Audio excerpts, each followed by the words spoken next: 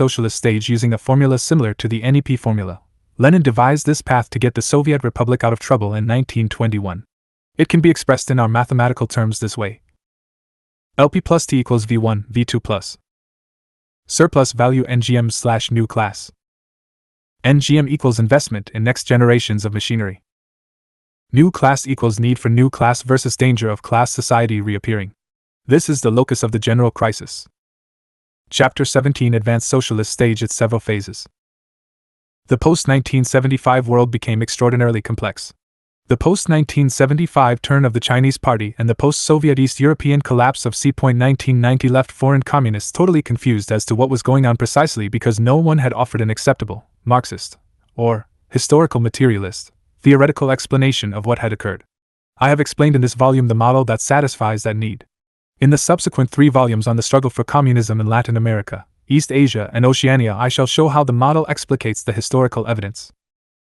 As I originally prepared this textbook years ago, I was sure that the second transitional period we are now in would have to have an advanced stage that would correspond to the second advanced stage of the first transitional period. I thought this because the first transitional period had had 2 stages. The simple chiefdom beginning could not by itself have prepared the way for slavery. I knew from many years of archaeological research that we had also seen the emergence of that completing chiefdom stage. In fact, I had already named it in my 1976 textbook The Foundations of Archaeology as the stage of advanced theocratic chiefdoms. In the 16 years that have passed since I began preparing this textbook, the Chinese Communist Party entered its advanced socialist stage. I have described in lectures 48A, 48B, 48C, 49, 50, and 51 at the ABCs of Communism channel on YouTube, the process by which the CPC has proceeded in the advanced socialist stage. I go over this again here because what has happened is confirming proof that the theoretical construct of Marxism-Leninism I have presented herein is accurate. At any rate, the post-1991 world was not one in which the USA ruling oligarchs could act with impunity, but not for lack of trying. Traditional imperialism, with the gringo ruling families placing themselves in the locomotive engine of the historical train they had formed with the other capitalist classes in tow, they then found themselves by 2000, checked by Iran, Russia, and China. To recap, in 1975, the Soviet new czars were committed to the big lie idea because it had worked so well for them for over 2 decades. Their sheep's clothing approach to converting public property into their own private property evolved over 15 years. They then stood naked before their own people and the world for what they really were, circa 1990. However, after 1975, neither the gringo capitalists nor the Soviet-lining, revisionist, capitalists were preparing to attack socialist China. That kind of attack had been the original diagnostic environmental criteria that created and necessitated Stalinist socialism in the USSR. That is to say, the absolute determination of the global capitalist classes to liquidate by war the First World Socialist stage. The Rockefeller, Nixon-Kissinger initiative to normalize relations with China momentarily took the pressure off.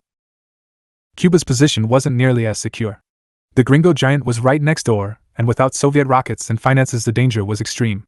Particularly, as the counter-revolutionary Yeltsin hated Fidel Castro and the entire Cuban socialist experiment. As a consequence, it was impossible for Cuba to move quickly into the advanced socialist stage. Allah the People's Republic of China. Cuban reorganization away from Soviet guidelines got underway after 1990, and then had to be done virtually overnight. Cuba has had to be guarded in the way it deviated from established security patterns of proletarian dictatorship given the rapacious nature and determination of the US oligarchs and their flunky politicos to reverse the revolution. Especially, careful of the guano garbage in Miami, and its strong influence within the gringo ruling circles. Cuba, Vietnam, and Laos are examples of nations moving into the second socialist stage pioneered by China. The stage of advanced socialism. Nicaragua, Bolivia, Venezuela, and Ecuador are examples of nations advancing into socialism with varying degrees of success. Nicaragua seems the closest to completing an initial socialist stage. China's NEP3 systems, one country. The Soviet Union had to leave the leisurely pace of NEP behind in 1928, because it had to get serious about building an industrial base second to none. At least as far as being able to produce armaments for the inevitable coming world war with capitalism. That second world war would be a GNP war. We have reviewed the cost and the success of that new 5-year plan road. The Russian peasantry that had taken the Bolsheviks in hand in 1921 had, in turn, been taken in hand itself. The backbone of Russian capitalism had been in agriculture, and that back had been broken. The same sequence of agrarian reform would be followed in China. First, the bourgeois capitalist landlord gentry system was liquidated. Then mass collectivization undertaken so that a new form of agricultural social organization supportive of the central government could be established. After collectivization in China came the communes, and those lasted more or less as the basis of Chinese agriculture until after the 1978 New Road Forward began to take shape. China was able to move into its own NEP after 1975. The pressure from international imperialism was off. Nixon's visit to China, on behalf of his bosses the Rockefeller brothers, prepared the way for China's leaders to move from a defensive posture to a national modernization and development posture. Then somehow production had to be stepped up and accelerated on a continuing basis in China. For 40 years the new Chinese party leadership has been struggling to do what they had to do. Fully develop the capitalist stage industrial and agricultural systems while keep state power in their hands. In this they succeeded in moving into the advanced socialist stage. A quarter century later the results can only be said to be incredible. The 19th CPC Congress in October 2017 institutionalized the concept of two transitional socialist stages. China will be one of the most modern industrial countries in the world by AD 2050 when the second phase of the advanced socialist stage is completed. Initially, this Chinese NEP was called two systems, one country. I think what our theory shows is that there are actually three systems. One is capitalism, another is socialism, and a third is the germinal of communism. Together these constitute the stage of advanced socialism in China. We in the USA, Canada, or the other advanced capitalist countries will not have to do the same thing. We won't face the same problems in any way, since capitalism and its productive forces are already fully developed here. Yet there are lessons to be learned by the Soviet and Chinese experiences with regard to the level of development of the productive forces, and what must be done to bring social relations into conformity. It's time to review the essential features of China's three economic systems and formulae, for the same systems will be present in the advanced capitalist countries at first. Although it will be far easier to build down the capitalist component while building up the socialist and communist components in our societies. 1. Capitalism from the past but modified to fit contemporary circumstances. LP plus TV1, V2 plus. LP equals human labor power. SV. Profit/NGM. T equals automated machinofacture. V1 equals wages. V2 equals repair and maintenance of factory machinery. SV equals surplus value. NGM equals investment in the next generation of machinery. Profit equals appropriated by capitalists, one half of the loci of the general crisis. 2. Stalinist socialism established in China in 1949. LP plus TV1, V2 plus. SV. State/NGM/WI. New classes. LP equals human labor power. T equals automated machinofacture. V1 equals wages. V2 equals cost of repair and maintenance of machinery. SV equals surplus value. State equals military, police. NGM equals cost of investment in next generation of machinery. WI equals expenditures in raising human potential, workers' interests. New classes equals the old Stalinist bureaucracy, and the new NEP-type capitalists. The other half of the loci of the general crisis. 3. Communism and the future Star Trek stage. LP plus RAP plus TV1, V2 plus SV. LP equals human labor power. RLP equals robot labor power. T equals Star Trek level of technology. V1 equals to each as needed. V2 equals unlimited repair potential. SV equals unlimited surplus value, for practical purposes, thus no subcolumn crisis. General crisis of advanced socialism. The general crisis of advanced socialism is essentially the same as the general crisis of feudalism. That is, the balancing act that the new ruling class of proletarians must perform in order to keep the new class from separating itself, simultaneously preventing the new bourgeoisie from the capitalist sector from asserting itself over state power, and building up the specter of communism in production while maintaining Stalinist socialist public property institutions along the way. This is a new stage, and to understand it we have to closely analyze the details of China's reforms since 1976. That is, the past 40 years of an increasingly complex and detailed balancing act. And accordingly, we shall review some of the essentials here and in greater detail in the concluding part of this volume. Transcending the general crisis of capitalism. The general crisis of capitalism was specifically caused by the irreversible absolute decline in the rate of profit. That means, unless labor power was introduced on a 1-to-1 ratio with the introduction of the next generation of machinery, the sheer output of those machines would be greater, but the rate of profit production would be less. Because the decline in the labor power input makes it so. For the capitalist to overcome this decline in the rate of profit, he would have to hire more labor power. This is self-defeating. He bought the new machines to stay competitive, to reduce the amount of labor power he had to buy per unit of commodity output. Furthermore, this decline in the rate of profit is exacerbated simply by the sheer investment in the subcolumn, under surplus value, we call the next generation of machinery, NGM. That investment will take surplus value that might otherwise have gone into the profit subcolumn. These facts Marx proved many years ago, thereby unlocking the secrets of capitalist production in a never-ending series of crises. When Frederick Engels said at Marx's 1883 London funeral that Marx had discovered the laws of history and unlocked the secrets of capitalist production, the latter claim was a reference to this discovery of the inherent general crisis of capitalism being caused by the absolute decline in the rate of profit. There is a superficial similarity with Stalinist socialism in this regard, as in the latter stage, NGM also absorbed surplus value as quickly as it was created. But the end use was altogether different. The end use was not profit, nor NGM for the ultimate equipment installed goal of more profit, but for the satisfaction of the diagnostics of this stage. Fundamentally, these goals are always the advancement of the interests of working people. If this had not been so, the new class in the Soviet Union and Eastern Europe would not have had to throw off its sheep's clothing and grab as grab can. It was this fact of proletarian dictatorship in Russia which changed what might have been state capitalism in Germany, England, France, Italy, or America, into a capitalist sector in a backward society undergoing socialist transformation by Bolshevism. Bukharin pointed this out in his 1922 official article Economic Organization in Soviet Russia, which was the succinct ideological presentation of Lenin's position on the reintroduction of capitalism in the Soviet Republic, a treatise written on behalf of the Russian Politburo and the Comintern, where he was number 2 after Zinoviev by the time of NEP. At bottom, the economic category, source of all this trouble is that element of the equation that involves labor power. To transcend this problem, one must at least supplement human labor power, and eventually replace human labor power, with robot labor power, so that labor power can be introduced on a one-to-one, unit-by-unit, basis with the introduction of new machinery. This has begun in China. It changes the equation and will allow us Bolsheviks to transcend the general crisis of capitalism. Robot labor power. In the science and technology sense, robot labor power is simply an elaboration of a component of constant capital, that is fancier machinery. But in a strictly economic sense, it is an entirely different category altogether. We see artificially intelligent computerized robotics at work today in virtually every advanced industrial factory. We must conclude that robot labor power is a new category, separate from human labor power. It is already a critical component of machinofacture, is it not? Even if not yet fully in existence, we can see the future as one where robots will create robots, fix and maintain them, without human input. In the technological, e.g., science-fictional, Asimov Foundation sense, when labor power of the robotic type is extant, then we have a truly new kind of mode of production. One in which there is no end to the amount of social product that can be produced and distributed. In the political sense, we are building our way into the era of freedom.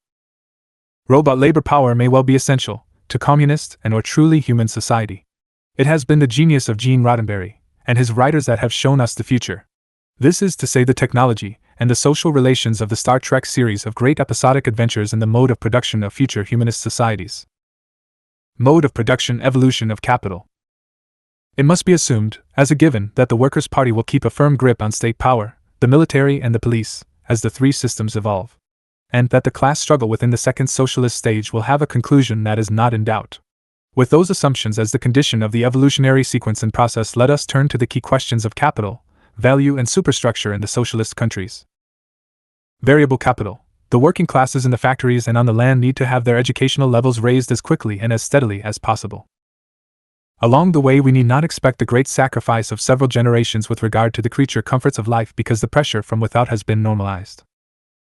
At least as long as imperialism is on the defensive, as it has been since the U.S. ruling families stumbled in Vietnam, stumbling again in Iraq, and putting themselves at war with the world Islamic billion-plus people. An unexpected windfall of good luck for us Bolsheviks, ironically making up in many ways for the temporary disadvantages we accrued from the collapse of modern revisionism. In recruiting their dogs of war to overthrow the best government Afghanistan ever had, the gringo bosses, dialectically, brought themselves to the brink of destruction. Constant capital. Investment from surplus value in the next generation of machinery will come as it is coming from three sources. The savings of the Chinese people and others as they enter this advanced socialist stage, that constitute a significant section of the GNP. Capital from foreign industrial and manufacturing capitalists' direct investment. Funds from international finance capital. The consequences are clear. Speedy modernization of all of the industrial and agricultural technology to the most advanced possible levels as quickly as possible. Finance capital. The deepening general crisis of capitalism has produced an enormous amount of liquid finance capital looking for a home. It is a matter of historical fact that at this moment the People's Republic of China can absorb $1 trillion a year of this money. However, the internal PRC market cannot absorb all that this money creates. To handle the problem of overproduction created by domestic and foreign capital investment, the CPC has kicked off its Belt and Road programs to export that surplus value in ways non-antagonistic to the recipients. As the few hundred richest families on the globe search for a place to put their annual income, they have as much cash as the annual income of 2.5 billion people on this planet. They will require astute financial engineering. These investors can avoid their assured destruction in an otherwise inevitable world war. They can have both security, through PRC guarantees on capital invested, and high returns from a combination of reinvestment tiers on interest paid. I began this kind of practical work in the late 1970s and refer interested readers to High Finance, South American Style. 2003, Jason W. Smith, Writers Press, Boise, 300 pages. Hard copy editions in libraries locatable at www.worldcat.org. There is an ebook edition at Kindle Books. www.amazon.com. Mode of production, evolution of value. The way value is being produced in China, as it is currently being produced through 3 systems or 3 different productive formulas, tells us exactly what must be done in the 21st century, in similarly situated countries. Even in the advanced capitalist countries, when revolution comes to them, the formula of the future must gradually replace the formula of the past. This is to say, the productive relations of communism must gradually replace the productive relations of capitalism. Although in places like Western Europe, the US, Canada, Australia, New Zealand, and Japan the transition will be much faster. There is a strictly technological frontier that will fall down and disappear in the phases of the reinvention of the means of production, year by year, decade after decade. Along the way, the formula of Stalinist socialism with its government and state and government-owned, publicly owned, means of production in industry, and on the land, will also take on new forms appropriate to the communist stage of the future. In practice, one large-scale way of doing this is already afoot. That is the total roboticization of automated factories, to produce both heavy and light industrial goods. But this is only one way forward. Its drawback is that these early applications of robot labor power still require human administrators. This is a structural guarantee for a new class of classless intellectuals, once again.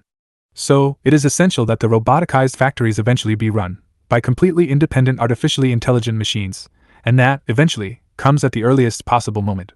So, that rather than building a growing new class, we should see the point come when we will be building that class down, out of existence. Along the way, there is no reason why these professional bureaucrats should not be phased out by computer-assisted workers who administer on a part-time basis. Ideally, these will be workers who take on an increasingly large supervisory scope of administration, as their skills and their computer-assisted workplaces improve. The ideal would be that people who have a multitude of other life goals and activities take on these administrative tasks more or less voluntarily. Perhaps doing their volunteer community administrative work from computer terminals at home. People whose interest is in the public welfare that they see in everyday life, means their own personal welfare.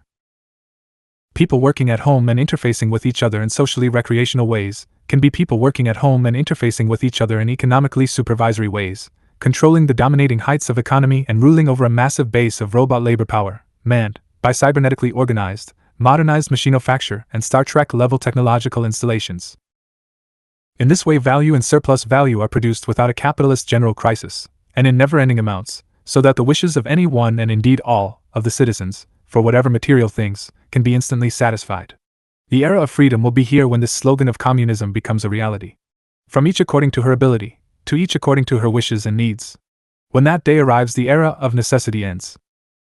Evolution of superstructure. Basal imprinting of infants and children will change as the mode of production changes. As scarcity is eliminated and the social relations of production reflect an increasingly egalitarian attitude. This is going to take at least the 5 generations of the 21st century.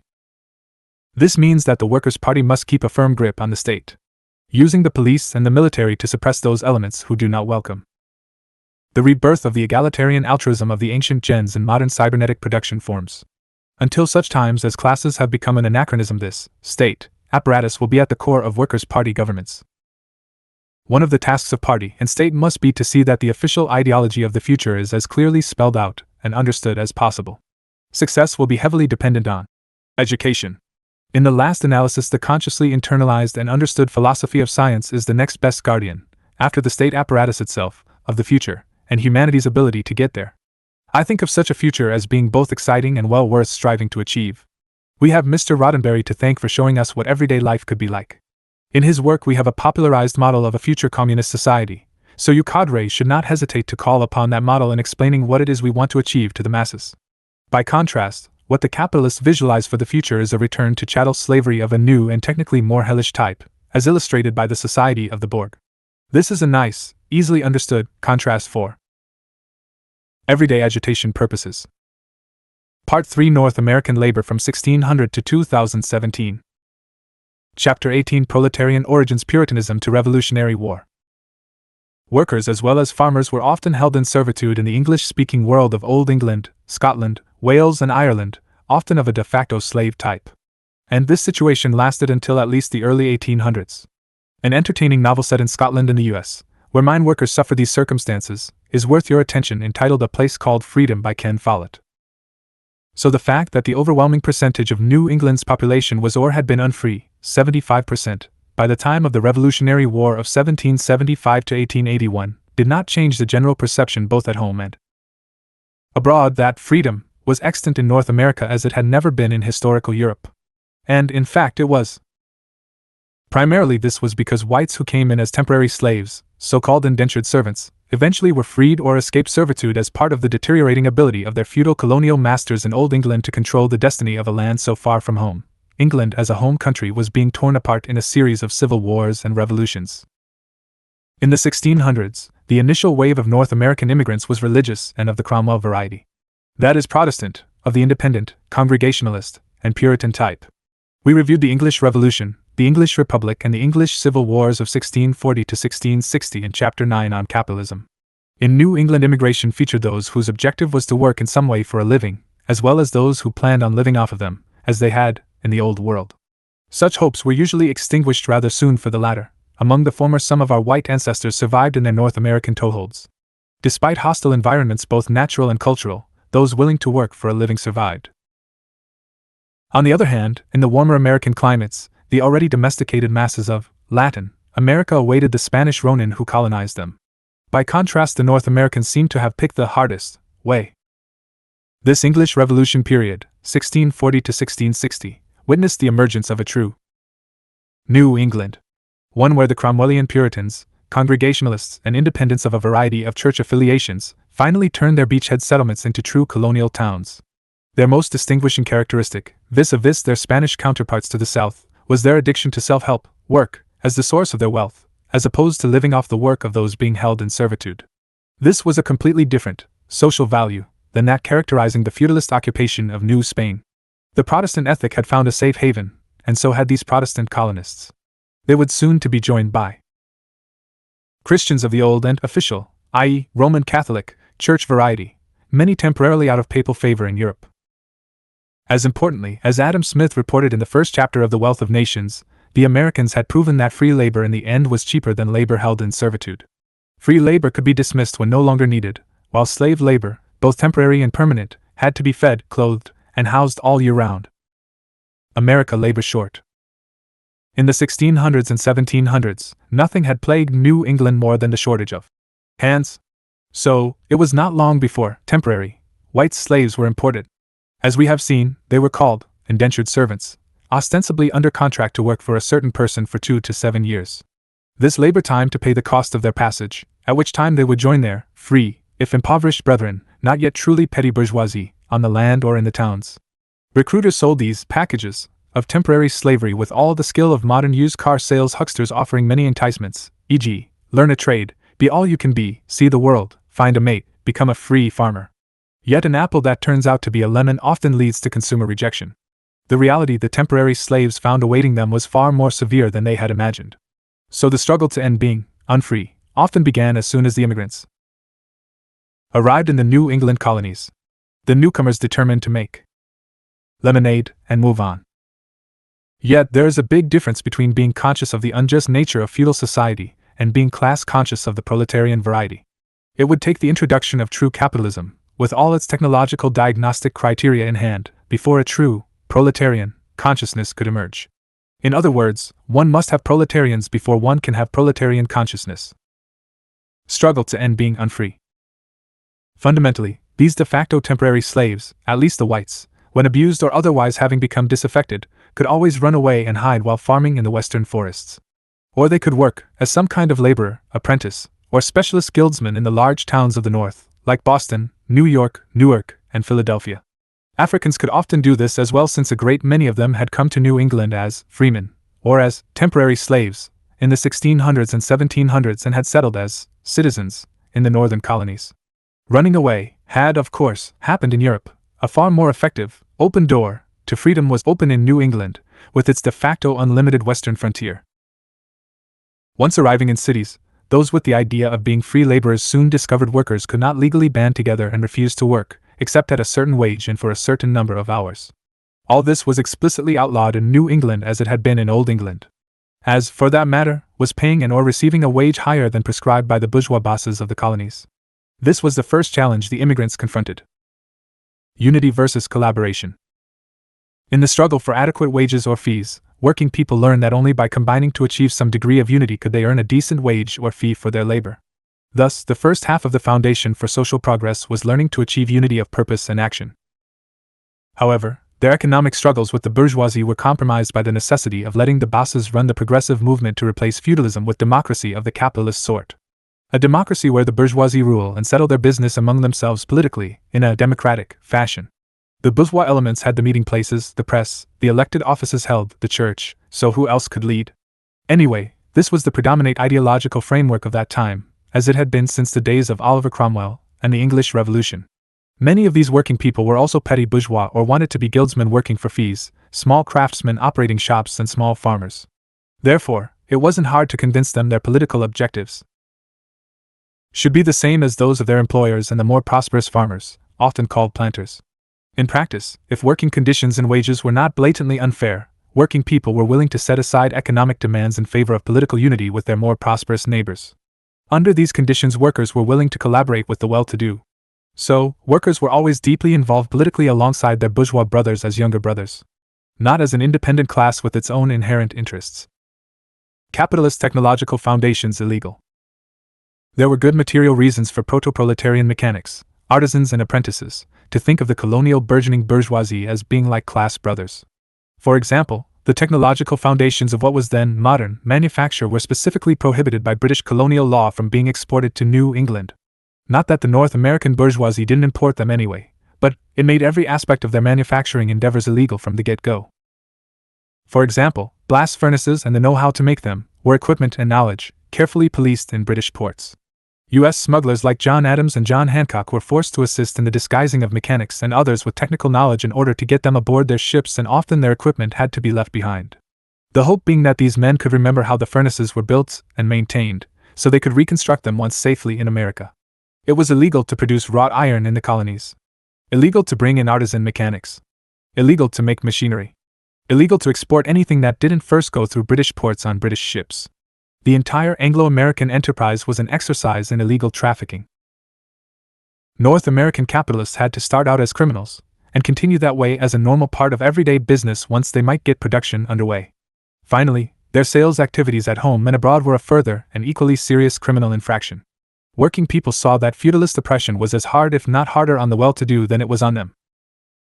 The arrival of the flying shuttle in 1755, the spinning jenny in 1760, and the steam engine seapoint 1765 were great criminal, as well as technological, accomplishments, and would have earned their importers the hangman's noose had they been caught. In fact, it was the deep woods of North America which often had to be the locale for the construction of these furnaces and proto-factories. In this, the bourgeois importers naturally required the day-to-day assistance of the proto-proletarian and small capitalist farming masses. So, the material foundations of a united front were strong, constant, and overpowering. However, the antagonistic articulation between the bourgeoisie and the mechanics, artisans, apprentices, and would-be proletarians in this new, less than Eden, was often too sharp to allow for class collaboration. In such instances, whites and blacks could also take up arms and revolt. They did this often, and many times, together. True chattel slaves in the southern colonies, mostly black, often did revolt. In turn, they either escaped to sanctuaries such as Florida or Mexico, or were slaughtered by thugs employed by their overseers. Thus, this second half of the foundation for social progress was learning to be willing to engage in armed revolt. Something white poor people were also learning. The 2016 election showed us that white people are again learning to revolt, if in an unclear direction and with equally unclear results. Anyway, a united front with the bourgeoisie was de facto the way history unfolded. While the struggle of black chattel slaves and white temporary slaves were two distinctly different things, what this means for us is that from this point forward in our studies we want to study two distinct trends in U.S. working class consciousness formation. American white and free workers would have to contend with two tendencies, blacks with their own circumstances. 1. 2. A willingness to fight the bourgeoisie and the slavocrats for economic success. 3. Black slaves could not collaborate in any real way other than to submit to slavery, and they had to learn to fight in armed revolt, e.g., the Nat Turner Rebellion, or flee to the free territory in the Americas, Florida, Mexico, or Canada. Today it is labor unity, and the willingness to fight back in open revolt, that constitutes the foundation for progress of all wage-earning people in North America. It is for that reason the U.S. rulers spend so much effort and resources controlling all the media of communications, newspapers, books, and TV and radio news and school textbooks. 1. 2. Discourage violence on working people's part to redress their grievances. With their government apparatus in the states, as well as federally, the rulers pass endless legislation aimed at atomizing, if you will, the American people, turning one group against another, in the hope that constant and growing divisions among the masses will prevent unity from being achieved on their part. In 2018, the fact is we still need to get the right to organize a union through Congress. In November 2011, polls show 11% of the U.S. population wanted to switch to communism. With this background in mind, let us turn to the situation with regard to wage earners in the period immediately preceding the Revolutionary War. When we do, we see among the whites, these two general trends had begun to take precedence in the social and political struggles of the North Americans by 1765. This is the point in time we have defined capitalism as a stage to have emerged. I suggest at this point you reread Chapter 9. Politically, first and foremost, was the demand of the immigrants for democracy. The second was the demand of the immigrants for freedom from British aristocratic economic oppression. Let us review them in that order. Struggles for political democracy, economic freedom. The 1600s. Initial waves of immigrants featured egalitarian ideas common among the religionists of the puritanical independent Congregationalist Cromwellian variety. And all of the New England toehold colonists could vote. By the 1700s, however, the poor had often been stripped of that right, and only the landed, property-owning or otherwise wealthy, citizens were allowed to vote. Of course, either the temporary or permanent chattel slaves could vote, nor the poor and wage or fee-earning working people. There were exceptions, or soon would be, in places like Philadelphia where persons renting apartments could vote, and this included many working people. However, none of this anti-democratic movement in the colonies occurred without generating massive dissatisfaction, and as we have seen in Pennsylvania, workers sometimes won. As you might imagine, the tiny English-speaking world of that time was always affected in one part, when something happened in another part. We have seen that the word all, when talking about the English-speaking world, meant only the United Kingdom and Ireland, the New England colonies and some Caribbean colonies. Thus, as Old England went, so went New England, albeit with its new indigenous democratic inclinations.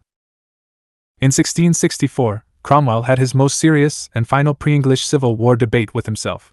He was trying to decide whether to make the attempt at bringing his version of Christian political and economic life to Old England, or chucking the whole thing, to join his fellow co-religionists in their pilgrimage to the New World. This choice continued for many, including at least one of my ancestors, for the next 2 centuries. This is to say, this Old World versus New World choice awaited young English men and women for over 2 centuries. The time it took to traverse the distance involved continued to shrink, so it was not surprising that revolutionary developments, or counter-revolutionary ones, in Old England continued to have reflections in the New World and vice versa. In 1646, in the midst of the Old English Civil War, which led to the abolition of the monarchy and the House of Lords, the American Nathaniel Bacon led a white revolt against the feudal parasitocracy headed up by the slave-owning planters, slavocrats, in the Virginia colony. The slavocrats were able to defeat Bacon's forces, largely white and of course poor, by drowning the revolt in blood. Bacon inconveniently died during the armed struggle. But before the slavocrat rulers could finish their work, the commoners had regained some of their rights. White men without property temporarily regained their right to vote for their political representatives, and the right to vote in the selection of officials of their church as well. In 1689, nearly half a century later, and 1 year after the anti-Restoration Revolution of 1688 in London, a follower of Bacon named Jacob Leisler led another armed struggle in New York City against the local aristocracy. This time the reactionary forces did not succeed in reversing the gains of the uprising. As you can see, in both cases the American revolts, while indigenous responses to local conditions, took their triggering cue from Old England, which in both cases was in the throes of bourgeois revolution. In both, there were two primary classes involved in insurrection. The small-holding capitalist farmers of the countryside, about 90% of the white population in the American colonies, and the artisans mechanics of the cities. The latter are precursors to proletarian status. British capitalism faces colonialist financial crisis. Tea Party in Boston in 1863. One factor was critical in the emerging post-war, 1856 to 1863, situation in Britain. Yes, they won the World War against France, but they did so at the cost of about £60 million. Therefore, Parliament took various taxing measures, including requiring the North American colonies to pay part of the bill. At least the ongoing part of supporting British troops and other British government functions in the Atlantic colonies. This was an abrogation of the long ago won, full civic rights in colonial assemblies, this given to rich white Yankee gentry, in the North American system of rule by white male wealthy, common men. The Stamp Act and other taxing pieces of legislation culminated in the Boston Tea Party and led directly to the North American Revolutionary War, 1775 to 1781. The ultimate cause having been the British capitalists' greed to seize French and other possessions on a global basis. This had led directly to the loss of the North American colonies altogether. Technically, the North American conflict was a colonial war rather than an imperialist war. The British capitalists were not trying to export capital to North America. That is, factories and their machinery were not being sent to North America and sold to anyone anywhere outside of the United Kingdom. Just the opposite actually, as you have seen in this juxtaposition of British imperialism versus North American colonists. But it was symptomatic in every way of what capitalism portended for the 19th century. That is, this is the pre-imperialist phase of the Anglo-American capitalist stage. The use of armed force against the colonists portended the use of armed force shortly thereafter to subdue the cheap labor reservoirs of the less developed world. For this reason, less scientifically oriented historians are often confused. Origin of American proletarians. Capitalism, for a century and a half after New England's colonization, did not yet quite exist, in either Old or New England. Which is to say, that workers hired, and paid for their labor power, wages, then placed at the factory bench, were not yet quite in existence. Or, where in some large American cities, some small shops of this type did exist, they were limited by British colonial law, which allowed no would-be capitalist to hire more than 10 such persons per shop. And the New Englanders were still over half a century away from steam engines and machinery, as late as 1700. Yet, despite all these deficiencies, it is clear that the American class from which true proletarians, factory workers, will emerge, is the class of the guildsmen, mechanics, and artisans of the pre-Revolutionary War period. Secret revolutionary societies. When not religious, it would be secular revolutionary bodies, which served as the organizational forms around which the bourgeoisie organized its resistance to feudal authority in the American colonies. The latter were necessarily secret societies devoted to one or another aspect of the struggle against British rule. None was more important than the Sons of Liberty. These were capitalist organizations at bottom, but the mixing up of working class and bourgeois politics as a consequence of the primitive condition of pre-capitalist development in the English colonies led the first truly working class, union, type of organizations to embed themselves in these bourgeois secret societies. Among the first to do so were the Seamen's Association of New York City, who created their own branch of the Sons of Liberty they called the Sons of Neptune. These men led the strikes in New York against British imports, against British maritime policy, and in general against everything British. Often, the small capitalist farmers in the American countryside allied with their city brethren, or at least wanted to. And women organized as a separate and distinct group in the Daughters of Liberty. In Ireland, and even in Old England, affiliate supporters of the Sons of Liberty were organized and active, seeing in their American brothers and sisters true allies against British ruling aristocratic oppression. After the Battle of Concord in 1775, these Irish and English supporters sent money to the widows and children of the American men who had fallen in combat. In 1778, there were riots in Dublin and London in support of the American cause, which gave General Washington and his compatriots great solace that the path they had chosen was indeed the right one. As Thomas Jefferson wrote about the violence of the North American Revolutionary Civil War, to paraphrase, "It would be better that there were no more than one man and one woman left in every country in the world than that things should go on as they have." Workers take point. In 1773, the most sophisticated American workers organized independently of the bourgeoisie. This was 2 years before the fighting began. They set up the Committee of Mechanics in New York, making it their own branch of the Sons of Liberty. At the same time, the bourgeois elements operated through their Committee of 51. The militants took over the revolutionary movement, sending money to the poor in Boston who suffered under British oppression after the British had closed Boston's port. They enforced a non-importation rule on shop owners, the Sons of Liberty, forbidding them from the sale of British goods. They established contact with like-minded organizations in the other colonies called Committees of Correspondence. They organized and enforced the decision not to allow any American workers to build for the barracks, forts, or anything else for the Redcoat Army. They enforced their own declaration that American merchants could not transport, supply, or in any way support British troops. 65 years ago in 1947, Philip S. Foner began the publication of his outstanding History of the Labor Movement in the United States, International Publishers, 1947, New York. This series would run to 11 volumes by the time Foner was finished with it. I mention it at this point because I want you to turn to his books next in your studies. The idea that a study or book has to be brand new to be most accurate is actually a silly idea associated with the bourgeois means of production. Cap publishers want to continually bring out new books because that is where the money is. In science, and history is a science to us, because as Marx and Engels discovered, it is subject to laws and principles, we always build on the past. What has been established in science, and in this case in history, as correct, is permanently correct. At least until some change may be required by ongoing research. From this point forward, it is my task to focus on key turning points in the history of the North American working class movement. It is not to present a complete history. Your task is to include this outline as part of your introduction to the fundamentals of historical materialism. The original title of this book was Fundamentals of Historical Materialism, which I now call the ABCs of Communism. American revolutionaries seize state power, the war begins. At any rate, as we have seen, the proto-proletarians and the native bourgeoisie of the New England colonies allied with their like-minded semi-capitalist, and even some slavocrat planters of the southern colonies.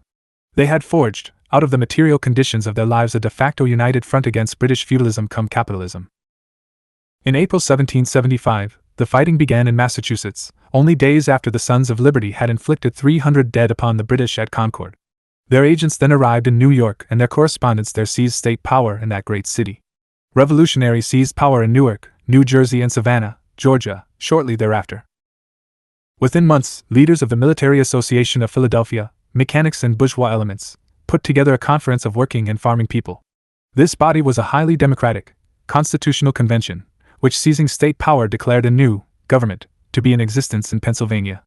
Its assured freedoms included many, if not all, of those later to be incorporated in the Bill of Rights to the Victor's Constitution in 1790. And new armed forces were recruited to join the fight triggered by the people of Massachusetts. Thomas Paine's book Common Sense was published at this time. Paine was a commoner, and proud of it. His propagandizing on the part of the emerging revolution was one of the great ideological victories of that time, and recognized as such by all of the democratically inclined North American leaders.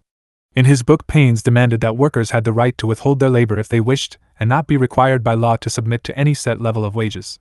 Nor should employers be penalized for going along if they wished to do so.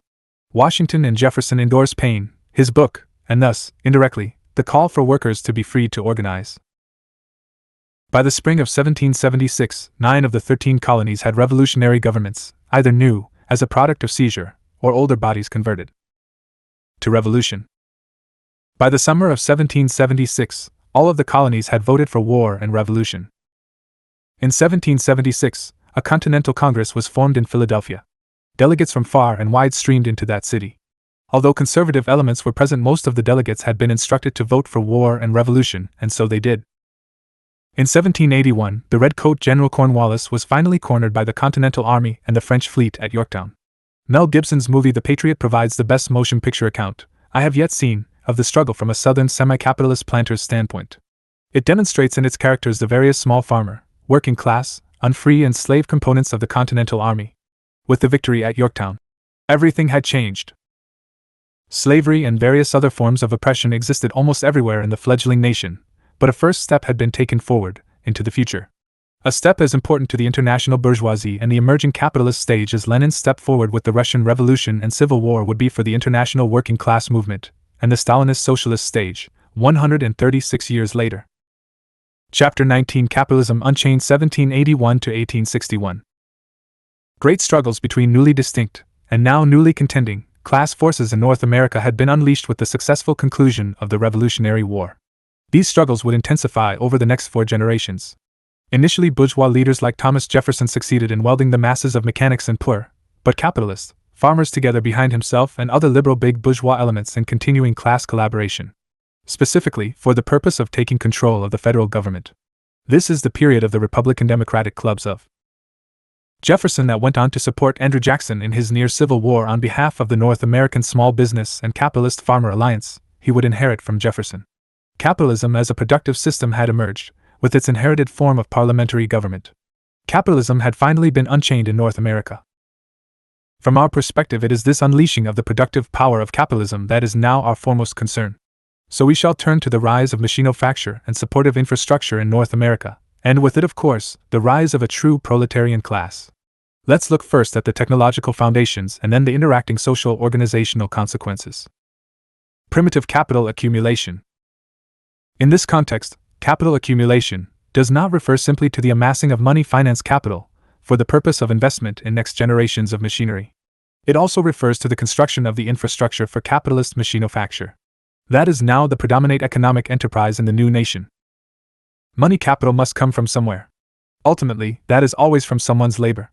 And as we have seen, it comes initially in the form of surplus value. Now that labor would come from workers, farmers, and slave labor. In terms of capitalism's core, machinofacture, money capital was sweated out of the 16-hour-a-day, 6 days a week, work schedule so common in the early 1800s. With that money capital, derived as surplus value, North American capitalists continued their investment in machinery and its factory installation. They also undertook the construction of the infrastructural pillars needed to support further machinofacture. This is the process of industrialization. The process had begun in England and parts of the adjacent European continent and set the pace. It continued to be the way the advanced industrial countries became both advanced and industrial in Europe, supplemented by imperialism and its exploitation of colonial cheap labor. After 1850, for that matter, it continued to be the way socialists of our Lenin variety would have to acquire capital in the Soviet Union and later China. The 80 years from Yorktown, 1781, to the Civil War, 1861, were the period of primitive capital accumulation in the United States. Off to a great start. Prohibited by British colonial law from building a factory, Oliver Evans had to wait for Washington's revolutionary victory to get his automated flour mill underway. He didn't waste any time after Yorktown. In 1782, Evans began the final engineering that led to the completion of his factory. In 1790, he utilized an advanced wet steam engine, perfected only 2 years before, as the power source. Evans' completely automated factory was a wonderful proof of how advanced the North American technological potential had become. His immediate post-revolutionary factory undertaking an excellent example of where unchained North American capitalism was headed. We know Evans licensed over 100 different millers to construct his fully automated flour mill, and this further illustrates the potential of the new nation for basing itself on machinofacture. The rapid and safe, not to mention now legal, adoption, even when stolen, of the most advanced British technology now that the American bourgeoisie had state power, was inevitable, as Slater's smuggling and Wilkinson's blacksmithing of the Arkwright spinning machine proved. In 1769, the spinning machine had been patented in England. Of course, the Americans were prohibited from owning them, seeing them, having plans for them, and certainly from importing any immigrants familiar with them. In 1790, immigrant Samuel Slater and American David Wilkinson built the first Arkwright spinning machine factory in Pawtucket, Rhode Island. Their first employees were children under 12 and teenage women. Slater himself had to be smuggled into the new republic, so closely guarded was this capitalist textile technology. All of this is truly undeniable proof of where the Americans were going. Yet the reality was that the American nation was still overwhelmingly based on small capitalist farming. American system. Mass production. In 1785, Thomas Jefferson, acting as U.S. Articles of Confederation, General Washington supported, ambassador to France, saw firsthand how a French gunsmith named Leblanc had created a new system of manufacturing, featuring individual parts so accurately machined that they were de facto interchangeable. Before Leblanc could convince the French old regime of the utility of the new system, Jefferson had convinced his government of the importance of mass production by way of interchangeable parts, and a contract was issued to Eli Whitney for $800,000. These dollars were new, but recognized as real, because they were firmly based on gold reserves in the physical possession of the U.S. Articles of Confederation government and its New York and Philadelphia bankers. Interchangeability was possible because machine tools had advanced by leaps and bounds, allowing the perfection of manufacture of each part down to tiny measurements, tolerances. Now pouring into the new republic were advanced lathes and other iron and steel working machines that could do a variety of highly specialized tasks: shaping, slotting and planing, milling, gear cutting, boring and grinding, screw cutting, and many more, with equal perfection. And because the secret of training previously unskilled persons to be sufficiently skilled do just one specific job, along the entire spectrum of machining of parts, each could be made into a job allowed rapid manufacture of each part of a weapon. After which, the parts so perfectly made could be fitted together by still other workers to form the finished product. In short, highly accurate tolerances in machining combined with dividing the totality of work involved into a multitude of easily learned tasks was the basis for the American system of mass production. Standardization of parts assembly line manufacture. Interchangeability of parts and machinery was a great step forward and was pioneered in the new American nation by Eli Whitney. Whitney had acquired some fame for his invention of the cotton gin, which revolutionized cotton planting by turning the entire thing into a cotton-growing industry, with the money capital sweated out of slaves. In 1798, Whitney was able to convince the U.S. government to give him a contract for the mass production of muskets consisting of interchangeable parts. To begin with, he divided his labor force into sections, so that unskilled labor specializing only in the production of some specific part could be employed rather than the traditional long and educationally expensive vocational way traditionally employed.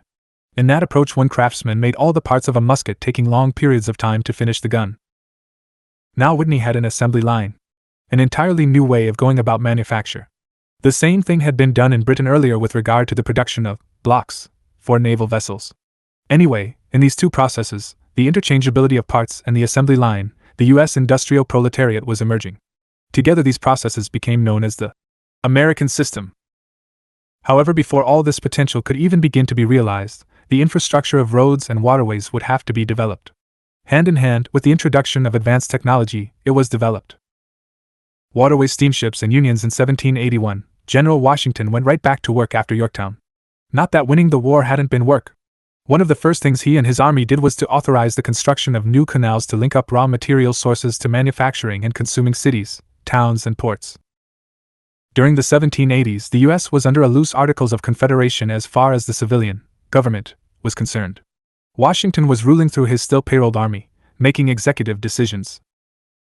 Wasterways. In 1784, Washington gave the go-ahead to multiple plans for linking the eastern seaboard with the nation's interior, including the construction of a canal from the Potomac to the Ohio River, another canal connecting Lake Champlain and the Hudson River, and two more in Pennsylvania.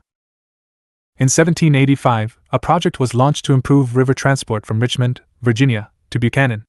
That year many new river and canal improvements were under construction in the South to support the emerging, industrialized with slave labor, interior cotton industry. In 1789, this new navigable riverway included the first locks in the USA, and the entire project was ready.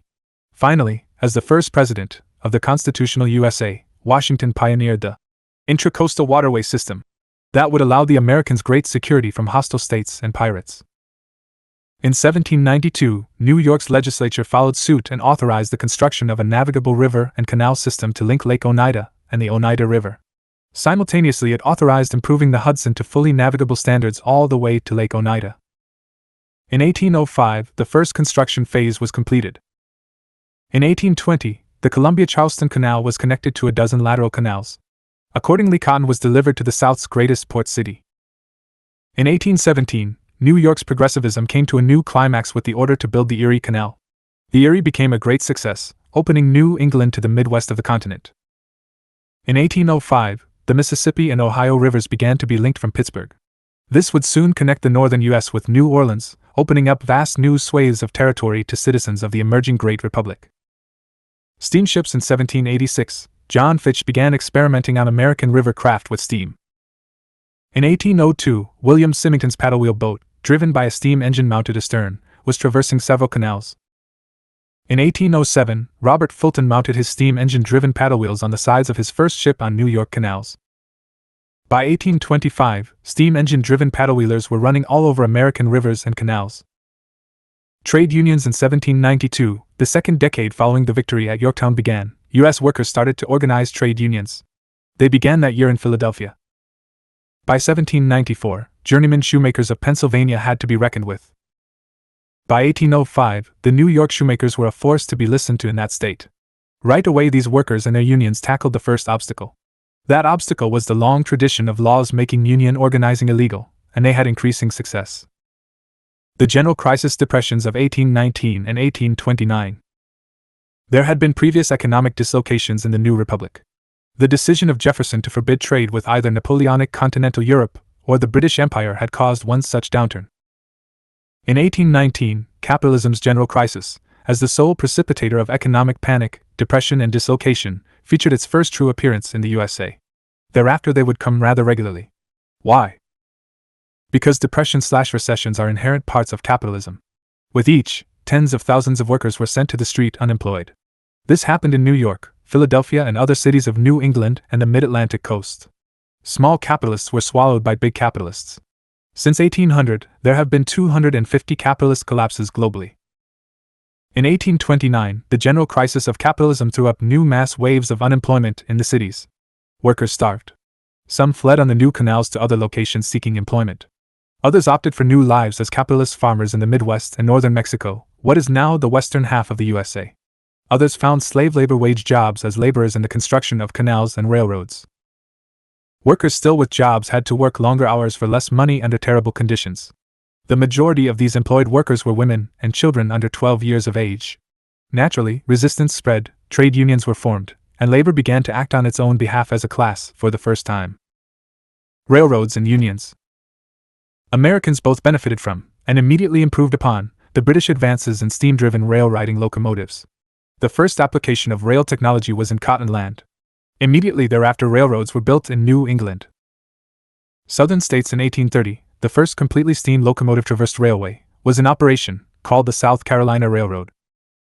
In 1833, it had 136 miles of track in operation.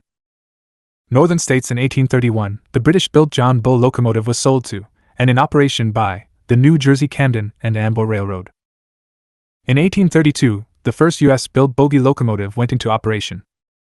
In 1833, British capitalists began exporting the same type of locomotive to U.S. buyers. Unions. Politically, class-conscious workers often supported the Jeffersonian Democratic Republican Party of the progressive capitalists. This continued the long tradition of class collaboration which overall had had good results.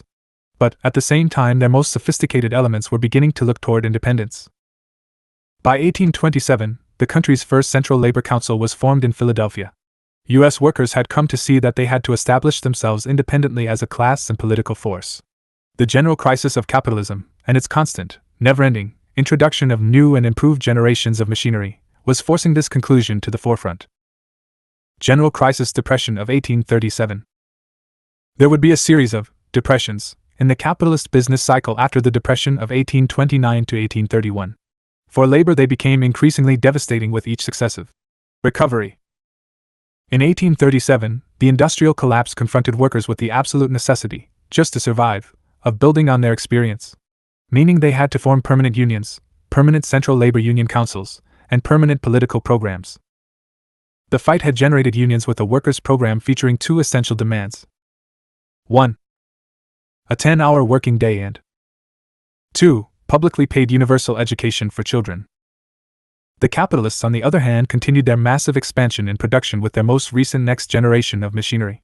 For example, previously dependent on British capitalists for their iron rails, American capitalists began rolling their own, with their newest next generation of machinery. In 1844, their recovery from the last round of mass layoffs and swallowing of competitors as a result of the 1837 Depression was completed. Origins of the U.S. labor aristocracy. The emergence of capitalist factories in North America featured heavy reliance on women and children less than 12 years of age as their workforce. This kind of exploitation does not lend itself to the steady employment of family-supporting workers, which are the kind of workers that one must have to form a union with members capable of paying union dues on a regular basis. Such workers are the labor aristocracy. In 1844, the invention of the Morse code opened an entire new profession. The system of telegraphy quickly spread throughout the nation, and shortly thereafter the emergence of the Railroad Telegraphers Union. These workers, along with the permanent staff needed to run the locomotives and man the trains both freight and passenger, constitute the origin of the railroad brotherhoods, railroad unions. These workers were militant about getting paid for the work they did, and their position in the railroad industry gave them a powerful position from which to strike or slow down or in some other way affect their bosses. These workers were able to raise families successfully on wages secured by their craft unions. Thus U.S. labor was divided early on between the most oppressed section, largely women and children, in factories, and others in the industrial processes. These others having good jobs, meaning they could live on their wages, pay regular brotherhood dues, and do so successfully raising families over extended periods of time. On non-trade union issues, however, these workers tended to be conservative in social outlook, and they were always suffering from petty bourgeois illusions. Two castes within the U.S. working class had arisen. This social structural fact would continue as the central reality of working class political organization for nearly 2 centuries into the future. The unionized railroad workers and brotherhoods or unions would form the mass base for the organization of labor by the most conservative elements of the working class movement after the U.S. Civil War. The embryonic form from which the caste of labor aristocrats would emerge in the AFL came out of these railroad brotherhoods. My experience with the labor aristocracy. These railroad brotherhood craft unions were one road out of wage slavery and into the petty bourgeoisie for millions of workers. My paternal grandfather's road out of the world of poor white trash was as a member of the Telegraphers Union, where he made enough money to support a wife and put 4 children through college. He paid for these costs out of the work he did at a railroad stop in the wall called Davie, just north of Lincoln, Nebraska. This was during the Great Depression in the 1930s. Yet he had a job thanks to his union in this toughest of all environments. Accordingly, all of his life he was the strongest union man, but with his illusions of becoming bourgeois, always tracking how his stocks were doing, he was simultaneously an archetyped right-wing Gomber's sort of anti-communist. This vignette says everything that needs to be said about understanding the split in organized labor here and everywhere in the capitalist world. Successful revolutionaries have to learn how to live with and utilize the reality of working-class divisions, so as to accomplish our objectives. General crisis depressions of 1854 and 1857. During the 1850s, there was as much expansion of the railroad system as the finance capital capacity of the time would allow. In 1851, the telegraph was employed for signaling arrival and departure schedules to trains running on this system for the first time. By 1860, there were 30,000 miles of railroad in the USA, mostly in the North.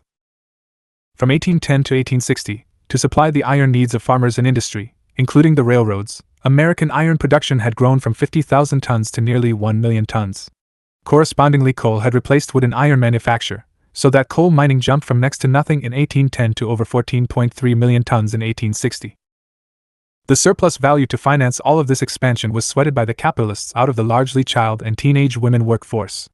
Steadily, being added over this half-century were an increasing number of men.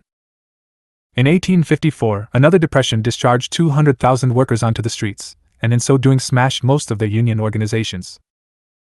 1855 saw a revival of worker enthusiasm for unions as more and more returned to the factories, albeit factories with new owners. This time they built relief funds for future strike actions to protect themselves and their gains.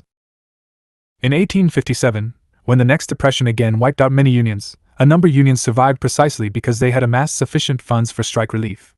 The idea, deemed proven, spread quickly to workers in other cities and states. Workers also managed to start getting things straight with regard to their ideas about living today and tomorrow. Meaning they got rid of the utopians and began to concentrate on hours, wages, working conditions, building strike relief funds, worker-controlled apprentice programs, and the right to organize unions, without being simultaneously prosecuted with felony conspiracy charges being launched against them. They fought for and passed laws against company store exploitation, and for mechanics' liens. And for the first time many attempts were made to form national unions. American factory system transforms the country. Progressive British capitalists had come to accept the reality that American capitalism was here to stay. In 1810 they allowed Francis Lowell the privilege of studying their system of cotton manufacture at first hand. Returning home, with some of their money, and more gathered here as investment capital, Lowell established the first true all-process inclusive U.S. cotton factory in 1815. His factory produced cloth, spun from start on machine looms and then woven into the final product. These products were being offered as commodities the following year. Machino-factured woolens were not far behind. By 1860, there was hardly a shoe or finished clothing product that wasn't being manufactured, in whole or in part, in these factories. Young women workers supplied 2/3 of the labor, and surplus value was sweated out of them from 12 to 16 hours a day 6 days a week. Primitive capital accumulation was in full swing. From 1840 to 1860, American machino-facture had jumped from $500 million to nearly $2 billion, and workers employed increased about 70%. Factory cotton spindles jumped from 1.3 to 5.2 million. In 1860, woolen products jumped per annum to $70 million compared to $21 million in 1840. Farm tools and machinery doubled in the same period from $10 to $20 million. Between 1820 and 1860, the U.S. population tripled in size from 10 to 31 million people, in 2 generations. Only 5% of this 1860 population were factory workers, but, after farmers, they had become the most important productive class. Most of them lived in cities over 100,000 in size, whose populations now made up about 8.5% of the country. U.S. labor on eve of Civil War. From 1827 forward, American workers had fought for political rights, the 10-hour day, public universal education, and the right to organize unions. They had struck employers time and time again, virtually everywhere, in pursuit of these goals. They had to overcome a series of ideological barriers as well. 1, 2, 3, 4. The utopian socialists and reformers of the Owens, Fourier, and Evans type. The tendency to always tail-end the progressive capitalists of the Jefferson and then Jackson variety. The racist ideologists of slavery and anti-immigrant yellow journalism in the free states. The North American bosses were cleverer than their European counterparts and engaged in wholesale propaganda about the joys of the 14 to 16-hour workday. An example were the Lowell factory owners who produced, with literary contributions from working young women, their own nonsensical journal. I mean political nonsense. The girls' contributions were actually quite good. The young Lowell women quickly organized their own counter-publication. Nevertheless, workers were finding their way forward as an independent class. As a class with its own interests. From time to time they formed their own labor parties. In 1829, the first such party was formed in Philadelphia, the second in New York later that same year. The latter called the New York Working Men's Party. It fought for and secured universal public education and institutionalized mechanics' liens. Utopian socialists retard American labor. Several different schools of thought arose among bourgeois intellectuals in Europe and North America after the French Revolution of 1789 and the attempted feudalist restoration in Europe of 1815. In the USA, these persons were known as utopians for their belief that they could create a new perfect society to replace capitalism simply by winning over workers to one or another of their pie-in-the-sky plans, and winning over progressive capitalists to go along. But in real-world effect, the tendency was to retard North American workers' militant industrial action to secure their need to accomplish immediate needs. Such needs as unity, higher wages, standardized wages, better living conditions, public education, and a myriad of other immediate needs and concerns. In fact, it is this tendency to confuse ultimate goals with immediate concerns which continued to plague the worldwide working class movement for many decades.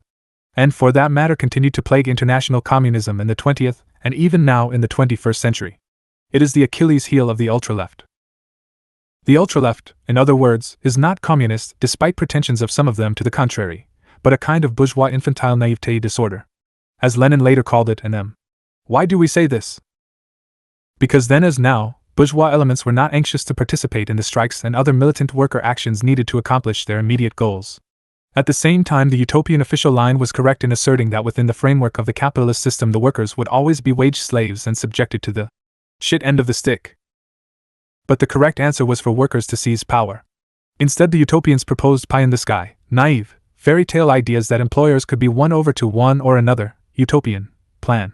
In reality, employers were only interested in maximizing their immediate profits and did not give one fuck or two shits for the welfare of their workers. At any rate, for that reason workers sometimes were confused, but not for long. It didn't take long for them to realize that the core of the utopian reform movements always consisted in the self-delusion that capitalists could be called upon to help the workers. The delusion that the state or federal governments could be made to serve labor as well as the big bourgeoisie and slavocrats who owned these governments, they had to overcome. The real world was where workers had to live at the moment. The struggle for decent hours, wages and working conditions had to be successful now. Furthermore, the total reorganization of society along non-capitalist lines was something that could not happen in the near future anyway, and would never happen without first disarming and removing the bourgeoisie from state and political power. It took a while to get rid of these utopian socialists and replace them with leaders who understood the need to accomplish immediate goals on the part of workers while simultaneously laying plans for reorganizing society down the road, in a socialist way, as the opportunity to do so became apparent. Most importantly, working class thinkers had to figure out what this new society should actually look like. Marx and Engels discovered the laws of history, as society evolving from one sociocultural stage to the next, and thus, what the new society should look like based on these scientific deductions. Workers would have to seize state power and use it to reorganize society, putting the marvels of science and technology at the service of humanity rather than the exploiters. The struggle against utopianism reached its conclusion when both the right-wing socialists, such as Samuel Gompers, and the left-wing socialists, such as the newly arriving communists, agreed that any belief that capitalist governments could be used by workers was an illusion, no matter how put. Instead, they agreed, workers should fight for their rights to being paid properly directly with the capitalists involved. Along the way they could reward or punish capitalist politicians, said the rightists, the leftists hoped that a new world would be created somehow by workers taking matters into their own hands. It was shaky kind of unity because the theoretical foundation was shaky. Surgically precise logic was needed in order to keep both the left and right together. In the end, utopianism was buried. Marxism arrives. As we have seen, developments in Europe immediately affected North America and vice versa. Thus, the defeat of the European working class revolutionary activity of 1848 to 1850 resulted in the quick arrival of thousands of politically sophisticated workers who knew Karl Marx and Friedrich Engels personally, as well as having become familiar with their work. The Communist Manifesto that appeared at the very beginning of these revolts in Europe in January 1848 was not the only example of such work. In fact, Marx and Engels had been circulating their initial critique of capitalist production and their outline of historical materialism 6 years prior to the January Revolution of 1848. During the 2 years of revolution, 1848 to 1850, Marx and Engels came to know most of the revolutionary leaders firsthand. Among their followers who fled to America was Joseph Wiedemeyer. In 1851, Wiedemeyer escaped persecution in Germany. Upon arrival in the New World, when he was only 33 years old, he quickly proved to be the first competent Marxist theoretician in the Great Republic. In January 1852, he was writing in a German-American publication he created, Die Revolution. He listed Karl Marx and Friedrich Engels, along with himself and several others as the editors. In fact, along with Marx and Engels, he and they had already been collaborating as editors in a revolutionary journal in Europe.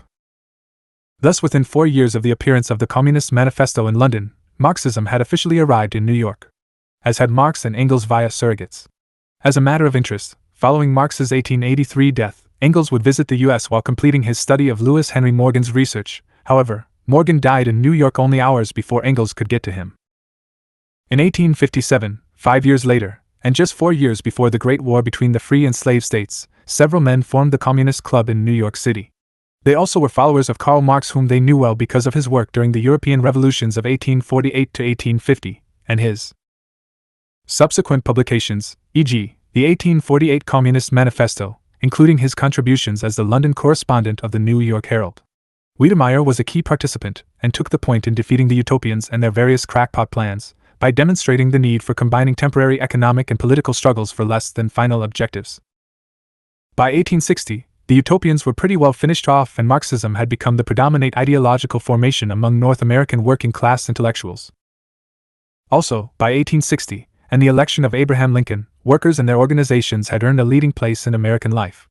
They would play a decisive role in Lincoln's war victory over the slavocrats. Chief among them would be the communist North American followers of Karl Marx's International Workingmen's Association. The dawn of massive capital accumulation in 1860, primitive capital accumulation had come to an end. In its stead came a new massive capital accumulation process of a never-before-seen kind. By 1865, massive capital accumulation had created the greatest industrial plant in the world.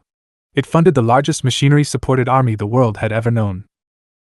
By 1860, the average working day in the U.S. free states had been reduced from 13 to 11.5 hours, and in the strongest working-class states, e.g., Massachusetts and New York, the 10-hour day for mechanics and artisans had become the norm, and 11.5 for factory workers. This, of course, meant, as you have seen, that the next generation of capitalist machinery had to take up the slack, i.e., the difference from what had gone before and the new lower hours of labor power input. What would have been the norm, sending more workers to the street, was offset by the onset of war and the massive demand of the U.S. government and the state governments for war material in the form of munitions, clothing, boots and shoes, weaponry, and food. Workers disappeared into the Federal Army. Over half of it would be composed of working men and the other half by capitalist farmers at war's end in 1865. Thus, more machinery had to be introduced and more unskilled feminine and child labor absorbed into the factories. Fighting tooth and nail every step of the way from minimal rights to decent working hours, wages, and conditions, organized labor had played a critically important role in getting capital to this stage in its development. Full employment, and the constant escalating demand for new and better next generations of capitalist industrial machinery, was the dual foundation for massive capital accumulation of an entirely new sort. Chapter 20 Capitalism Unfettered 1861 to 1877. Unchained by success in the Revolutionary War, U.S. capitalists faced the next enemy. Namely, the fetters attached inherently to their new economy by the slavocrats of the South. The Southern super-rich oligarchy of planters, a numerically tiny group, had negated the entire Bill of Rights for the slave states. Freedom of the press meant only freedom of the slavocrat press, and others were routinely murdered. This was shades of the KKK reign of terror against the South that was yet to come. Unions simply could not be organized because thugs of the slavocrats immediately murdered organizers and any foolish enough to join up. So political democracy was extinct in the South except for the handful of propertied slave owners. The Academy Award-winning masterpiece Django Unchained shows the whole story in a brilliant cinematic expose. As importantly, the entire slave South was removed from the capitalist marketplace as slaves had no money and could buy nothing. Competing with slaves, poor whites had virtually no money and could not buy anything either. Advancing Union Army troops consisting of white workers and farmers were truly stunned to find that white people in the South lived like poor white trash. For capitalism to develop beyond the stage of primitive accumulation in the free states, both workers and northern capitalists would have to see it in their interest to destroy the slavocrat economy. Finally, through an amazing series of collaborative compromises, the Republican Party was formed and placed in position to benefit from the support of voting white workers and farmers to replace slavery altogether, the sooner the better. This was the mass base of support for the Union during the coming Civil War. The shackles and fetters of slavery had to go. The way had to be cleared for the final battle between capitalism and slavery. And it was so cleared in the election of 1860. The 2017 Declaration of General and White House Chief of Staff John F. Kelly that the Civil War was the result of a failure to compromise is simply the most recent version of the old slavocrat position that was swept away with the reality of the war's resolution. John Brown. Resistance to the Fugitive Slave Act spread throughout the North. And in the South, where increasing numbers of slaves were taking to the Ankle Express as they headed south and north to Florida, Mexico, and Canada. Accordingly, armed struggle broke out in Kansas and Nebraska. The most violent confrontations were between free soilers and slavers. Leading the fight were men such as the abolitionist preacher John Brown.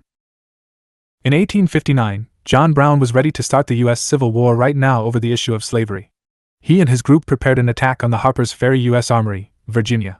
Now in the state of West Virginia, where Maryland, Virginia, and West Virginia come together. West Virginia began as the home of anti-slavery whites loyal to the Union.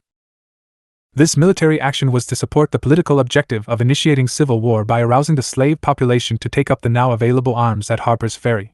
In the event, the U.S. Army was able to defeat the insurrectionists and killed them. But the fact the Civil War did start immediately thereafter made John Brown a hero in legend and in music. John Brown's body lies smoldering in the grave. And Battle Hymn of the Republic. It would be 4 more years until Abraham Lincoln would issue the Emancipation Proclamation. But be there no doubt, John Brown's insurrection against slavery and the government that enforced it was the first shot fired in the U.S. Civil War. Civil War accelerates industrialization, agricultural mechanization. In 1834, Cyrus McCormick began manufacturing the reaper for harvesting cereals. The Civil War and its demand for bread and flour for the army would explode the demand for these crops. In turn, a great demand arose from many farmers to own and utilize automatic harvesters. Factories in the North were busy. Equally dramatic increases in the Union Army's demand for shoes and clothing brought about the complete factory-installed machinery production of these commodities in the North. From 1861 to 1865, thousands of new machines were patented and brought online. Truly unskilled labor was placed in large numbers at the factory bench, and a teenage 13-year-old girl with only hours or, at most, 2 days of training, could produce at these machines more than a skilled journeyman of many years' practice in his trade. The railroads became the key to military operations, and accordingly the manufacture of iron rails and the iron horse locomotives also skyrocketed. As, necessarily, did the number of men now employed in what had become war industries. It was the U.S. Civil War which brought the Great Republic not only freedom from slavery, but to the brink of equality with the advanced capitalist producers of Europe. In November 1860, the most advanced workers, which is to say those with unions, had begun organizing to support the Federal Union against the slavocrats during the Lincoln campaign. In January 1861, they got off to a big start as the year progressed and the war got underway. Organized labor in all of the industrial cities of the North and the border states issued declarations in support of Lincoln and the Union. They organized volunteer units for the Federal Army and voluntarily subordinated wage and hours demands with employers having Federal Army contracts. Before this was all over, U.S. workers made up half of the Federal Army. This, of course, meant that more and more women and children would be employed in war industries. Oil drilling invented in 1854, Professor Benjamin Silliman Jr. was hired by New York attorney George Bissell and New Haven Bank president James Townsend to see if petroleum, called rock oil, could be used as an illuminant and as a lubricant in the place of other oils and especially coal oil. Silliman had to fight for his $500 plus fee, about $5,000 in 1990 according to oil scholar Daniel Yergin. In writing the report and becoming a shareholder in the Pennsylvania Rock Oil Company, he triggered the modern oil and gas industry. In 1857, banker James Townsend lived in the same New Haven hotel as Edwin L. Drake, Drake was unemployed but persuasive. Townsend succumbed to Drake and financed his expedition to Titusville, Pennsylvania. Drake used what were then standard water well drilling techniques and the water well drilling crew to go with it. In August 1859, Drake, assuming the title of colonel, hit oil at a depth of 69.5 feet. Prior to Drake's use of drilling techniques, all the world's oil had been produced by standard mining techniques. In other words, by digging for oil. In Europe, pits had been dug in places where oil was literally seeping from the ground, such as Galicia and Romania. In the US, near the Black Hills at the Wyoming-South Dakota border, Native Americans were extracting oil by mining. Incoming white pioneers learned from them. By 1859, some 36,000 barrels of oil were produced annually in Europe, mostly from these near-surface pits dug by farmers in their spare time. At this point, the major consumer product to be obtained from raw or crude oil was kerosene for illumination. Just before Drake struck it big at Titusville, the North Americans had imported the Austrian-invented kerosene-burning glass chimney lamp. This had eliminated the problem of uneven burning of kerosene, which produced both smoke and an offensive odor in lamps hitherto in use in North America. A contemporary Coleman lamp is an equivalent. Such lamps and small stoves are still used widely in so-called third world countries. From 1781 to 1861, oil was also needed as a lubricant in all of the new capitalist machinery that had become commonplace in the US and Europe. From Yorktown to the Civil War, it was kerosene, not gasoline, that was the object of the industry, along with lubricating oils for machinery. Naturally, gasoline had very limited usage and was a waste product of the primitive refining system. Wherever you have oil, you have natural gas, and vice versa.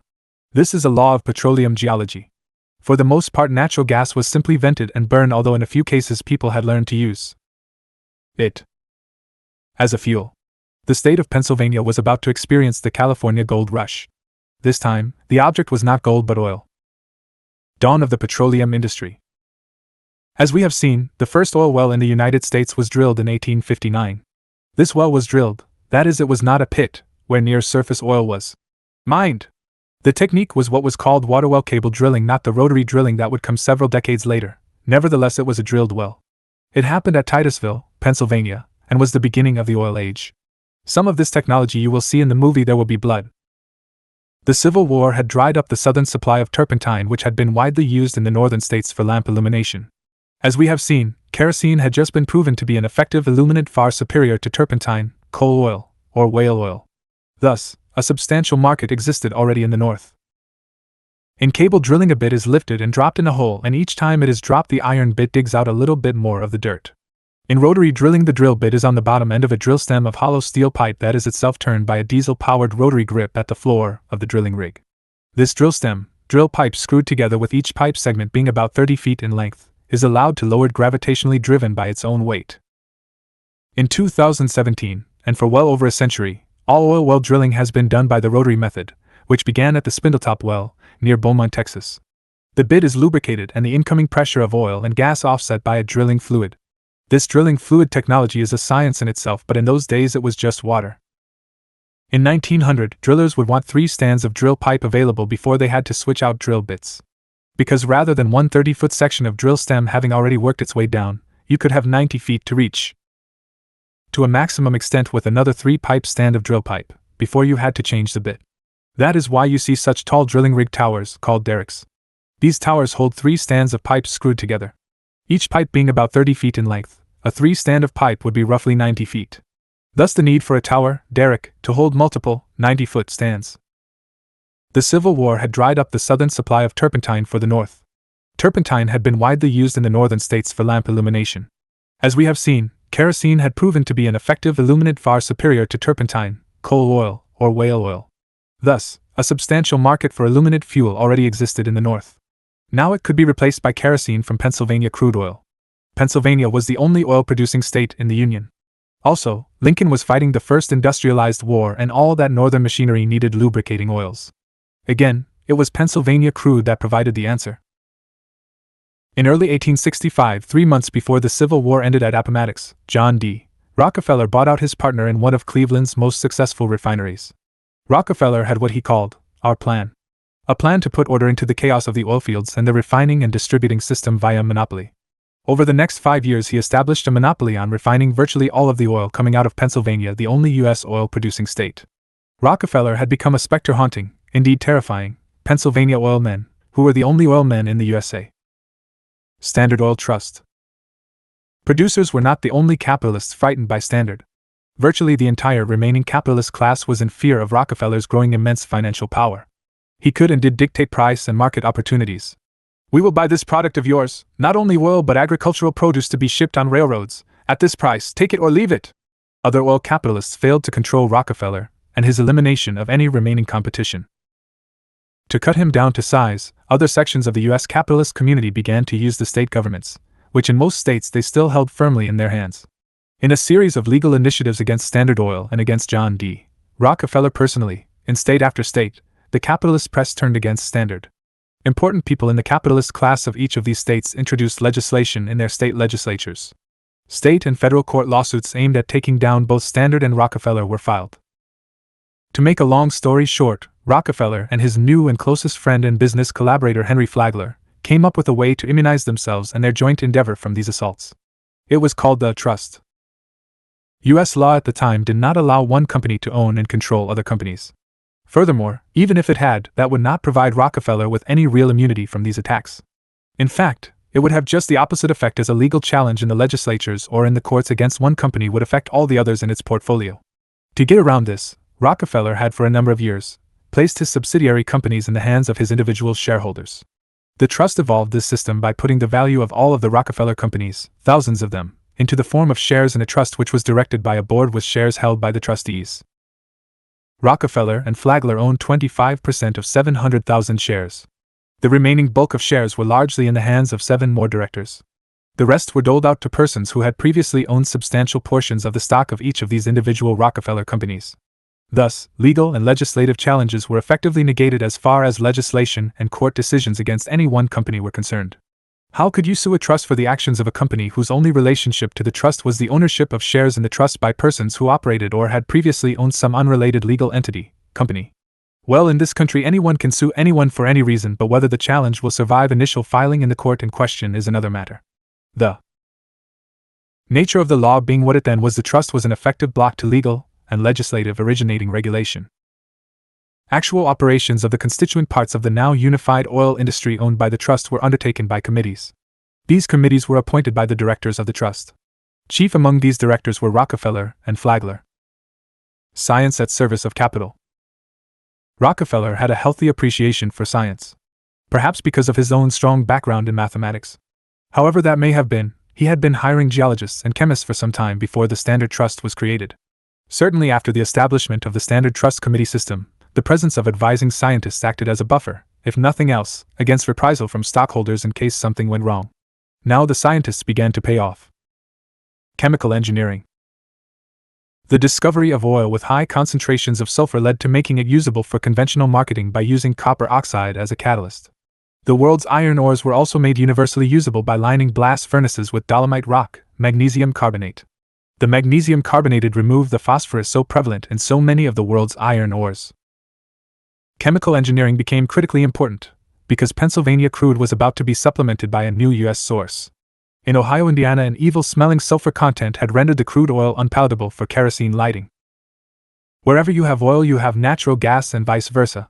This is a law of petroleum geology. Once oil was cleaned up, it followed that natural gas would be also. Moving to control production. The Achilles heel to be mended or entirely replaced was the uncertainty of the supply of the raw material, crude oil. After all, there are objective as well as subjective aspects to every venture.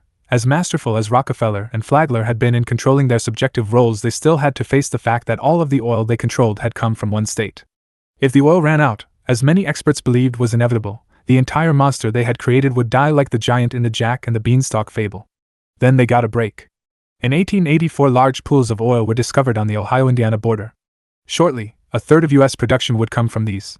As we have seen, Rockefeller's chemists found a way to remove the sulfur, and suddenly a new world of source material opened up. As much as he hated to get involved with the mining camp-style chaos of oilfield production, Rockefeller knew he had little choice if he was to secure an ongoing source of crude. How to do it? He decided to start buying every lease in the Pennsylvania, Ohio, and Indiana oil districts he could. Standard's initial strategy to avoid crude oil depletion was to get on with the purchase of every drop of oil it could get its hands on. Leasing was the key because before you could drill you had to have a right to the subsurface mineral rights, and that was the land leasing right.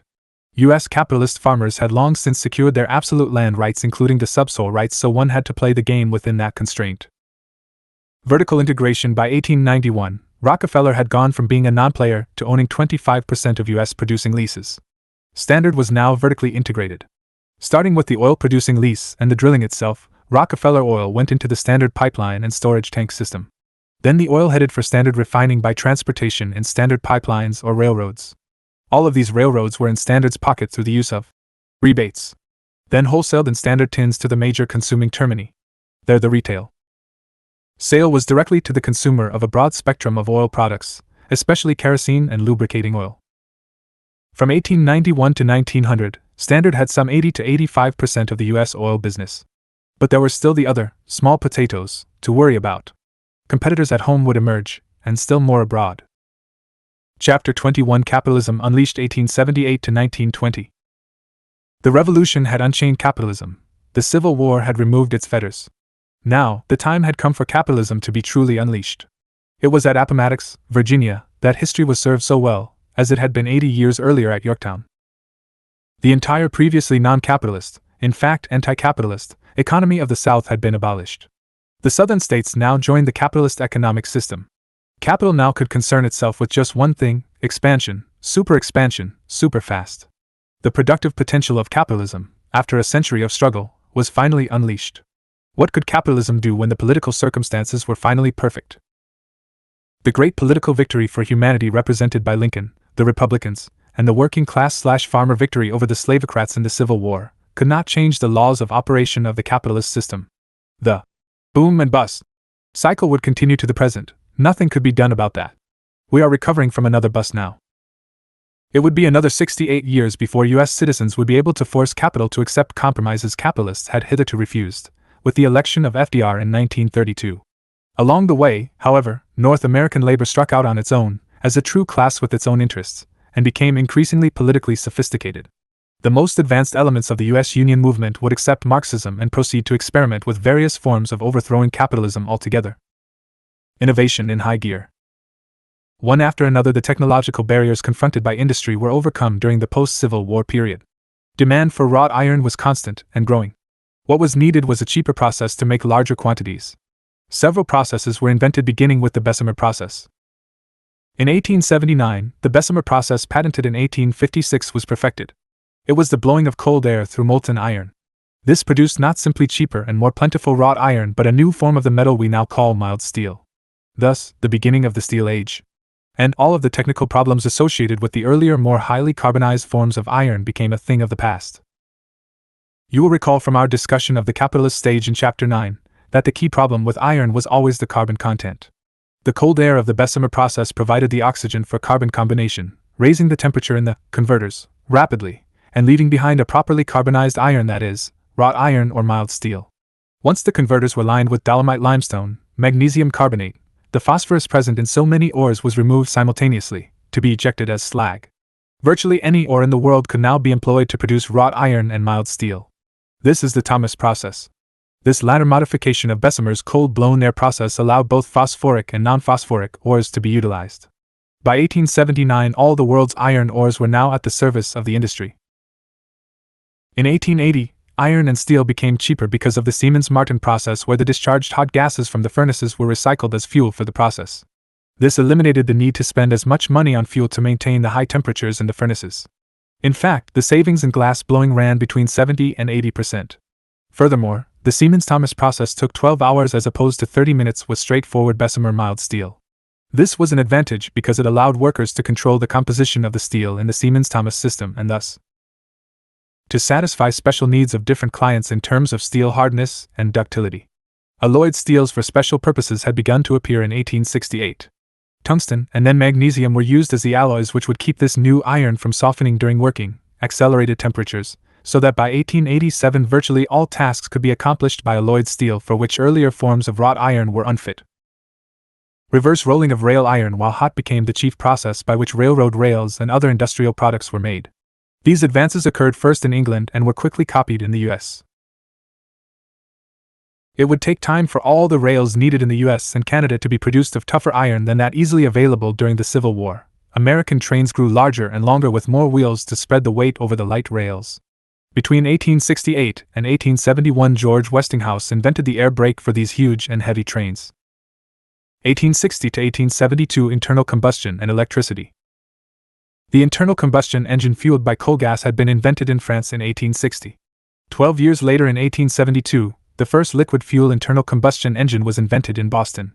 And electricity was advancing by leaps and bounds, so that by 1872 it was widely understood that electricity generators worked just as well as motors. One such electrical motor was demonstrated in Vienna the following year. 1866, labor movement struggles. For the 8-hour day in February of 1866, capital that had been organizing in every way with the end of the Civil War found a response in the most advanced leaders of the U.S. labor movement. William Silvis, William Harding, and Jonathan Fincher, chiefs of the International Molders Union, Coachmakers International Union, Machinists and Blacksmiths Union, respectively, met in Philadelphia. Their objective being the formation of a unified Congress of national labor unions and all other unions too. In August 1866, accordingly, 60,000 workers were represented by the 59 delegations in attendance at the founding American Workers' Congress, in Baltimore. Simultaneously in Europe, the International Workingmen's Association held a congress in Vienna. The resulting proclamations were nearly identical, demonstrating the theoretical sophistication that had been achieved by workers on both continents. From these congresses grew the demand for the 8-hour day. Review and recap. Labor from the Communist Manifesto and European revolutions of 1848-1852 to the First International, and the split with anarchism and revisionism.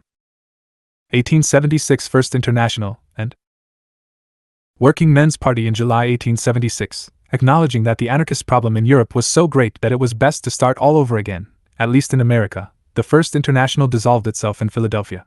Karl Marx had sent the Executive Council of the First International to the United States precisely to prevent its corruption by anarchism, the European equivalent to the various utopian and other crackpot schemes so prevalent in the USA. Accordingly, all 19 sections of the First International in the United States came together during that summer of 1876 to bury the first form of international working class action following the correct principles of the historical materialist communist theory as outlined by Marx and Engels. Then, declaring it time to reorganize, the North Americans proceeded to create the Working Men's Party of the United States. Depression of 1873. Rapid advances in technology required the purchase and installation of much new factory equipment in all key industries. Competition among the capitalists required them to adopt new machinery. Rather than looking to their own pocketbooks to pay the cost, the capitalists looked to the wallets of the working class. Wage cuts, longer hours, and massive unemployment resulted for workers still employed and those sent to the street. This depression turned out to be worse than any of its predecessors, if for no other reason than North American workers were now a true proletariat without other means of support. As for example many had had when they could return to their farms. It led to the Great National Strike Movement of 1877. 1877 First Soviet formed St. Louis, Missouri. You will recall the Russian word for council is Soviet, and the first Workers' Council to take power into its own hands was formed as a result of the massive national U.S. strike movement in the summer of 1877. The national strike wave had begun in Pennsylvania and Maryland and spread quickly to Virginia, West Virginia, Ohio, and Kentucky. The capitalists counterattacked with federal troops firing on unarmed workers, men, women, and children in Baltimore. However, even when they broke the strike in Maryland, all they had really done was to help spread the strike to New York, New Jersey, Illinois, Missouri, and California. One reason for the success of the workers was the massive support they received from farmers, small business people, professionals, and miners. Everyone, it seemed, hated the railroads and the other big capitalist enterprises. The railroads had been engendering mass resistance, ranging from the fight led by Jesse James in Missouri all the way to a variety of buccaneers in California, because of their blatant disregard of people impacted by their greedy expansion. The railroads got huge grants of land adjacent to their tracks as part of the licensing of those days, and they used their power to condemn, by eminent domain, just about any land they wished to claim. See the movie American Outlaws for a vivid depiction of that struggle. The movie Banditas gives a flavor for what these railroad company gangsters, and their banks, did in Mexico. Communists take point in Missouri in late July 1876. The tide began to turn against the capitalists when troops refused to fire on the strikers in Pittsburgh. State power, by definition, army and police, had begun to waver. In New York, at Buffalo, troops again refused to fire on strikers, and sympathy for the strikers was widely reported by all observers throughout the state.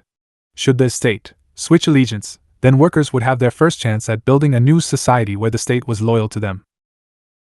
On July 22, 1877, workers began a massive strike action, a general strike, in St. Louis and East St. Louis. There they formed an executive committee of the United Workingmen of St. Louis, and it took over all city functions as the new city council. 10 days later, Pinkertons, federal troops, and others attacked and destroyed the workers' would-be Paris Commune, 1870-71, that was the direct inspiration for their actions. But the lesson had been learned by all concerned, and that genie could not be easily crammed back into its bottle. The cap press, i.e. capitalist press, was panic-stricken and hysterical. On July 25, 1877, the New York Times ran a headline, "The city in possession of communists," referring to what was happening in St. Louis. Indeed, the communists were active. The newly formed Workingmen's Party of the United States had jumped into the fight and provided continuous guidance and support to all strikers and unions involved. 1881 Samuel Gompers, Prince of the Picards. Perhaps no one single leader of American and Canadian workers had had a better exposure to Marxism than Samuel Gompers. The part of the Marxist position, and for example the program of the Workingmen's Party, Gompers internalized best was the part that emphasized concentrating on the now needs of workers as opposed to the pie-in-the-sky crackpot plans of so many of the non-Marxists. In November 1881, Gompers became chief of the Federation of Organized Trades and Labor Unions, FOTLU, of the United States and Canada. In 1886, the American Federation of Labor, AFL, emerged from the FOTLU. Before all this was over, Gompers would become the champion anti-Bolshevik of U.S. labor. 1890 Daniel de Leon's Socialist Labor Party. De Leon took from Marxism the part he understood best, and that was the part that made independent working-class economic and political activity the core of labor's program for North America. De Leon, a former university professor, was now leader of the Socialist Labor Party. He took the SLP along a highly ultra-left sectarian path that resulted in innumerable negatives as far as building a broad national united front was concerned.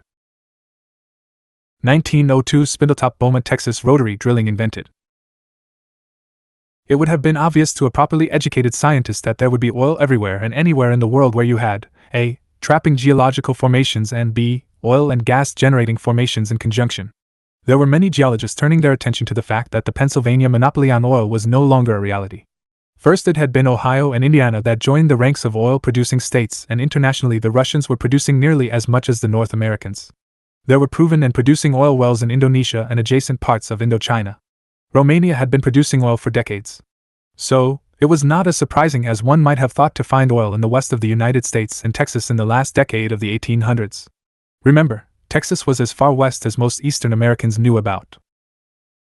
On January 10, 1902, to make a long story short, the greatest oil strike so far in U.S. history occurred on a salt dome hill outside the town of Beaumont in the state of Texas.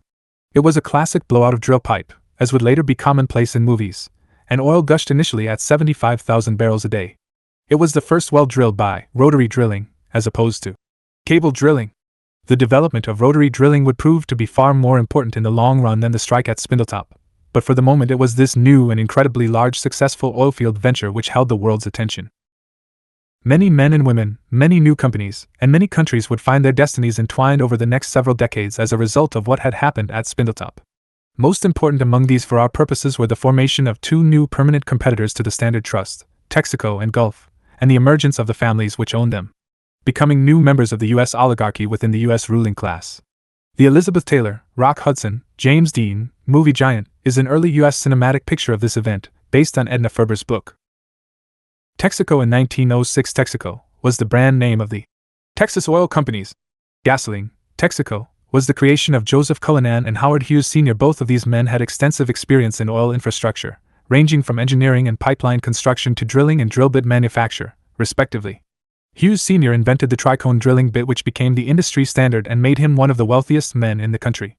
It also provided the funds for the adventures of his son, the famous Howard Hughes Jr., in movies and aviation, shown in the movie The Aviator. In the first decade of the 20th century, these two were able to take advantage of the ongoing war between New York and Chicago, Mellon, finance capital, securing as permanent a base of monetary support as was possible in those days. Armed with plenty of Mellon family cash, Cullinan and Hughes Sr. bought and developed leases around Beaumont, Texas, and the Glen Pool in Oklahoma. Constructing their own pipelines, and having a permanent buyer in the form of the British Navy, these two confronted Standard with a permanent domestic competitor which Standard could not destroy, buy out, or shut down. Gulf in 1907, the finance capital Mellon family succeeded in becoming the next permanent domestic challenger to the Rockefellers when they created the Gulf Oil Corporation. Gulf was never a serious challenge to Standard, even after the 1911 transformation of the trust from the previously constituent parts of the Standard Trust into supposedly independent companies. But as U.S. imperialism entered its post-World War I phase, the U.S. demanded its part of the worldwide settlement among the victors. It gained access for the first time to Arabian oil at Bahrain Island off the Saudi coast. There, Gulf would become a major player. Electricity. The rapid arrival of electric lighting doomed the kerosene industry. For a moment it seemed as if the oil business was about to head south. Kerosene was at least half of the end product inventory. By 1885, there were over 250,000 light bulbs in use. This meant 250,000 kerosene lamps were headed for the junkyard or at best the second-hand rural market. In 1902, there were 18 million electric light bulbs in operation in the U.S. That meant 18 million kerosene lamps ceased to be lit. In 1902, the story was the same in London and Berlin. Berlin was called Electropolis in the popular press because of the brilliance and uniformity of its massive electric lighting system. Saved by internal combustion engine. Everything changed with the advent of the automobile and the airplane. No longer was kerosene the most important consideration. It was the previously nearly valueless gasoline fraction of the crude oil that was now in demand. There was an insatiable requirement for gasoline in every industrialized capitalist country, and in those just entering the capitalist stage in Latin America. In the U.S., automobile production jumped from a few thousand to nearly 1 million on the road in the first decade. All these cars had to have gasoline. In 1903, Standard agents supplied the gasoline and lubricating oil for the Wright brothers' first airplane flight at Kitty Hawk, North Carolina. As electricity did away with the market for kerosene, planes and automobiles were building a market for gasoline. The latter would provide massive capital accumulation for oilmen, replacing the primitive capital accumulation kerosene had provided. Gasoline comes of age thermal cracking invented. In 1909, a U.S. scientist, employed by John D. Rockefeller, named William Burton, acting on his own, without authorization, knowledge or support from Rockefeller and his henchmen, conducted a series of experiments which put oil under high temperatures and pressures. Burton found that his fancy still, cooking crude oil to 650 degrees Fahrenheit in pressure cooker conditions would produce a gasoline fraction running to 45% of the total. This, thermal cracking, of the long carbon-chain molecules of crude oil into short gasoline-length molecules, made gasoline available to use in all of the new internal combustion engines that demanded it, in sufficient quantities, for the first time.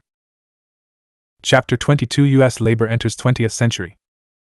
Before and during capitalist World War 1914 to 1918, by 1850, imperialism as a phase of the capitalist stage was underway. In the succeeding half-century, the major imperialist countries, the UK, France, Germany, Italy, Russia, USA, and Japan, divided the rest of the world amongst themselves as colonies. Super profits began to come back to European capitalists from these imperialists' adventures as the 20th century unfolded. By 1910, the entire world labor movement was aware that the capitalists were leading the world to war on a global scale. Throughout Europe and America, all kinds of protests against this policy were underway, and all kinds of resolutions swearing opposition to the inevitable imperialist war were passed. In 1914, nevertheless, the capitalists started their world war. It continued for 2.5 years until finally in the spring of 1917 Russian workers revolted against the war altogether, and the Russian Revolution began. The capitalists would keep the war going for another 1.5 years, but throughout the capitalist world, workers began to see a new path forward. In the USA, by war's end at the close of 1918, chaos within the working class movement began to give way to a period where clarity could be imposed on the international working class movement by the Russian Bolshevik leaders. The Russian Bolsheviks were now the leaders of the workers of the world. However, the capitalists were still very much in command of the countries in which they had state power. In many of them, the capitalists solidified their control with a new political philosophy soon to be called fascism. In 1919, fascism began in Hungary during the civil war of Admiral Horthy against the Red government of Bela Kun. In 1922, total police state rule was named fascist by the Italian clown and former right-wing socialist Benito Mussolini. Its chief diagnostic was, in one way or another, to move to the level of legality, the most violent arbitrary capitalist rule over a mass of slave-like workers. In the USA today, it is the program of the capitalists to put everyone on minimum wage and smash their resistance with police and military power. In 1918, the Soviet Republic, after 1924 the Soviet Union, was embargoed by the capitalist world exactly as Cuba has been embargoed by the Gringo regime for well over half a century. Confronted with this hostility, the Bolsheviks launched a massive international business program supplemented by an even more massive international industrial espionage network of gigantic proportions. In 1929, the capitalist world entered yet another of its innumerable depressions. This time the depression began in 1929 and lasted until the end of World War II in 1945. Meanwhile, at the same time, the Soviet Union was beginning the most rapid modernization possible of the industrial base that would have been capitalist industry in any other country, but was now publicly owned. This was the context within which the North American labor movement emerged as a decisive factor in the global struggle for socialism and against fascism and imperialism of any kind, including that of the parliamentary imperialist powers of the English-speaking world. You want to keep this historical framework in mind as you become familiar with our own labor history and study what was happening in Europe. Having come full circle, the U.S. oligarchy of trillionaires and centibillionaires is attacking the awakening of the U.S. people with police attacks on the anti-cap movement. Soon workers with guns will be in the streets. The campaign to disarm Americans will be accelerated as the ruling oligarchs prepare for civil war. Workers must prepare an armed insurrection to seize state power and liquidate their enemies. 1898 Eugene Debs, North American Social Democracy. Of all early U.S. and Canadian socialists, perhaps Eugene Debs is the man most remembered today. Debs corrected the ultra-left sectarianism of Daniel de Leon and his Socialist Labor Party, and forged an alliance with the AFL. A new socialist party was created out of anti-de Leon SLP elements, and the U.S. Social Democratic Party in 1900. Debs leads fight against World War I. Debs remains famous because he led the North American socialists who solidified with V.I. Lenin and his demand that the imperialist World War, WWI, be called for what it was. This is to say, a worldwide war of capitalists against labor, against workers in the capitalist countries and against working people in colonial countries. Debs was eventually imprisoned in the USA in 1918 for his opposition to the World War. Nothing could reverse the fact Debs had received 750,000 votes during the presidential election of 1912, and in 1916 the socialist candidate for president got nearly 600,000 votes. All of this despite the left-appealing phony slogan of the Democratic Party to keep us out of war. North Americans suddenly cognizant. On September 5, 1919, President Woodrow Wilson said it belatedly best when he said in St. Louis, "Is there any man here or woman, let me say is there any child, who does not know that the seed of war in the modern world is industrial and commercial rivalry? This was a commercial and industrial war." You will recall his real reasons for the World War just concluded were twofold. 1. 2. The desire of capitalists in control of the principal capitalist countries of USA, Great Britain, France, Germany, Italy and Russia and their clients in the lesser states of Europe to kill as many supernumerary workers as possible. They were no longer needed in the age of imperialism. Machinery had long since been sent to the cheap labor colonial world. Killing off the now supernumerary workers en masse was an actual side benefit. Their women and children would be available in case of any need for additional domestic labor power. Each of the capitalist ruling classes in the imperialist countries believed that seizing their rivals' colonial possession of cheap labor power was worth the risk. Especially when the 1913 profits coming back from these overseas factories and their subsistence level wages were as stupendous as they were. The negatives in case of defeat were minimal and worth risking as far as the capitalist oligarchies in charge of the imperialist countries were concerned. U.S. left all over the place. Socialist Party. In the decade prior to the beginning of the First World War in 1914, and throughout the war, North American intellectuals in the socialist movement made all kinds of correct assessments as to what was going on and what had happened. But when it came to doing something about it, namely sending cadre into the armed forces to organize sedition and subversion and to prepare to mutiny, shoot their officers and turn their units to the service of the proletarian revolution, the gringo socialist leaders failed. Consequently, when the gringo capitalists gave the order to enter the World War, there was nothing to stop them. If U.S. socialists were not ready to seize power, then were they able to put up any other kind of effective resistance to the capitalist war policy? The answer is yes and no. The war was terribly unpopular with the Socialist Party's membership. By 1918, however, it had become popular with the party's highest leadership, many of whom were important elected leaders, especially in the labor states. This despite the fact that nearly all the socialist leaders and members enthusiastically supported the October Bolshevik Revolution in 1917. Any socialist leader should have known, because it is elementary Marxism, that the state is owned by capitalists in all capitalist countries and that any war is a war of theirs for profit for them, now with the added incentive to murder millions of troublemaking workers. Instead, we see pure silliness coming out of so-called socialist leaders. When the October Revolution replaced the capitalist regime in Russia, many of these so-called socialists naively greeted the arrival of Lenin as meaning the US would support the turn toward real democracy in Russia. According to them, US socialist opposition to the World War was no longer necessary. A stupid thing to say, obviously aimed at getting these bourgeoisified leaders out from under the US government's repressive gun sights. The 1917 Socialist Party St. Louis Convention had passed an emergency resolution opposing the war. That resolution became the center for further Socialist Party dissolution as pressure from the government against them picked up. Clearly, a party whose leaders were this illiterate politically and historically ignorant, failing to understand even the most basic parts of Marxism, left them extremely vulnerable. Not to mention leaving them isolated from not only the mass of workers but most especially from the mass of those who could be most permanently organized. That is, the industrial proletariat. No one was more all over the place than US Socialist Party thinkers. Members, leaders, writers, editors, opinion makers of all sorts among socialists were first against the war and later maybe for it, depending on who they were, when and where. This did not stop the capitalists from launching an all-out war against them as well as the IWW in 1917. Of course, the real reason for the attack was to silence the most effective leaders of the US labor movement. Backing the attack was every reactionary force in the US civil, governmental, and state life. No amount of conciliation could call that off.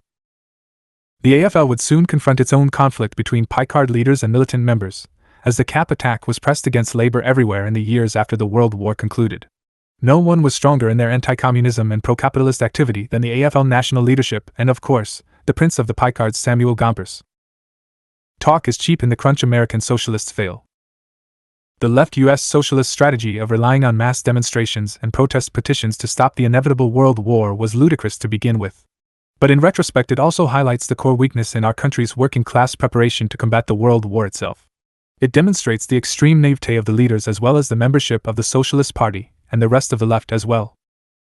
Workers must organize militarily and prepare for class combat in the streets, mountains, inland waters and deserts of the USA if they are to be taken seriously when it comes to liquidating the political power of the ruling class of trillionaire oligarchs and billionaire scumbags.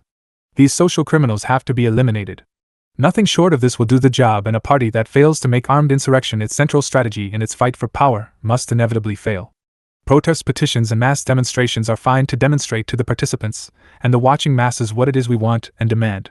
But all of this is still just cheerleading. The team still has to play the game and win. This is a game for keeps. The OK Corral can be put off only so long. Something would have to be done by the gringos in their own country, just as something had to be done by the workers in every capitalist country. The labor parties throughout the world had betrayed their workers, and of course the workers of the world as well. Only in Russia had Marxists done the right thing. And then only some of them, i.e., the Bolshevik fraction of the Russian Social Democratic Labor Party. Therefore, only in Russia would revolution succeed in that fateful year of 1917.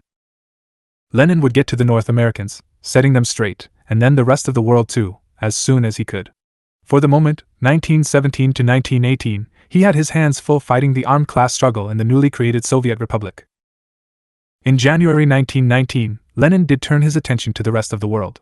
He kicked off the Third International to teach these intellectuals and their working class followers. Looking around the class of 1918 on November 11, 1918, the World War ended. 1 full year after the successful Bolshevik seizure of power November 7, 1917. The consequences were stunning. 10 million dead soldiers and 20 million more wounded, maimed, crippled, 13 million dead civilians and 10 million more homeless refugees and 5 million homeless orphans. Capitalism had exacted an awful cost on the peoples of Europe and Asia. The only reason it had ended in 1918 was that workers in Germany had taken matters into their own hands and were revolting and setting up their own Soviets in German industrial centers and in the German army and navy. All of this so frightened the German oligarchy that the Kaiser fled the country, and the war was over. In April 1917, the first real call by a state power-holding government for such direct action by workers to end the World War, meaning armed insurrection, against the capitalist governments participating in the World War came from the Petrograd City Soviet, Petrograd City Council. It was directed explicitly to the workers of North America and Europe among all the nations of the earth. Menshevik-like US Socialist Party leaders reacted in horror to the idea workers should take direct action and end the war by taking everything in hand themselves. Confronted with the possibility of revolution at home, the cowards and fakirs of US social democracy did what their caste had done worldwide. That was to attempt to fool workers into supporting their respective capitalist regimes. The rank-and-file Bolshevik-like Socialist Party members in the USA were demanding that their party do what the Russians were calling for. as were rank-and-file socialists in Great Britain, France, and Italy. On April 6, 1917, President Wilson got the declaration of war from Congress he had asked for, and the Gringo regime was off and running on its newest imperialist adventure. This was the first time for the USA against a European capitalist imperialist regime since it went after Spain in 1898 and seized her global empire. But when it was all said and done, the US Socialist Party, after much fire and brimstone and an emergency national convention, did nothing. Fighting a more militant resistance to the US entering the war, the IWW did more, but not nearly enough. The international workers of the world, and their various unions, did as much as they could. Their own inherent weaknesses prevented their success. 1905 left all over the place two industrial workers of the world. Workers' fights across the US from New England to California, and everywhere in between, had become increasingly militant. Out of the great struggles preceding 1905 came the industrial workers of the world. It was a union that acted as a party, having the objective of establishing socialism in the USA and Canada. Its mass base was initially in a few eastern manufacturing centers, Midwest working-class communities and the working-class mining and lumber unions of the Northwest USA and adjacent Canada. After 1912, the IWW rapidly spread to many of the most important mining centers of both countries and then into many of their cities too. Its program, One Big Society as One Big Industrial Union. Fatal weakness in the IWW. However, the IWW's history had been tortured and complex. 1. Its membership was never very large, and 2. Always demographically unstable. 3. Its greatest internal and inherent problem was its failure to be clear about where it was going in a realistic way. In the end, it was this third problem area which would be their undoing. The idea of setting up a kind of syndicalist heaven on earth, somewhere here in the USA, had about as much chance of success as the Mormon hope to build a permanent heaven on earth in Utah. The IWW had to be able to settle in for a decades-long struggle, and all that implies for a temporarily submissive way of life under capitalism. Because that is the way life would have to continue for the foreseeable future. This was not the bright future the majority of its unionized members were willing to fight and die for. This settling in for a submissive way of life, albeit temporary, the IWW leaders could never do. That is, they could never separate their long-term socialist goals from the immediate struggle needs and demands of its members. Immediate, meaning how, in the meantime, workers were to live their daily lives over the coming period, which after all could last a few years or many decades. This was the Achilles heel of the ultra-left in the entire international working-class movement. It stands in direct contrast to the Achilles heel of the right-wing socialists, which was their unwillingness to understand that capitalism had to go as soon as possible, and that meant preparation for an inevitable armed struggle. This was something the right-wing socialists were unwilling to do precisely because their interest in socialism was limited to their achieving the role of petty bourgeois foreman for the international capitalist class. From 1905 to 1908, the IWW had several of its key constituents departing over reasons of ideology. With the departure of the Socialist Party, the Socialist Labor Party, and the Western Federation of Labor, the IWW was reduced to two groups centered out of Chicago and Detroit. However, this industrial leadership was still able to perform some rather spectacular strikes in the years preceding the World War. Consequently, it was in a pre-revolutionary position, albeit weak and incipient, but it was at least a beginning. As a beginning, the IWW leaders should have begun to organize effective armed strikes as resistance to the federal government's war policy, preparing thereby to go over to the military offensive when the time came. However, despite a lot of a backwoods scuffling with 50,000 troops of the U.S. Army in the northwestern states, in the event, the IWW did not go over to military preparation. The reason for this failure was not that workers in these industries were stupid and did not know how to prepare for armed conflict. The reason the IWW failed was ideological. Its leaders did not believe in conquering the capitalist police and military power first before establishing workers' control. They foolishly thought this could come about purely and solely through industrial action, by which they meant organizing workers in shops and factories to take power directly over the means of production by occupying shops and factories. This is what is called syndicalism. This is particularly troublesome in that the IWW had been at war, literally, throughout the first decade of its existence. It was always involved in some kind of localized armed struggle somewhere. The IWW leaders should have seen the necessity of turning local conflicts into broader regional ones. Then they should have been struggling to win key armed victories in the major cities closest to its hinterland bases in Idaho, Montana, Washington, Alberta and British Columbia, Wyoming, Utah, Colorado, New Mexico, and Arizona. Not to mention winning the big states of Washington, Oregon, and California. They should have seen this obvious military road forward. However, despite all the talk about one big union and workers running everything, the truth became apparent. Namely, only a few people in the world could see the task at hand. Most of them in the early 20th century were Russian, and all of them under the leadership of just one man, V.I. Lenin. What is it that should have been done? Organize the working class and associated classes to seize power by force of arms. It's that simple. We had the experience but not the leadership. Don't get me wrong. We had men and women with the balls to do the job and the ability. But first of all, we didn't really know what it was we were going to create. Lenin showed us with the emergence of Council, Soviet, power in the Russian Empire, but that was during and after this 1905 to 1917 period. With that model, tough leaders could proceed to do the job, but apparently not before. At least that is the way our history unfolded, and we must adhere to the principle that history is always unfolding as it should, since history is law-governed. You should learn right now that experience, no matter how romantic and educational, means little if you don't have the right theoretical worldview to understand that experience. In other words, they had all this experience you are about to review, yet they could not take things to the next step strategically. That would have been to plan for an inevitable class war and plan to launch, when the time came, an armed seizure of power in some, many, or even all of the states, and in Washington, D.C. In the meantime, to build the prosperity and well-being of their members. All of this will be reflected in the increasingly high standards of physical health and mental preparation demonstrated by the next generation of communists.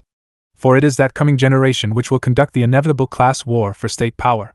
That is what the left Marxists and the IWW should have done to get on the road to revolution. You have seen how anarchism missed the boat altogether in failing to understand Karl Marx's discovery that this state is simply an instrument of class suppression, i.e., army and police. Whatever class exercises its dictatorship over the class society in question uses that state to control the mass of slaves, serfs, or workers. Slavery, feudalism, capitalism, respectively, as the three stages of class-state society comprising the servitude epoch between primitive communism and modern communism, preceded and succeeded by transitional stages. This scientific discovery has certain undeniable consequences. Marxists, and now the Leninists, also considered the defeat of the ruling classes and their state as a necessary precondition to the establishment of socialism. The 19th Chinese Communist Party Congress institutionalized the idea of two transitional socialist stages as its current preoccupation. The anarchists wanted only local, seemingly spontaneous bodies to go about governing, with no enforcement mechanism other than the armed mass of the people as a whole. There were many unionists who saw a broader front had to be created to organize for working-class state power than what the anarchists could assemble from their illiterate farmer base and the resulting anarchist industrial proletariat. These syndicalists were men and women believing workers could seize society by first seizing the shops and factories in which they worked, and then proceed to create the new society. Syndicalists were very similar to the anarchists in many ways, but most importantly in this inability to understand the nature of the state and class rule in any class society. In Europe, especially in England and France, these syndicalists had considerable success in building their base for eventual working-class takeover of society. William Z. Foster traveled to Europe while still an active member of the IWW and came back after a year or so convinced that American revolutionaries had to get inside the AFL, and do so by winning over a militant minority. Especially in certain specific unions, you go about the reform and rehabilitation of that huge organization. IWW fails because of its anti-communism. In the fall of 1920, the Underground Communist Party USA told the IWW leadership that its membership in the First International and any working relationship in the USA between the two would require the IWW to stop teaching workers that the revolution can be achieved by industrial organization of the shops and factories and the direct seizure of industry, without first overwhelming the capitalist state, military and police, and establishing the proletarian dictatorship of the Soviets. Foner 8:234. Making a long story short, the ultra-left leadership ended up refusing any relationship with the Third International whatsoever. This marks the beginning of the end of the IWW. After its anti-communist turn, the IWW did occasionally have success in dramatic strike and free speech actions across the country. But for practical purposes, the IWW was dead. The continuity between it and the coming generation of revolutionaries would consist of the movement to the Communist Party of persons such as William Z. Foster and Elizabeth Gurley Flynn. I met her 42 years later, in January of 1962, at her office in the National Office of the PSA in New York City. The Communists' willingness to participate in the capitalist electoral system, along with joining the fight against the class enemy on every other front in the class war, was the most immediate reason given by the IWW ultra-left leaders. The real reason was their long commitment to the idea of industrial organization of workers to take ownership of those factories directly and without participation in the capitalists' parliaments, or without reliance on their own state apparatus. By 1920, it was clear to the ideologically narrow ultra-left IWW leaders in Chicago and Detroit that the Russian Bolsheviks had turned their revolution into an anarchist's bad dream and a syndicalist's nightmare. The Bolshevik state apparatus was not only successful but an idealized version of a state apparatus commanded by Marxists. In other words, to construct socialism, the Bolsheviks had adopted the mechanism of state power. There was certainly nothing new about the Marxist approach in this regard, except for the Bolsheviks having made it practical, in the way in which they applied proletarian police power to back up proletarian military power on the land and sea. The American syndicalists and anarchists like Emma Goldman should not have expected anything else. After all, this is what everyone had been arguing about since the days of the First International.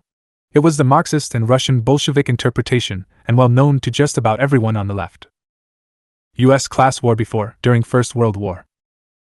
The IWW was a party of professional revolutionaries bent on destroying private property in general and capitalism in particular as soon as possible.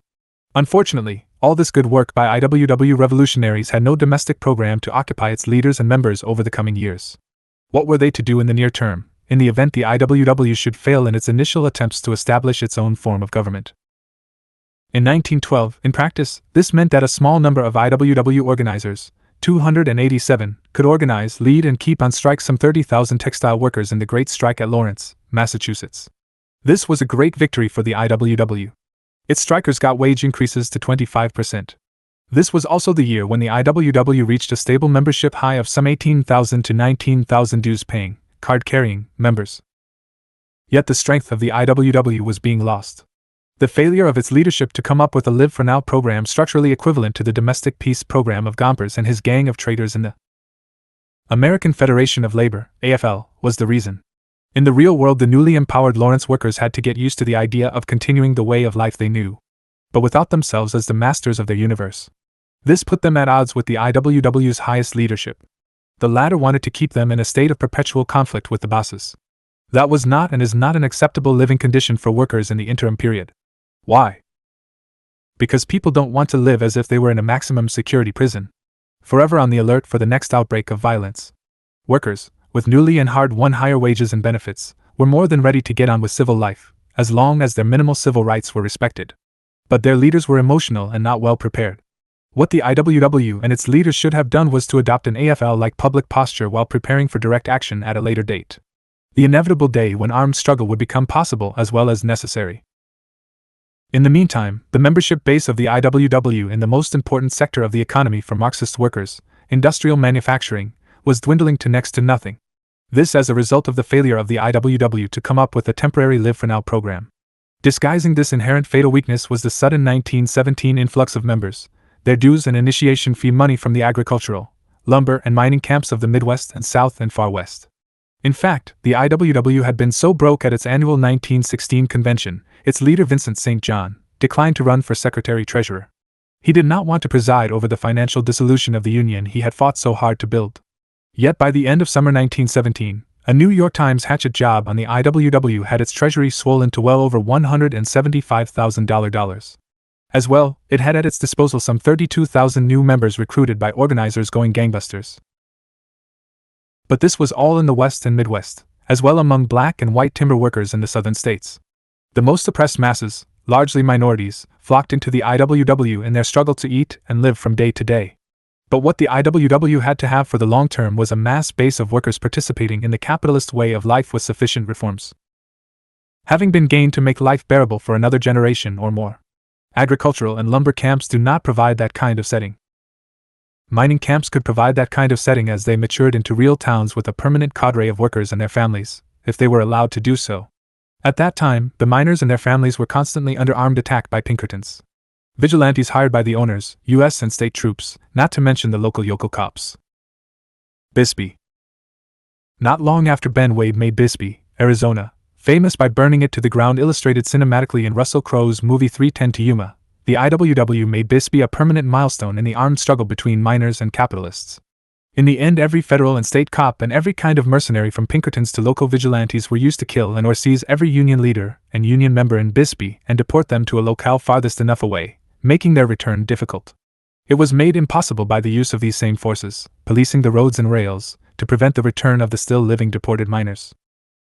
If the IWW had used their temporary surge in membership strength, and the money it generated, to continue a campaign of building eastern city industrial bases, then things could have gone well for them. But they did not. Thus, as the first post-war year for the North Americans began in 1919, the US left would have to redefine itself. It is interesting that Bisbee was recently recounted in the movie LA Confidential as the heroine's, Kim Basinger's, hometown. Bolshevik Revolution supercharges US labor. Only one capitalist country had a more active and politically knowledgeable working class movement than the USA in 1917. That was Russia, where workers were more sophisticated educationally. Tsarism had forced reading and debate to be secret, so there was a lot of it. Most political and trade union activities were illegal in the day-to-day life of proletarians, and this meant they had been more devoted to learning from books. This sophistication of US workers had been reflected in the maturation of the labor movement.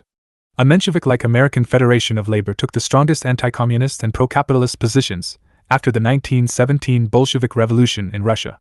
The left of labor, which had become the industrial workers of the world, and virtually all of the Socialist Party, quickly identified with Lenin and the Bolsheviks as 1917 ended with.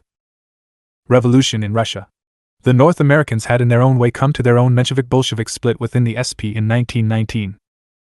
The effect on American and Canadian labor of Lenin's seizure of power in October, November 7 to 9, 1917 on the US calendar, was spectacular.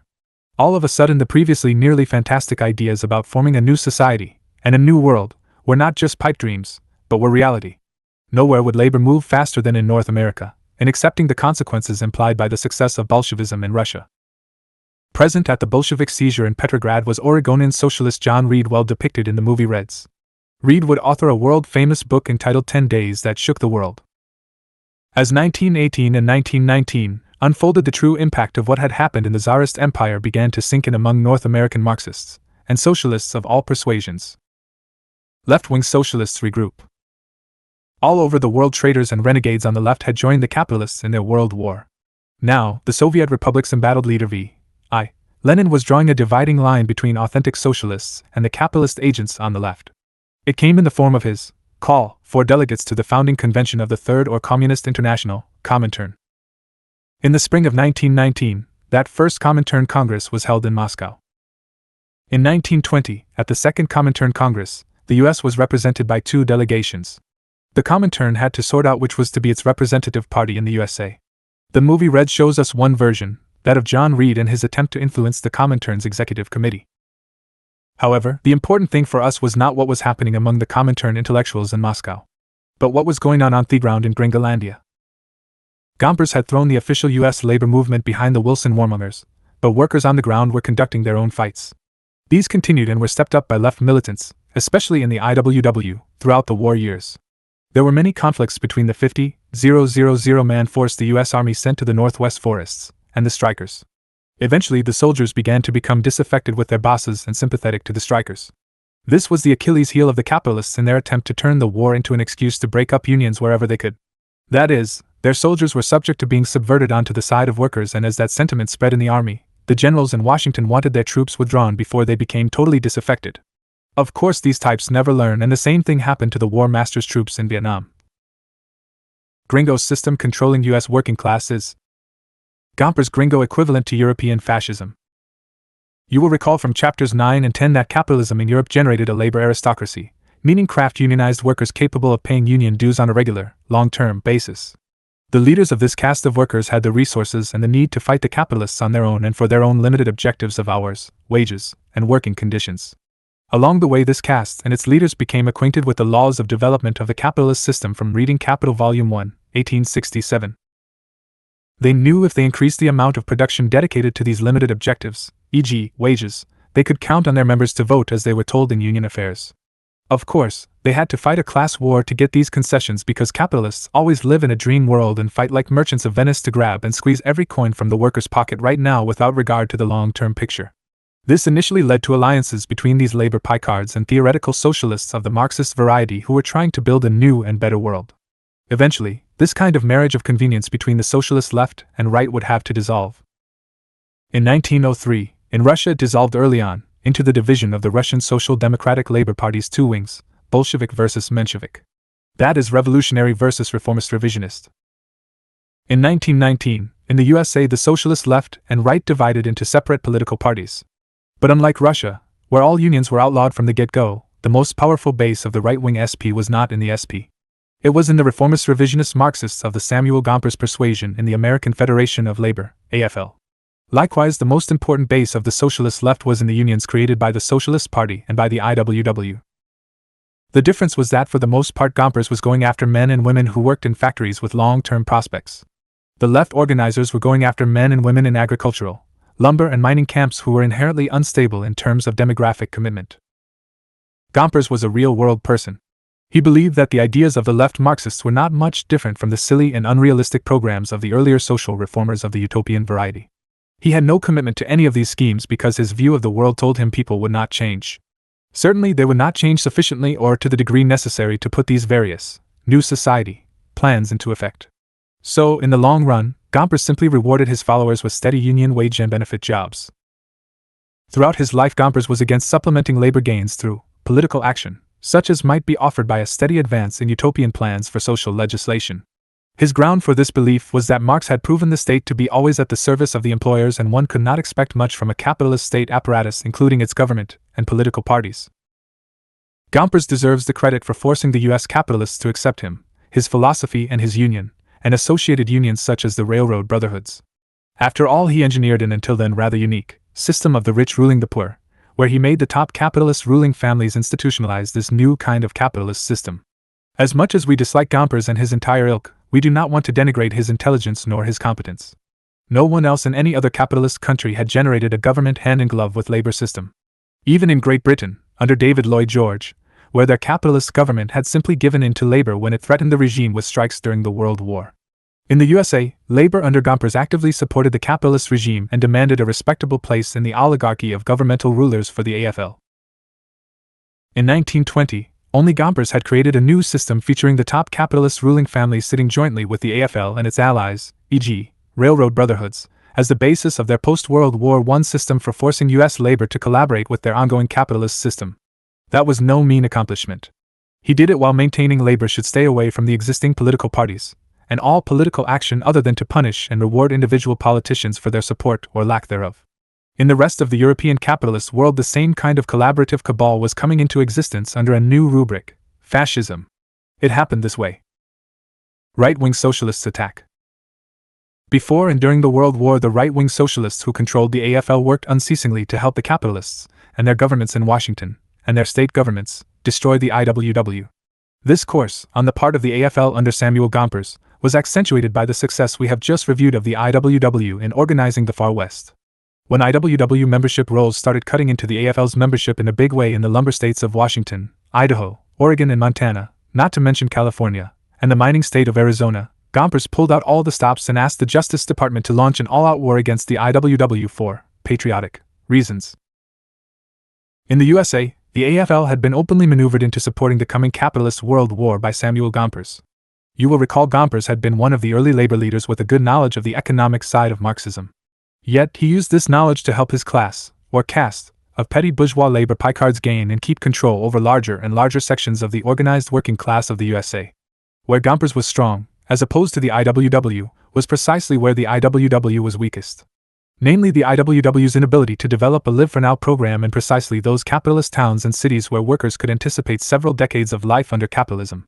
In other words, workers would have only successive minor gains in their welfare to look forward. 2. Opposed to the IWW policy vacuum, was the AFL's plan, piss poor though it was. The AFL strategy, despite all the well-known evils of labor aristocracy-dominated craft and guild unionism, did fit workers and their families into the capitalist social order any which way it could. For example, in achieving continuing social reforms albeit under capitalist rule, providing social assistance of various kinds. Gompers' dictatorship over the AFL did not mean the majority of U.S. union organizers and members supported the coming imperialist war. It was precisely because the overwhelming majority of class-conscious town and city workers were against this coming war that Gompers and gang were desperately trying to mislead the labor movement. Gompers was not just leading the 3 million AFL and railroad union members toward war, he was a member of the President Wilson's Council of National Defense, where he sat on its advisory council with the big capitalist bosses. Their job was to construct the civil base of support for the coming war. Gompers was to organize the subordination of the organized labor movement to the war program once it began. Consequently, every anti-war petition Gompers got from the member AFL unions he promptly shit-canned. He went much further, initiating strong suppression decisions. Union goons made lists of suspected radicals along with their addresses and whatever information Gompers' men had been able to gather, to join with federal cops to use in coming raids on socialists of all stripes, not just the IWW, meaning all the anti-war elements in the country. In December 1915, Gompers had initiated the call for a national institution of repression. In October 1916, he had been rewarded with membership in the august body called the National Defense Council, NDC. In December 1916, Gompers was formally appointed the head of the NDC Labor Commission. In February 1917, Gompers reported to the Executive Council of the AFL in his capacity as head of the NDC Labor Commission. That is, he reported for the capitalist gang of Woodrow Wilson, rather than in his capacity as union leader. In his capacity as head of the counter-revolutionary movement within U.S. labor, Gompers pledged to organize a series of labor conferences to support the war, once it was announced. In March 1917, the most important of these was held in Washington. The meeting produced unanimity in support of Gompers' American labor's position in peace or in war. This was a total sellout of U.S. workers to U.S. capitalists organized, as usual, by right-wing, respectable, socialists like Samuel Gompers. These rightists were throwing their support behind the coming imperialist war. In April 1917, the U.S. entered the imperialist war. 1917 to 1918, 16 months of government unions. In 1914, on the eve of the World War, U.S. workers still work 7 days a week, 12 hours a day for about $15 a week. About 30% of workers were unemployed in the major cities. In 1917, on the eve of U.S. entrance into the World War, there were some 2,800,000 unionized workers in the building, clothing, machinery, metal, shipbuilding and transportation industries. These were industries composed of workers in communities raising families and living permanently from day to day selling their labor power. Within 18 months, 800,000 workers joined their ranks. These were virtually all AFL unions. The government had unleashed the Army, Navy, and a multitude of Pinkerton wannabes onto the agricultural, lumber, and mining camps of the far west, destroying the IWW in the process. At the same time, the AFL leaders had sold out the international working class movement and were being richly rewarded in the process. Workers, with and without unions, were witnessing a rapid rise in wages, and this would have the effect of making the members of the AFL unions grateful and loyal to their hierarchy. In other words, this rapid success in remuneration for many workers resulted in making these unions permanent. Even though workers were confronted with rapidly escalating prices, there is nothing like a substantially bigger paycheck at the end of the week. In July 1917, the Wilson administration established the War Industries Board to act as the clearinghouse of war industry production needs. Eventually it would take its place as a principal component of the War Labor Administration. These were critical to a reorganization of the U.S. economy which de facto was underway with the U.S. entrance into the World War. For example, for the 16 months of war the U.S. was involved, the government had taken over the economy in critical sectors. These included takeover of the U.S. telephone and telegraph system, the railroads, and the shipbuilding industry. Simultaneously, a generalized attack against all the gains labor had made before the war got underway. In every case it was framed as patriotic justification for cutting workers' paychecks and repealing social legislative gains of the previous decade. Employers demanded the repeal of labor legislation, and 6 states enacted a legal provision suspending labor laws: California, Connecticut, Massachusetts, Kansas, Vermont, and New Hampshire. Strong labor states like New York defeated these proposals, but the trend was clear. Everywhere they could, capitalists would use patriotism against labor. In April 1918, what really institutionalized things was the decision to set up the War Labor Board. It ruled for 16 months. U.S. rulers under Wilson had decided to take advantage of Gompers' more than willingness to be corrupted, to perform scab sort of services to the U.S. rulers. This is very interesting because it shows a certain sophistication existing among the U.S. rulers and their political class that certainly did not exist in most of the country and its bourgeoisie. The WLB gave many assurances to the protection of unionized workers' rights and other workers. Even though these did not generally have much effect, they were canonized, one might say, in the ideology of the U.S. rulers' administration of the nation. Hours, wages, and working conditions were supposed to be fair. Women were to receive equal pay. Overall results for labor were good. Half of North American workers had the 48-hour week at war's end compared to some 10% in 1914. The Railroad Brotherhoods saw their members' average wage increase from $828 in 1914 to $1,820 in 1920. In November 1918, at the end of the war, the steel industry had been forced to institute the 8-hour day. But as soon as the war ended, the steel capitalists went back to the 12-hour day. This was symptomatic of the overall condition of labor after the war. Even so, when it is all said and done, the AFL emerged in a much better position than it had when it had gone into the imperialist war. More importantly, it was a permanent partner of capital in the long-term exploitation of U.S. workers. Dialectically, this improved legality for the AFL would provide the basis upon which left organizers from the soon-to-be unified Communist Party USA would build. AFL. Labor's spokesman. At war's end. Gompers had provided the AFL with a program for winning the war and for post-war reconstruction that followed his own narrow and anti-left ideology. In doing so, he assumed the mantle of Labor's spokesman. "No important measure vitally affecting labor is now taken," declared the new republic, without consultation with the leaders of the American Federation of Labor, and in the most important government boards the wage earners are represented. When the nation criticized the government's choice of Samuel Gompers to travel throughout Europe to assess labor conditions there, Solicitor General Howard Lamar informed Oswald Garrison Villard, the nation's editor, that Gompers has rendered inestimable service to this government in holding labor in line, and that, while this war is on, we are not going to allow any newspapers in this country to attack him. Foner, Volume 7:345, 1987. The AFL leadership had been fully absorbed into the war apparatus. And that pretty much says it all. U.S. capitalists invent cost plus contracting. Perhaps no more important development occurred in this time than the invention of the idea that capitalists should be paid on the basis of a capped percentage guaranteed profit against the costs of production. Costs guaranteed to be paid by the U.S. government. 1 million in costs plus a guaranteed percentage of these costs as profits, say 17%. The more you spend, the more you get paid. That is still how U.S. war contracting works.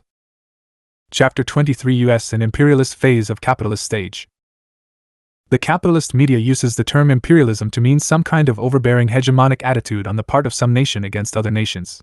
The capitalists do this because their entire educational system for the masses is a system of propaganda consisting of lies of omission and outright lies about facts. As far as the masses of North Americans are concerned, the capitalist control of their thinking is established in their textbooks, with which I have years of personal experience as an author being forced to write according to formula and reactionary oversight. The capitalist publishers always educate to obfuscate. It's no wonder so few students enjoy history courses. How could you enjoy something which is barren of truth at every turn, purposely made extraordinarily boring, and usually these books are just plain silly in the end? At least this is true as far as the mass educational system is concerned. In ruling class preparatory schools like Phillips Academy, Andover, Massachusetts, or in their elite colleges and universities such as Harvard, Yale, and Stanford, you will find that students are often told the truth, or the truth is at least made available to them. That is because the ruling capitalist families understand that a few very safe and select students have to know what is really going on. Thus, you will find Marxist professors in these bastions of the capitalist oligarchy. On the other hand, we Bolsheviks can see to it that this knowledge is passed on in proper form to the mass of working people, which is one reason for this textbook. The scientific definition of imperialism is the one given by V.I. Lenin, based on understanding the role of exported capital.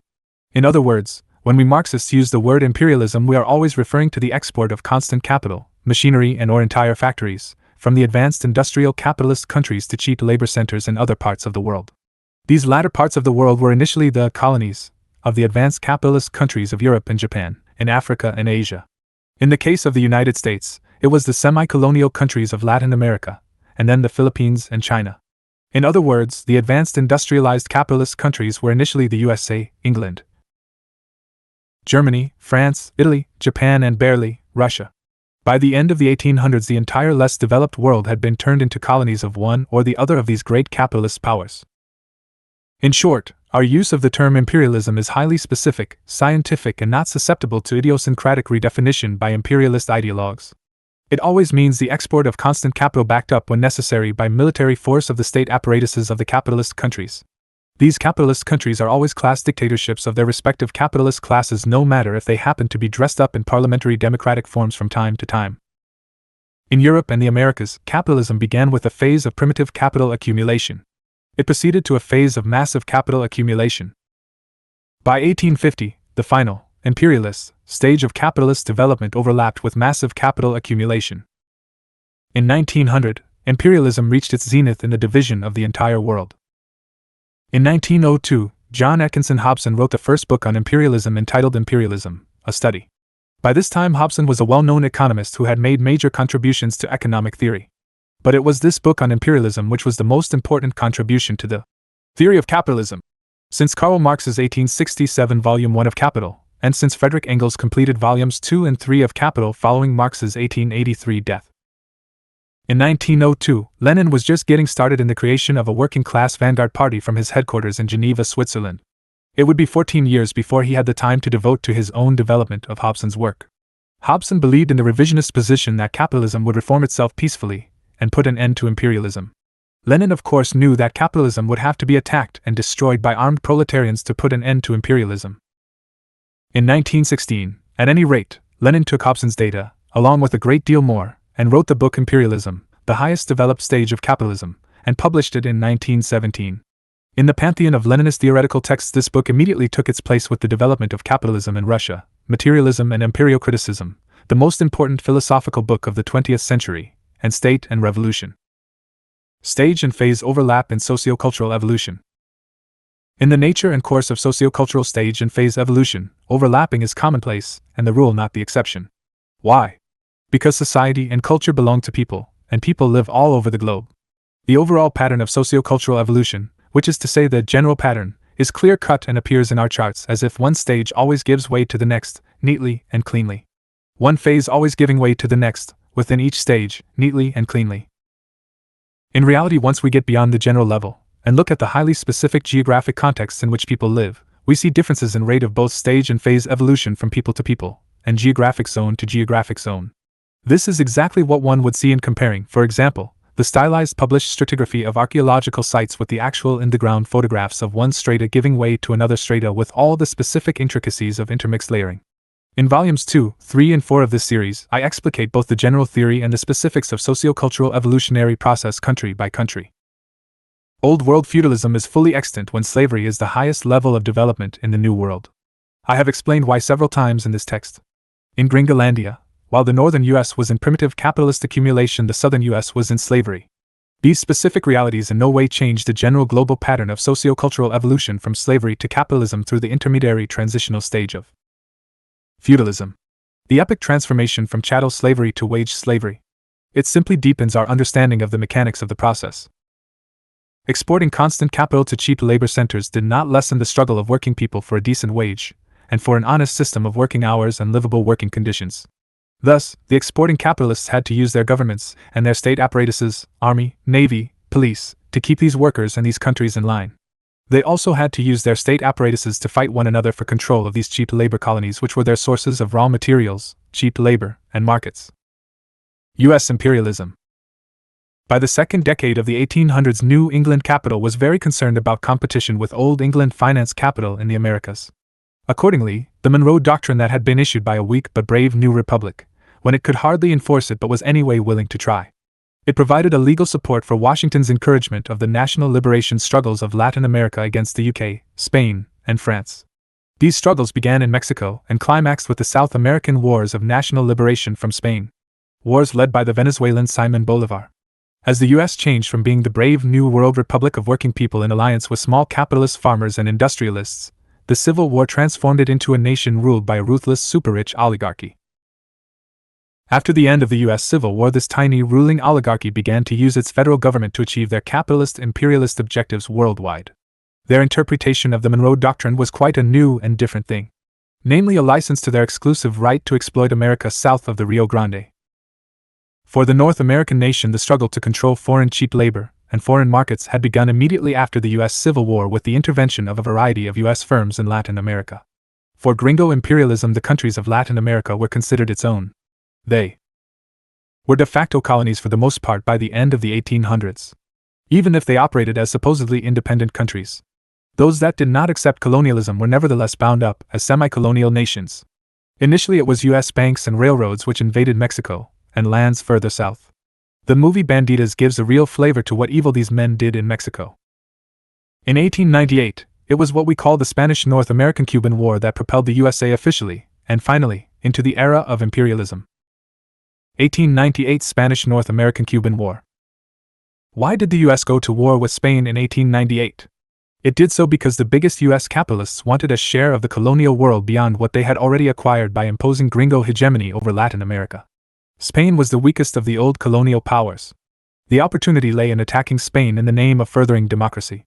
The Cubans had been fighting Spain in a guerrilla war for decades, and the struggle was coming to a head. Seizing Cuba and the Spanish Empire gave the U.S. its Filipino road to China. In 1898, the Spanish were on the verge of defeat by José Martí and the Cuban Patriotic National Army. If the US wanted to get in on the act, they had to do so before Cuba became independent on its own merits. The imperialist bosses in Wall Street, the capitalist press, and their government in Washington knew that once Spain was defeated, they could seize Spain's entire empire, not just Cuba. Most importantly, the Spanish Philippines. The Philippines had been Western Europe's road into China for 400 years. In 1898, China was well into the process of being dismembered, precisely by these same countries that were now the most important competitors for the US ruling families of centimillionaires and billionaires led by the Rockefellers. In reality, beating Spain meant getting a piece of China. That was the prize the US ruling oligarchy had its eyes on. US enters imperialist struggle for world oil. If the US was a latecomer in dividing up Africa and Asia, it was certainly not a latecomer in the worldwide struggle for oil and oil markets. In fact, since the US had initiated the modern oil age in every sense, it was perfectly positioned to take advantage of its new global position resulting from its victory in the Spanish-American-Cuban War. Gasoline thermal cracking in 1909, an American scientist, working for Standard, named William Burton, acting on his own, without authorization, knowledge, or support from Rockefeller and his henchmen, conducted a series of experiments which put oil under high temperatures and pressures. Burton's, fancy still, heated crude oil to 650 degrees Fahrenheit in pressure cooker conditions, producing a gasoline fraction running to 45% of the total. This, thermal cracking, of the long carbon-chained molecules of crude oil into short gasoline-length molecules, made gasoline available for use in the new internal combustion engines. Now these engines had cheap fuel in sufficient quantities for the first time. Dividing up the world: oil, cotton, rubber, rice. Oil was a big part of the worldwide competition between capitalists, but it was certainly not the only part, nor even the biggest part. Since the mid-1800s, the struggle for cotton, and the cheap labor workers to weave and dye it, had been a critical part of the worldwide struggle between capitalists. No part of the world was more important in this regard than the Indian subcontinent. What is today Pakistan, India, and Bangladesh. Also, capitalists were searching the world for iron ores and the cheap labor to extract them. Then it would be rubber and rice. We will focus on petroleum, reviewing the unfolding struggle among the giant oil monopolies, with the backing of their respective governments, to secure contracts and the use of their troops to back up their claims. Anglo-Persian, British Petroleum, Iran. In the 1914 to 1918 First World War, Anglo-Persian moved towards becoming a fully integrated oil monopoly along the lines of what Rockefeller had done with Standard and the Nobels had done in Russia. Anglo-Persian's boss Charles Greenway took aim at a British government-seized, German-owned, distribution company in England when the war started. It was called British Petroleum (BP). Anglo-Persian purchased BP from the always friendly British regime, and in so doing also acquired a far better name and a distribution arm. Anglo-Persian did not immediately adopt the name British Petroleum (BP) to replace Anglo-Persian, but for our purposes we shall henceforth refer to Anglo-Persian as British Petroleum. At the same time, BP moved to acquire a tanker fleet so that by war's end it was a fully integrated oil giant.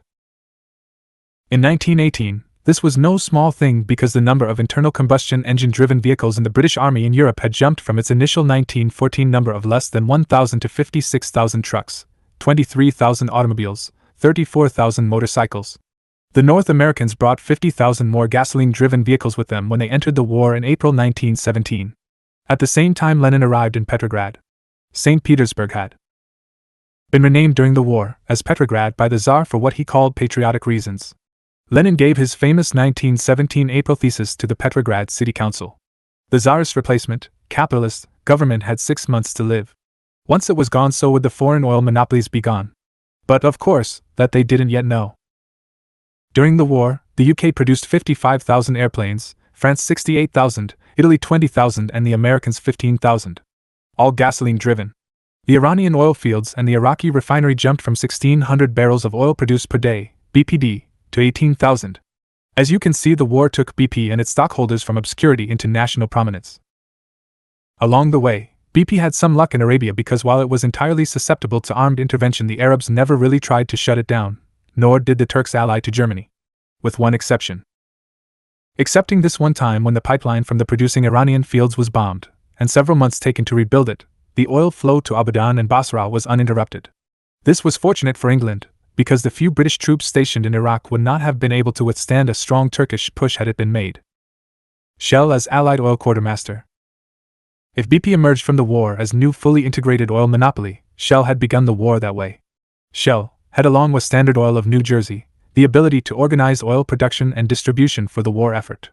Just to get a firm foundation for completion of its initial work, and then its wartime expansion, BP had to get the British government to take a 51% equity stake in its stock. Shell, on the other hand, needed nothing more than a British government market, and the war made that a certain thing.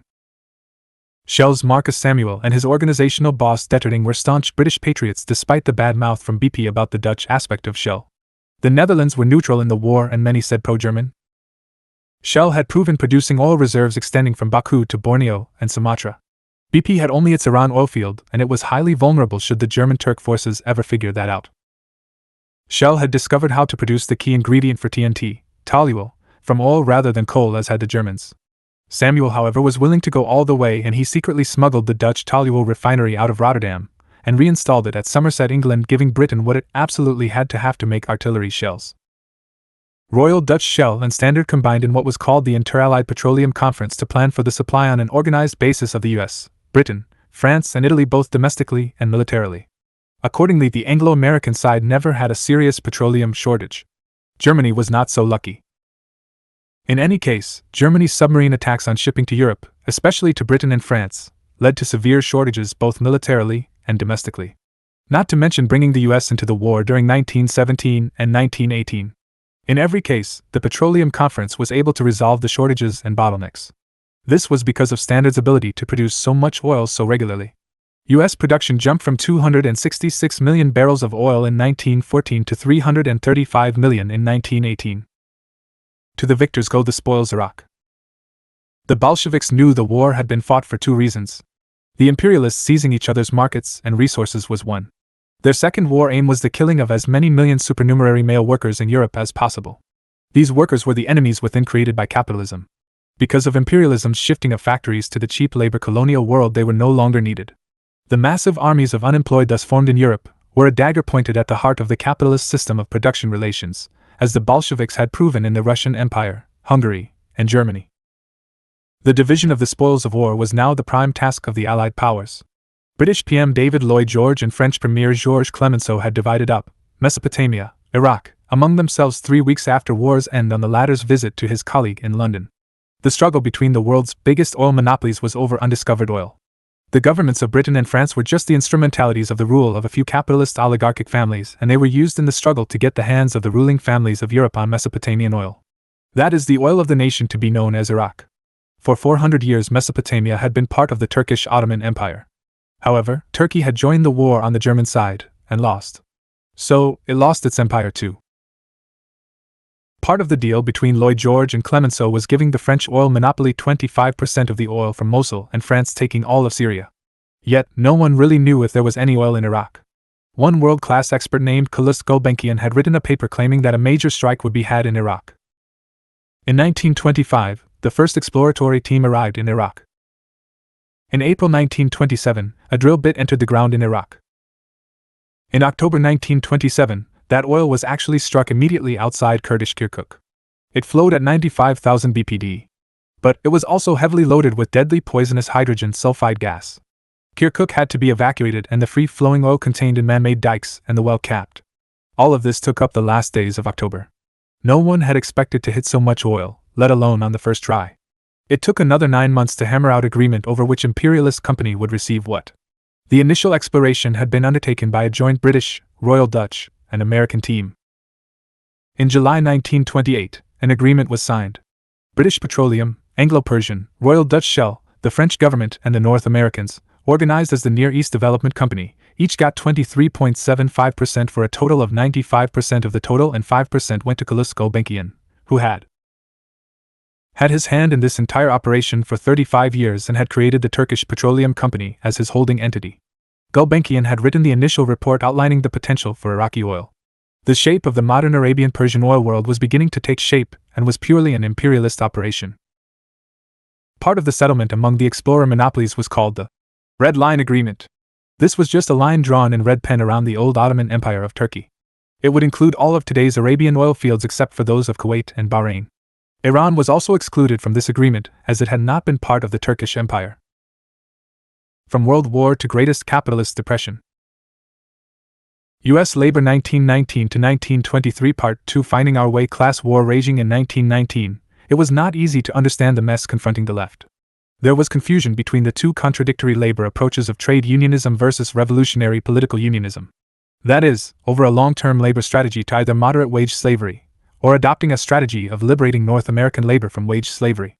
It would be the task of the soon-to-be-formed CUSA to find some effective way of doing both. This was further complicated by the ongoing physical capitalist attack on workers by the capitalist state apparatus of federal and state police and the U.S. Army. The state apparatus had been supplemented with mercenaries and vigilantes. The cap attack focused on militant Marxists of the pre-1917 types. Comprehension. We reviewed how the left in the U.S. was all over the place in its attitude to the inevitable imperialist war in the years preceding that event. And that confusion and contradiction continued throughout the war years. From January 1919 to mid-1923, this confusion crystallized into two major tendencies and eventually ended for the parties in contention with the dissolution of the old Socialist Party. Two new parties emerged. One was the New Socialist Party. The other the creation of a new Communist Party USA unified by 1923. With that development, scientific socialists, Marxist-Leninists, had gone a long ways toward achieving clarity, but we still had a long way to go. Simultaneously, the labor movement was crystallizing around the two tendencies which had become so manifest during the war. One was the right tendency toward trade union issues only, as opposed to what Gompers called political commitments, meaning he wanted the AFL to have no Labor Party platform to fight for, punishing and rewarding the capitalist parties according to their performance on labor issues. 2. The left AFL movement, which now wanted a Labor Party such as the Brits had developed. It was sympathetic to the emerging Marxists of the CP persuasion. These gathered around William Z. Foster and the Trade Union Educational League (TEL) movement. During these 4 years, the capitalists pretty much succeeded in destroying what little was left of the IWW. Before the World War, the capitalists had launched all-out attacks against workers in some parts of the country. Also, they drove a general attack against the left wing of the Socialist Party and its ideological allies. Capitalists used the war to demand patriotic attacks on workers. This was an excuse to exploit their workers more intensively, and it led to a raging armed class struggle. The violent cap state attacks on workers and their leaders were stepped up immediately after the war.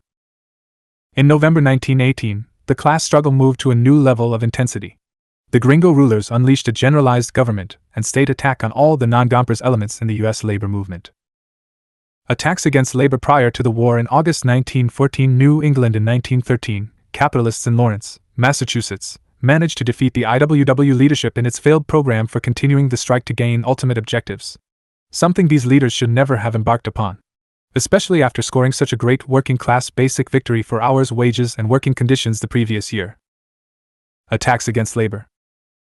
Northern California. From January to June 1916, San Francisco had become radicalized over the issue of the coming war. But the Gompers forces and the AFL unions were building support for it. On July 22, 1916, during a right-wing demonstration, capitalist provocateurs set off a bomb in the Embarcadero district. It happened during the busiest time of day with a parade and business going on, at 1:30 in the afternoon. The bomb killed 22 people and injured many more. Labor had boycotted this preparedness parade. The real reason for the attack was to establish a legal pretext for massive raids and physical attacks on the organized left in and out of the union movement. Murder charges were brought against 2 working-class leaders, Tom Mooney and Warren Billings, and 3 others were arrested. These 2 were charged with planting and detonating the bomb and convicted. Billings was framed up on totally false testimony and sentenced to life in prison. Mooney likewise was framed up, but he was sentenced to death. Origin of May Day. It was obviously the greatest frame-up of union leaders since the capitalists had attacked labor in Chicago on May 1, 1886, the original Haymarket Massacre. Unions internationally reacted. International outrage over the frame-up eventually forced a commutation to life imprisonment. It was this Haymarket Massacre on May 1, 1886, which made May Day the international holiday of the workers of the world. Intermountain Northwest. In the years preceding the Great Strike of 1917 in the forests and mills and shipyards of the Northwest, the instigator of this struggle, the IWW, had undergone some radical internal changes. By 1907, it lost most of its broader base in the SP, WFL and SLP. It reverted to ultra-left leaders in Chicago and Detroit. Its Eastern membership steadily dwindled in competition with the AFL. In 1912, the IWW had the success in Lawrence, Massachusetts. In 1913, its own ultra-left policies led it to defeat. In 1914, the IWW had been near financial collapse. In 1916, it was financially prosperous due to its success in the oilfields, mining camps, agricultural labor camps in the Midwest and Far West, and last but certainly not least in the forests of the northwestern states. Philip Foner discusses the Agricultural Workers' Organization and the Lumber Workers' Industrial Union number 500 in volumes 474 to 485 and 7:24763. But the IWW talk was a lot stronger than the IWW walk. On the other hand, determined proto-fascist thuggery on the part of the Boise Gang and allies in Washington state and Montana succeeded in lynching, otherwise killing, imprisoning, and deporting IWW organizers. The Boise Gang was the term popularized by Idaho Republican Senator William Borah. But the reactionaries did not win easily and not without exposing their utter contempt for democratic procedures of the capitalist variety. The Boise Gang dummies that composed this so-called ruling class in the Intermountain Northwest could not see far enough to collaborate effectively with the AFL, the union that had done everything in its power to sabotage the IWW efforts to organize by fielding its own union, the Shingle Weavers and Timber Workers Union. In the event, the IWW organizers were well trained as guerrilla fighters in what they openly call the class war. And the reactionaries answered in kind. IWW organizers arrived in the lumber workers' camps with their membership books and dues stamps and signed workers up right and left. When their presence was snitched off, the expelled organizers left behind men ready to follow the incoming IWW organizers. Men already on their way through the recruitment offices of the lumber companies. In June 1917, Local 500 of the Lumber Workers Union called a strike. The capitalists answered through the Boise Gang. These were local would-be Rockefeller equivalents, although they were as far from that financially as they were socially. Anyway, the Boise Gang launched a series of official state of Idaho attacks on the IWW, burning its offices and killing its organizers. The Idaho legislature passed several anti-sabotage laws enabling the arrest and prosecution of IWW organizers and officers and indeed regular members. The Idaho criminal syndicalist law put the finishing legal structures on capitalist state power, and an Idaho Defense Council was creating amalgamating official and quasi-governmental vigilante organizations. On August 1, 1917, IWW organizer Frank Little was lynched in Butte, Montana. The Cap Press in Boise and the rest of the Northwest was jubilant, urging similar treatment locally for IWW organizers. A week later, the miners of Bisbee, Arizona, were deported. On August 12, 1917, Governor Moses Alexander, Idaho, at Washington Governor Lister's request, sent Idaho National Guard troops to occupy Spokane, Washington, where they declared martial law. On September 1, 1917, against the roughly 50,000 men on strike in the lumber industry, from forests to mills and shipyards, the federal government stepped in. The U.S. Army occupied these forests, mills, and shipyards. The strike was broken. It was a rather drawn-out happening that resulted in the soldiers becoming disaffected. Their commanding generals in Washington, D.C. urged their rapid withdrawal. By that time the IWW had been dismembered. Coming in to pick up the scraps was the AFL. Attacks after U.S. enters war 1917. On April 6, 1917, the U.S. Congress voted for war as Wilson had asked. Afterwards, the Gringo state apparatus was freed from any restrictions it might have felt prior to that date. The assault against the left wing of labor was intensified. In 1923, workers fought and won enough battles against the government to force it steadily back. Workers gained legal status for their vanguard, the Communist Party USA. The IWW had switched its emphasis from the eastern industrial centers to the Midwest and Far West agricultural, mining, and lumber camps. These workers were seething with demands for social justice and many for a new society. They brought a huge and desperately needed new base to the IWW, albeit demographically unstable and temporary, and as importantly a huge new source of revenue, from the membership dues and initiation fees the IWW collected in its highly successful organizing drives. Needless to say, the capitalist war was not popular among these workers. The IWW found them an increasingly fertile recruiting ground for the most militant section of their movement. The Big Strike of 1917 initiated the capitalist worker struggle in the Far West, in the lumber states of Idaho, Montana, and Washington. Before it was over, the U.S. Army had 50,000 troops fighting against workers in these states. In the end, the Army broke the strike, but not until after the lumber millionaires had been forced to accede to the 8-hour day. The AFL debated the company union for credit for the 8-hour day. Yet, everyone knew this gain had been made by the IWW. 1919 year of massive strikes. Greatest rising of U.S. and Canadian labor. Philip Foner, a communist, and the leading labor historian in the USA, devoted an entire volume, 8, of his History of the Labor Movement in the United States to 1919 and its massive strike movement. For our purposes, I want to mention the general strikes in Seattle and Winnipeg. Seattle in January of 1919, the First World War had been over about 6 weeks.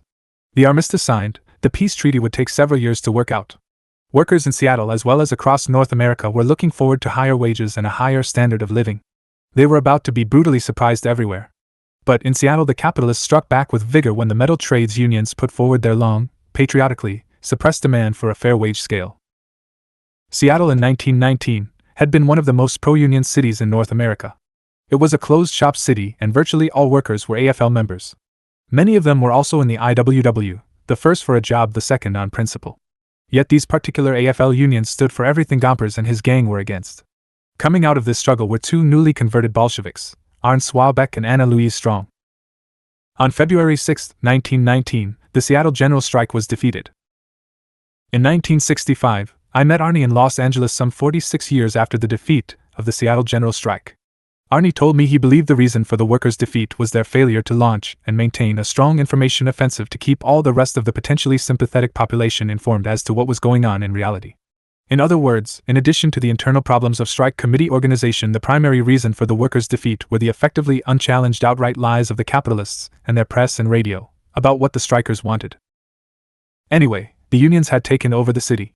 Apparently they had confidence that their daily newspaper, the only union-owned newspaper in the U.S. with a paid circulation well over 100,000, would keep the public informed. So, they went their merry way. A woman comrade, Anna Louise Strong, emerges about this time as a Bolshevik. She wrote the general strike call to action printed in the Union Daily and explained how public services would be run during the strike. She later was recruited by Red Army G2 in China, where she worked for us for many years, including a stint of duty with Richard Sorg when he was building his networks in China. It is worthy to note that she also appears as the agent who recruited Wallis Simpson, later the wife of King Edward VIII, who still later was the Duke of Windsor. In Seattle, the capitalists negotiated with one hand and then took back everything they conceded with the other. The first hand was their negotiating committee. The second was the U.S. government's Emergency Fleet Corporation's Labor Board. When the Caps gave in with the one hand, the next day they took it back with their government-controlling agency. Within 6 days the general strike was defeated, the radicals isolated, the unions demoralized. The Caps launched an open-shop city campaign that was largely successful. Winnipeg.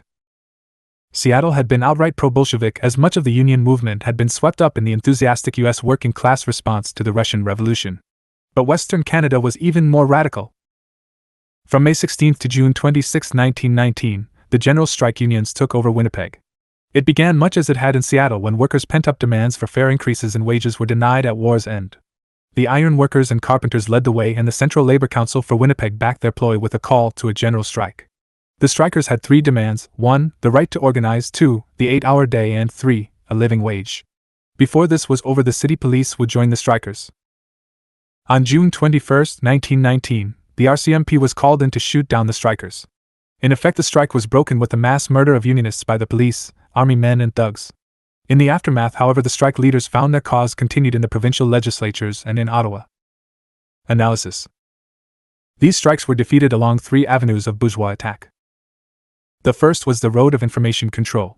This was critical because a proletarian action in what is a very petty bourgeois setting, farmers of middle and lower strata as well as the regular urban petty bourgeoisie, has to reach out and build bridges to these other strata.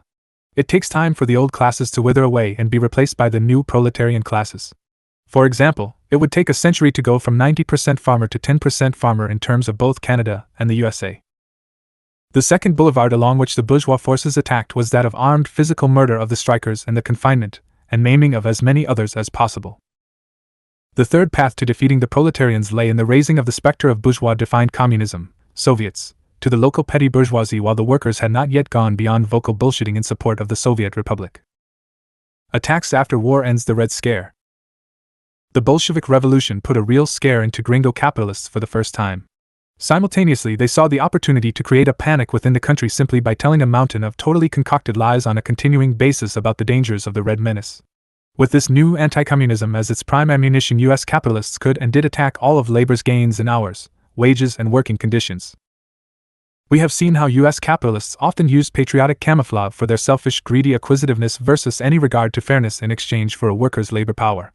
The capitalist's only idea was to maximize his theft of the individual worker's only sellable commodity, i.e., his labor power. In early 1919, a steady buildup of propaganda in the Cap press led to the announcement by the U.S. Attorney General A.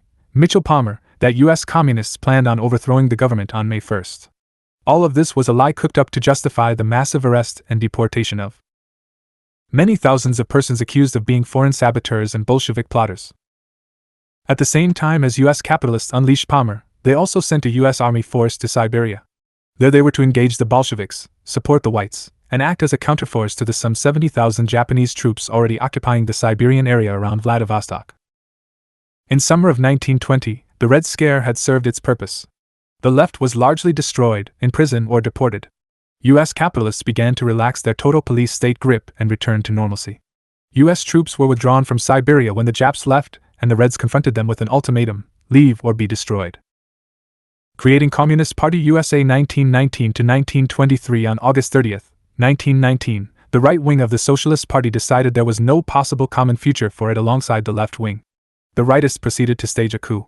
The left wing of the SP had won the National Party elections overwhelmingly everywhere. The right should have been on the way out. But the coupists expelled 70% of the party membership and invalidated the election so that when the SP National Convention met in Chicago it was headed for a final split. The Chicago police were used to clear this workers' convention hall of all of the left-wing delegates, giving de facto control of the party to the rightists who had brought in the police. Expelled majority forms two communist parties. Emerging from the left majority of SP members, now expelled, were two groups, each expecting to get Comintern recognition as the US Communist Party. Although both groups were formed too late to participate in the March 1919 founding meeting of the Comintern in Moscow earlier in the year, they did meet their international comrades at the second annual convention of the Comintern the following year. 1. One of these groups was the left-wing majority of the old SP. They became the Communist Labor Party USA, holding their founding convention also in Chicago on September 3, 1919, just a couple of blocks from the SP convention where they had been denied their rights. The CLP was largely composed of US-born English-speaking workers and may have numbered about 10,000 members. Elected as head of this party was First Secretary Alfred Wagenknecht. Among CLP's best-known protagonists was the now famous John Reed, the Oregonian socialist whose 1918 book 10 Days That Shook the World had made him world famous, and at that moment in 1919, Lenin's favorite North American. Reed had gotten over 17,000 votes to lead the SP in its next presentation to the Second International of Traitors and Renegades trying to regroup in Switzerland after the end of the war. His nearest right-wing competition, Morris Hillcoat, got somewhere around 4,000 votes. This is roughly the same percentage of left-to-right power that existed in the SP nationally. It was this realization: they could never prevail over 3/4 of their members, which had led the rightists to go for broke with their successful coup. 2. The other of these expelled groups was another left-wing majority of the SP, that had early on given up on the idea of recapturing the SP National Convention to which their voting victory entitled them, and simultaneously was forming the Communist Party of America. This party was largely composed of foreign-born communists in what were called the Foreign Language Federations. The CPA, thereafter usually simply referred to as the Communist Party or CP, had a total membership of about 58,000. Elected as head of this party was First Secretary Charles E. Ruthenberg. The movie Reds illustrates some of this struggle. Capitalist attack drives our party underground. Struggle for legal status for the PUSA in 1919, communists were being forced underground by a massive all-states campaign of the federal regime against us. Even so, both parties continued a legal publication of their main organs, as did the Foreign Language Federations. But the leadership that was still out of prison had to hide. These leaders began work to create certain mass organizations which could take an open legal role. In May of 1920, the two communist parties struggled to unite, and the first attempt occurred but was only partially successful. In May of 1921, at a second conference, another attempt at establishing unity finally got these two together, creating the Unified New Communist Party of America, CPA. In July 1921, two mass organizations were created. One called the American Labor Alliance. Another was the Workers' Council. In December 1921, an organizing convention of the mass organizations and the underground now unified party was held in New York City. Ruthenberg again emerged as the leader of the Workers' Party, with a 17-man Central Committee and the Worker as its main organ. This was to be the legal above-ground organization of the still underground Communist Party, unified CPA and CLP. During August of 1922, the new party struggled to get a strategy together for emerging from illegal status. In April 1923, despite renewed and ongoing capitalist state attacks, the two were able to hold a unifying convention. Everyone was finally subsumed under one title and one legal above-ground party, the Workers' Party of America. This is the seed from which the then still underground Communist Party USA emerged as a legal entity of some 20,000 members in 1923. A long ways from the many times larger membership the left had enjoyed in the old SP. But the federal and state capitalist attacks had taken their toll. What you have just witnessed historically is the most important single contrast within the capitalist world in the post-World War I period. namely, the different ways the ruling classes of Europe and America developed to use against Bolshevism. In the USA, something rather new had emerged, and that was a capitalist appreciation for the work of the all-out pro-capitalist, pro-imperialist labor leaders of the AFL under Gompers. Elsewhere, as in virtually all of continental Europe, ruling classes were resorting to the elevation of outright legal police tyranny over workers as the preferred form of domesticating the working classes, i.e., fascism. One could say that fascism emerging in Europe and Gomperism in the USA were structural equivalents. It was their principal role to subordinate labor to capital. But there were important differences. When properly exploited, this difference would allow Russian Leninists and the Soviet state to ally with the North American capitalist state to defeat fascism in the coming Second World War. Chief Red Hunter for Attorney General Palmer, and eventually for the entire U.S. government, was a young attorney newly employed at the Justice Department named J. Edgar Hoover. On August 1, 1919, Palmer announced Hoover's appointment to investigate the reported communist plot to overthrow the U.S. government by armed violent action. Thus, the man who would eventually be known in the intelligence community as J. Edgar Hoover had begun his career as chief of the then just created General Intelligence Division within the Justice Department's Bureau of Investigation. There the systematic intelligence gathering against the left was now being conducted. Hoover was a homosexual of the feminine variety, but deep within the closet, as far as the public was concerned. Within a few years he had found a second-in-command for the now-named Internal Security Service, the FBI. Number 2 in the FBI was the masculine homosexual husband for Hoover. Hoover, who never lived with a woman other than his mother.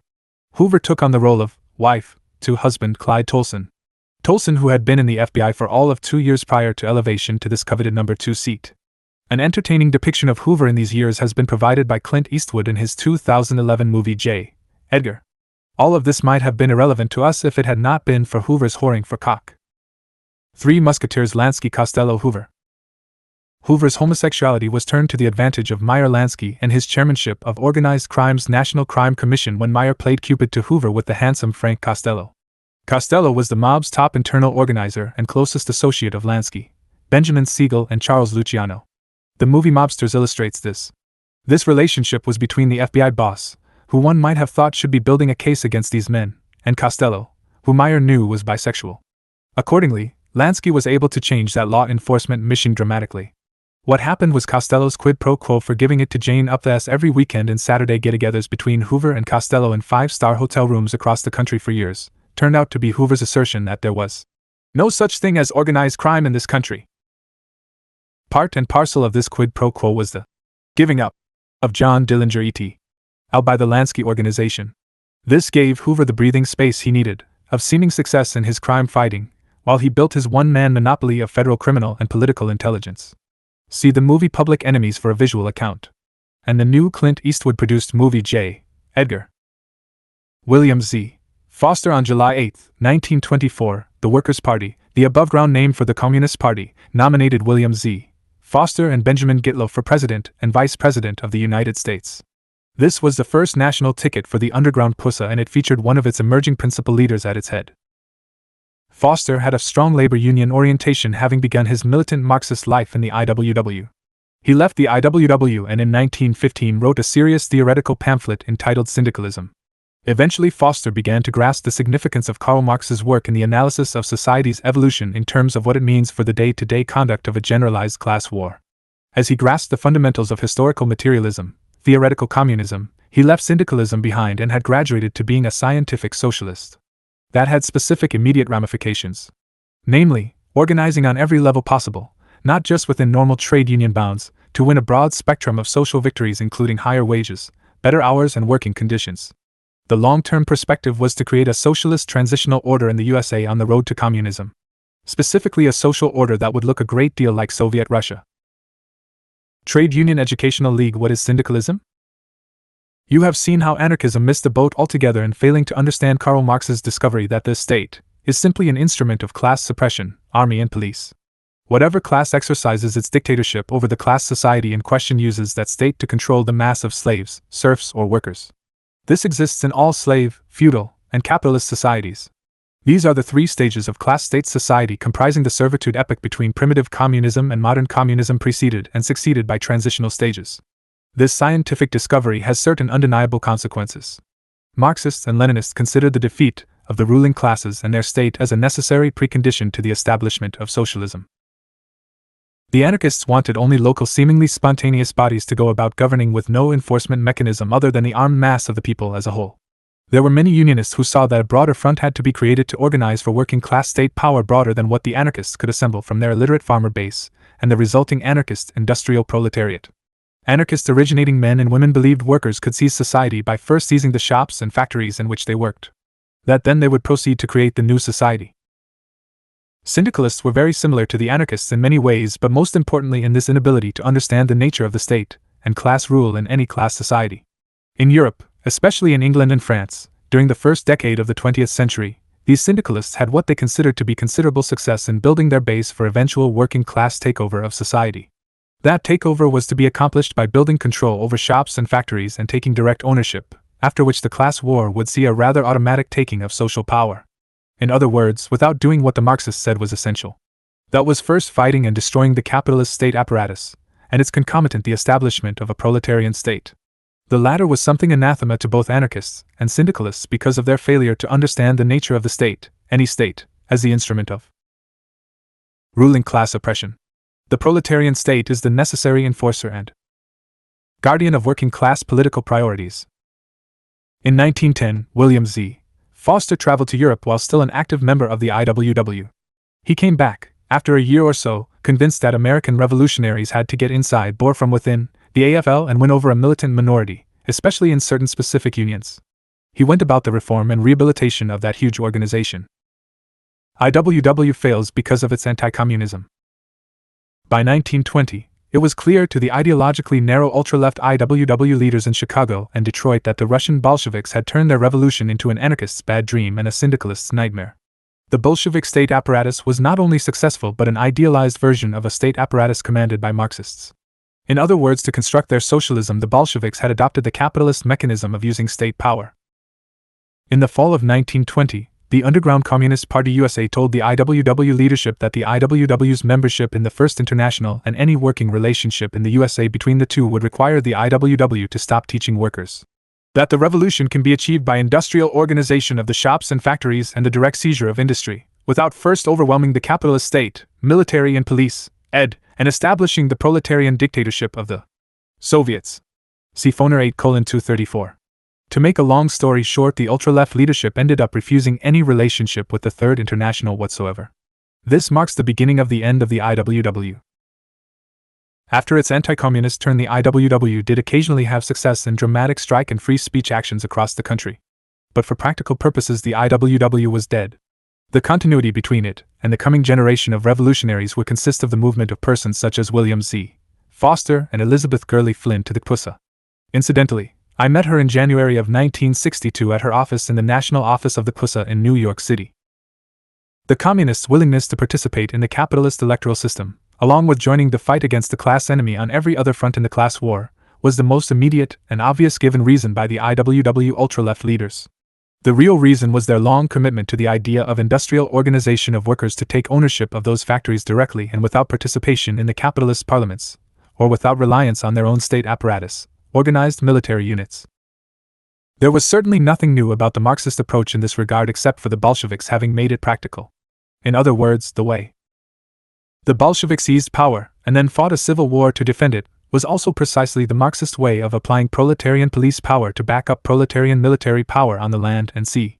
The North American syndicalists and anarchists like Emma Goldman should not have expected anything else. After all, this is what everyone had been arguing about since the days of the First International. The Marxist and Russian Bolshevik interpretation were well known to just about everyone on the left. Syndicalist League of North America in 1911, when Foster returned from his self-directed sabbatical in Europe, he was convinced that the ultra-left IWW policy of dual unionism was self-defeating.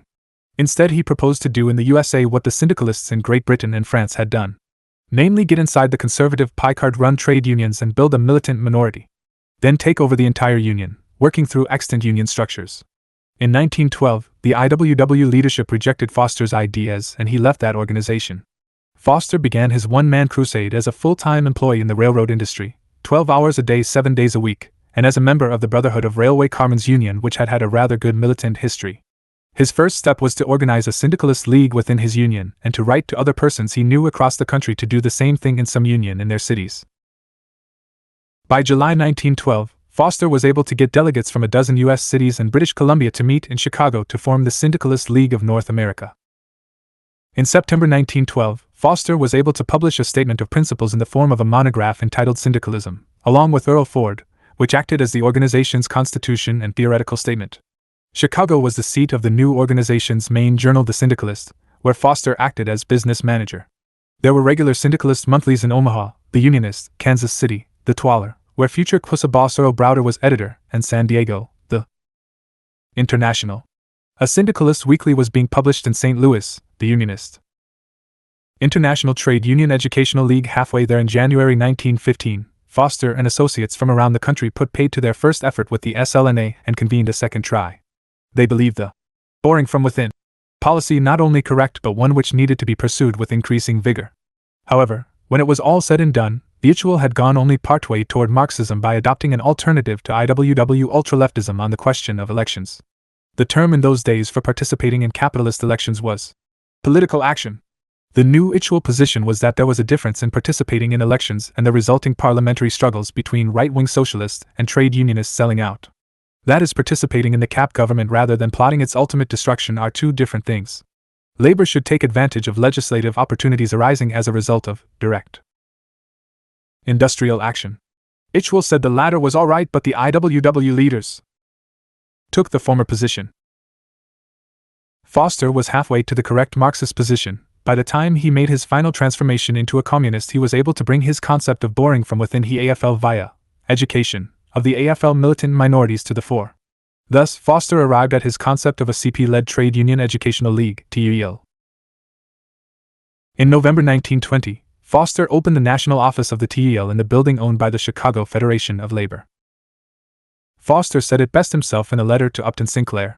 "It seems to me it is time that the left wing of the great labor movement develops an industrial program. It had one 15 years ago, but that led to the IWW and all the years of impotency. The time is ripe for another, and the new one, if it is to fare better than the last, must call for this inevitable industrial unionism through the old unions." Foner 9:105. Foster had been one of those supercharged by the success of Lenin and the Bolsheviks in Russia. A few highlights from his career will give you an idea of how strongly. Great Packing House Strike on July 11, 1917. As an unaffiliated one-time syndicalist working in Chicago, young William Z. Foster got the idea of organizing the altogether crazily thrown together packing house district workers. The meat packing industry had gone from one farmer's slaughter of cows to a one-man slaughter per cow in the Chicago stockyards. Now, the entire process was broken up into a series of jobs until about half the jobs were in the hands of one immigrant population or another from Eastern Europe. About 80% of the other half went to white workers and 20% to black workers. The AFL unions had virtually all been racist in Chicago, and this was the number one weapon of the capitalists in keeping their workers divided and disunified. Racism combined with nationalist bigotry did the job, until Foster came along and changed the course of mass organizing in racist divided capitalist workforces. Foster belonged to a rather small AFL union made up of railroad carmen. He got them and the AFL Butcher Workmen's Union to approach the Chicago Federation of Labor to kick off an organizing drive in the packing houses and stockyards. Only 5 days later the fight was on. The most amazing struggle unfolded. Foner's History of U.S. Labor Volume 7 gives an excellent account. By Easter 1918, the packing houses and stockyards had been organized, and the combined power of the capitalists, their state apparatus, and quasi-governmental goon squads had been decisively defeated. Workers had won, temporarily anyway, the 8-hour day, time and a quarter for overtime, and a 20-minute paid lunch break. Workers walked away with a flat 10% across-the-board wage increase. The union won on all its key points, such as worker seniority, changing, cleaning and toilet facilities, dining rooms, and anti-discrimination clauses in worker contracts. Actually, the AFL unions were a bulwark of the capitalist racial structure, designed as the post-Civil War method for keeping U.S. workers divided from slavery to segregated racial serf.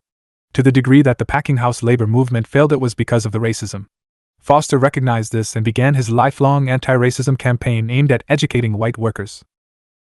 Great 1919 Steel Strike in April 1918. On the heels of the victory in the packing house stockyards organizing campaign, Foster again approached the Chicago Federation of Labor. With nominal support from the AFL Union, which should have taken the point long before, the Amalgamated Iron and Steel Workers, Foster won support for his next organizing target, the U.S. steel industry. Depression of 1920 to 1923. In November 1918, the collapse of working class buying power, rise in prices, began at war's end. From August of 1920 to August 1923, the U.S. economy sunk into another of the continuing depressions of the U.S. capitalist system's history. You will recall the first of these capitalist depressions in the USA began in 1819, continuing uninterruptedly every few years thereafter until the Civil War. After the Civil War, these capitalist depressions did not end. During the Spanish North American-Cuban War of 1896, and again during the First World War, 1917 to 1918 for the U.S., there had been temporary spurts of employment and increased wages, due to the war contracting. In 1920, the pattern of attacking working-class gains across the board was again the policy of the ruling capitalist classes across the Gringo nation. Even Gringo Cap academics decried the fact that workers' wages were largely below their calculated minimum working-class family need of an annual $1,617.00 US. Scott Nearing, an early communist writer, calculated that a minimal standard required $2,285 for a U.S. working-class family of 5, and that only AFL labor aristocrats made that much. Worse yet was that Gringo Cap economists believed the problem was market saturation. In the Cap press of the year 1920 we saw the idea that there were too many goods and too few buyers, thus there were too many workers. Many would have to be released to find other kinds of livelihood. Nearing pointed out that the problem was that workers didn't have any money to buy everything they desperately needed. By contrast, capitalist profit had increased several 100%, by the most conservative estimates. You didn't have to be a rocket scientist to see what was going on. In 1929, the next great capitalist depression began and continued unabated. In 1932, the election of FDR marked a turning point in Cap policy. The Cap class divided and the progressives elected their own man. By 1933, the U.S. Cap system was definitely tottering. The most important pusher of its inevitable coming end was the Communist Party USA. In 1922, the New York Times anticipated this CP-led revolution, warning that Canadian Bolsheviks had begun to lead the unemployed movement up there. It said that had to be prevented at any cost in Gringolandia. They kicked off another red-baiting campaign of their own against U.S. communists, all still underground. The NYT said Reds were running the unemployed demonstrations in U.S. cities. Of course we were. In the meantime, unions fought back by providing assistance to their members and to members of their international unions. Civilian sympathizers with workers in unionized industries sometimes created food banks and produced distribution centers in the factory districts of Philadelphia and Buffalo. Workers never really win in these situations, but sometimes they can weather them. Capitalists have their solution to the depression. In his outgoing State of the Union address, Woodrow Wilson had called, in one sentence, for the government to launch public employment programs of some kind to take up the slack expected by the returning waves of conscripted soldiers. However, the incoming Republican administration of Warren G. Harding decided on a different course after convening a conference on unemployment. Perhaps the best way to describe the attitude of U.S. capitalists to the rising tide of unemployment and higher prices for everything from food to housing is to recall how they reacted to labor's demands for health and dental care. There's your dental plan. In 1922, during the New England textile strike, several Pinkertons had grabbed an IWW speaker so that the local fat cat magnate could kick him in the head. Having removed most of his dentition with one kick, the local offended capitalist pronounced, "There's your fucking dental plan." Harding's conference on unemployment institutionalized this proto-fascism when it pronounced that U.S. wages in the textile industry should be cut by 2/3 in order for U.S. capitalist owners to be better able to compete with German industry. In fact, the conference recommended that all U.S. worker wages be cut back to the German level for the same specious reason. Quite an outcome to the imperialist war fought by American workers against German workers. They won the war. Now it was proposed by the Caps that they lose everything they had gained over the previous years and decades. In the end, workers didn't lose everything they had gained, but they came close to it. Although the president's recommendation to cut U.S. wages across the board by 67% was not enacted, it certainly was the policy being promoted across the nation as individual blood-sucking capitalist scum took advantage of every opportunity presented by the capitalist governments in Washington, D.C. and the state houses. It was clearly the policy of capital in North America to enslave labor to the degree possible. Slave auctions. In September 1921, one activist named Urban Ledoux, using the name Mr. Zero, sold 50 unemployed men at a slave auction in Boston. More and more of these were held in the build-up to the Unemployment Conference, and supported by a broad spectrum of liberal and progressive organizations including the ACLU and the NAACP. The idea being to prove the difference between chattel slavery and wage slavery was not all that great. Right-wing AFL leaders throw qualified support. Gompers and Gang were challenged by their own unions for failing to effectively stand up to the wage-slashing proposals of the capitalists at the President's Conference. But by this time the role of the Picard leaders of the AFL was so well established that nothing else had ever been expected. Their program? The same as the capitalists. To urge family and friends to come to the aid of their unemployed family and community members. Time for Leninism. More would have to be done to ensure the social welfare of all working people regardless of sex, religion, race or ethnicity. This would require the legalization of the status of the Communist Party and a massive education of workers and unions about unity, how the capitalist conspiracy against them was based on exploiting prejudices about others due to their race or sex, religion or ethnicity. We have reviewed how U.S. communists handled the government hooligan attack. Now let us take a look at how U.S. communists approached the trade union movement even before the legalization under the leadership of William Z. Foster and the Trade Union Educational League (TUL). Capital expands science of petroleum geology and engineering. Throughout the 1920s, a primary concern of bankers and long-term thinkers and planners was whether continuing sources of crude could in fact be found. Many experts thought it was just a matter of time until crude oil ran out, and then where would we be? Science, engineering and technology continued to advance by leaps and bounds, and it was not surprising that something as potentially rewarding as oil science should have been a big part of this. Consequently, we saw the emergence of entirely new ways of searching for oil, and these were the torsion-balanced magnetometer, the seismograph and refractive seismology aerial reconnaissance, deep drilling technology, conservation-oriented oil field production engineering, improved refining, better shortening of long-chain oil molecules or cracking, electric logging, expelled from Russia. In the meantime, the imperialist oil families had to face the reality of having lost their entire investment in Russia. At first they tried wishful thinking and asserted the Bolshevik regime could not survive, though by this time, 1920, an objective observer could see that the Wrangel threat out of the Crimea and the Polish threat against the Soviet West were both doomed to defeat. Anyway, these super-rich families engaged in long and drawn-out negotiations among themselves over one or another aspect of Russian oil. It was all irrelevant. In Chapter 10 we reviewed the rise of Baku Batum Oil, the organization of its labor movement by Vladimir Ilyich Lenin and his agents of change, Joseph Stalin, Michael Kalinin, and Kliment Voroshilov. We saw how these men, and other old Bolsheviks, organized the nationwide general strike of 1903 that led to the Tsarist war against Japan in 1904, the Tsar's miserable defeat, and the subsequent revolution of 1905. We need not go over it once more here. Suffice it to say the Bolsheviks were successful in 1917 establishing the first working-class government and state in the world. The Soviet Republic became the Soviet Union in 1924, and the old Tsarist Empire had been restored in new proletarian form. Leonid Krasin, who had started his career in the oil corridor of Baku Batum organizing strikes and robbing banks, now took over the business aspects of the commissariat, ministry, having to do with getting government-owned corporations, getting it up and running. Lenin needed the cash flow from oil, and instructed Krasin to make modernizing the Russian oil field and producing and selling Russian oil his number one concern. Money was pouring into Russia for its oil, and the Rockefellers, Nobels and the Rothschilds were totally excluded. They had lost it all. It would be their greatest defeat until Mexico. Mexico. Revolution broke out in Mexico in 1910, and the revolutionary struggle would continue for a quarter century. People around the world became familiar with leading figures such as Pancho Villa, who controlled the revolutionary armies in the north, and Emiliano Zapata, who was in charge in the south. A huge number of new-class technocrats in Mexico City also joined in revolutionary activity.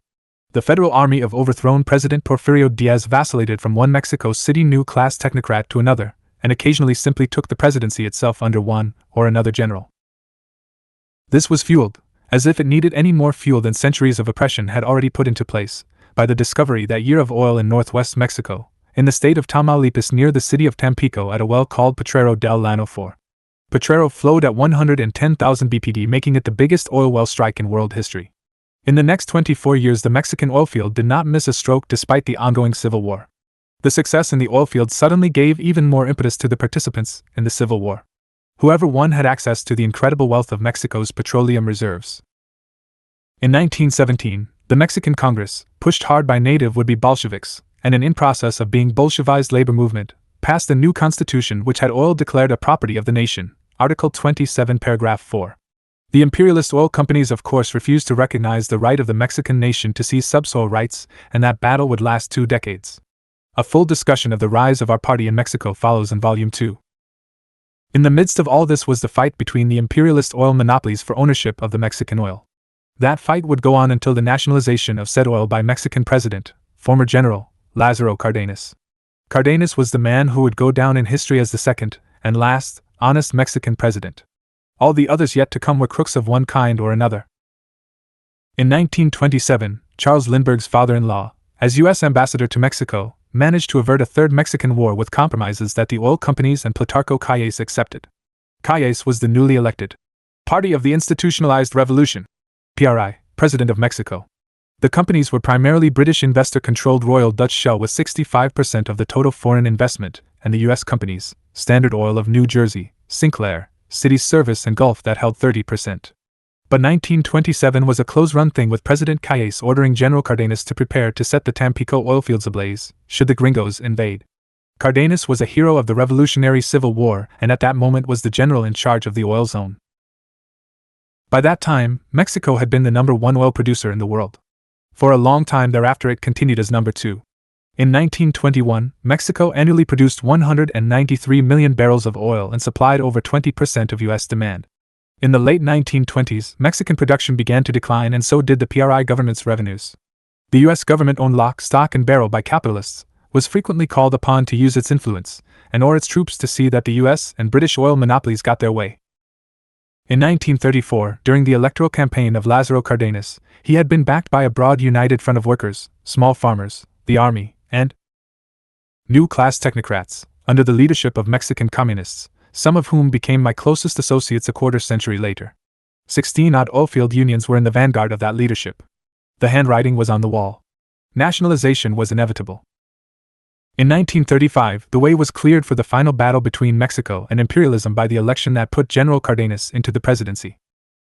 In May 1937, 2 years later, the Mexican oilfield unions went on strike. Mexican labor rallied behind the oilfield workers and began preparing a national general strike. They were propelled to do so perhaps more quickly than they might otherwise have done by the successful nationalization of Standard in Bolivia. President Cardenas could not afford to have a strike that would paralyze the nation for a variety of reasons and set up a commission to study the company's books and prepare a recommendation. The companies fought back. On March 18, 1938, to make a long story short, Cardenas seized the oil field and nationalized the entire oil infrastructure.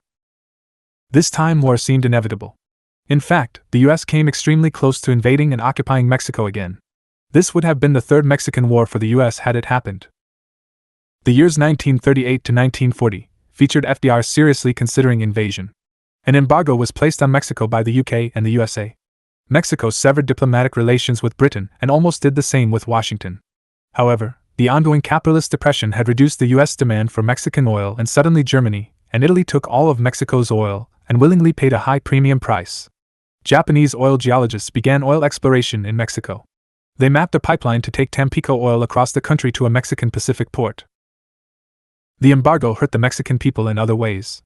I have spoken with Mexicans who lived through it, who were from relatively wealthy families and for the first time felt the pangs of hunger and deprivation. In the end, FDR decided that the effect on Latin America of another U.S. invasion of Mexico would be to turn the entire region south of the Rio Grande against the U.S. precisely at a time when the Nazis, the Italians and the Japanese were making strong probes and serious attempts at winning over the comprador regimes of South America to their side in the coming Second World War. FDR opted for peace with Mexico and came to a quiet agreement with Mexico City that gave gringo acquiescence to permanence for the Mexican nationalization. In exchange, Cardenas gave believable assurances that the U.S. would continue to get the lion's share of Mexican production, and all of it, if necessary, in the inevitable coming World War. At the end of 1939, FDR reached an accommodation with outgoing Mexican President Lázaro Cárdenas over the 1938 nationalization of Mexican oil, thereby setting a favorable political scene for gringo imperialism to prevail over fascist imperialism south of the U.S. border.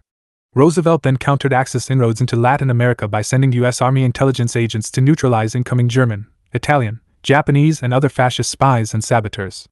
They did this by assassination of these persons in their five-star hotels and favorite whorehouses from Mexico City to Buenos Aires. These foreign agents were fairly easy to recognize, even in Argentina and Chile, and most vulnerable when not ensconced with their fellows in embassies and safe houses. By 1941 these pests had been exterminated for the most part. U.S. hit teams were called rat hunters, and the tactic, rat hunting. When I joined U.S. Army intelligence in 1960 these tactics were still routinely being taught. We learned how to do it. Finally, Mexico, having gained ownership of its own oil, was able to produce cheap fuel oil and gasoline to support Mexico's own industrialization. It set up a government oil monopoly, Petróleos Mexicanos, Pemex, and generations of Mexicans would enjoy the luxury of cheap automotive gasoline. This lesson would be learned by colonial and semi-colonial countries all over the world, not just Latin America, for decades to come, and had a worldwide significance far in excess of its immediate national import. Equally important with the passage of time would be the criminalization of the Mexican oil labor movement under La Quina, the Mexican super boss of oilfield labor, who eventually was sufficiently powerful to challenge the PRI president for control of the nation. We will return to this subject once more in Volume 2. Rape of Venezuela. In the 1920s, the Rockefellers and other U.S. producers had been looking for an alternative to Mexican crude. While they had not yet missed a barrel in production from their Mexican oilfields, they had to operate within an atmosphere featuring the constant threat of nationalization from Mexico's labor movement and its powerful Communist Party. The foreign capitalist oil families took Bolshevism seriously now, because they had lost everything in Russia once and were not looking to losing everything twice in the event of communist revolution or leftist labor-led nationalization in Mexico. The aftermath of the wars of national liberation led by the bourgeois and petty bourgeois classes of South America featured the descendants of Venezuelan leader Simon Bolivar settling into a kind of post-Roman Empire West series of fiefdoms, where each local feudal boss was a military dictator. In fact, of the 184 members of the bourgeois 1890 Venezuelan parliament, 112 were generals.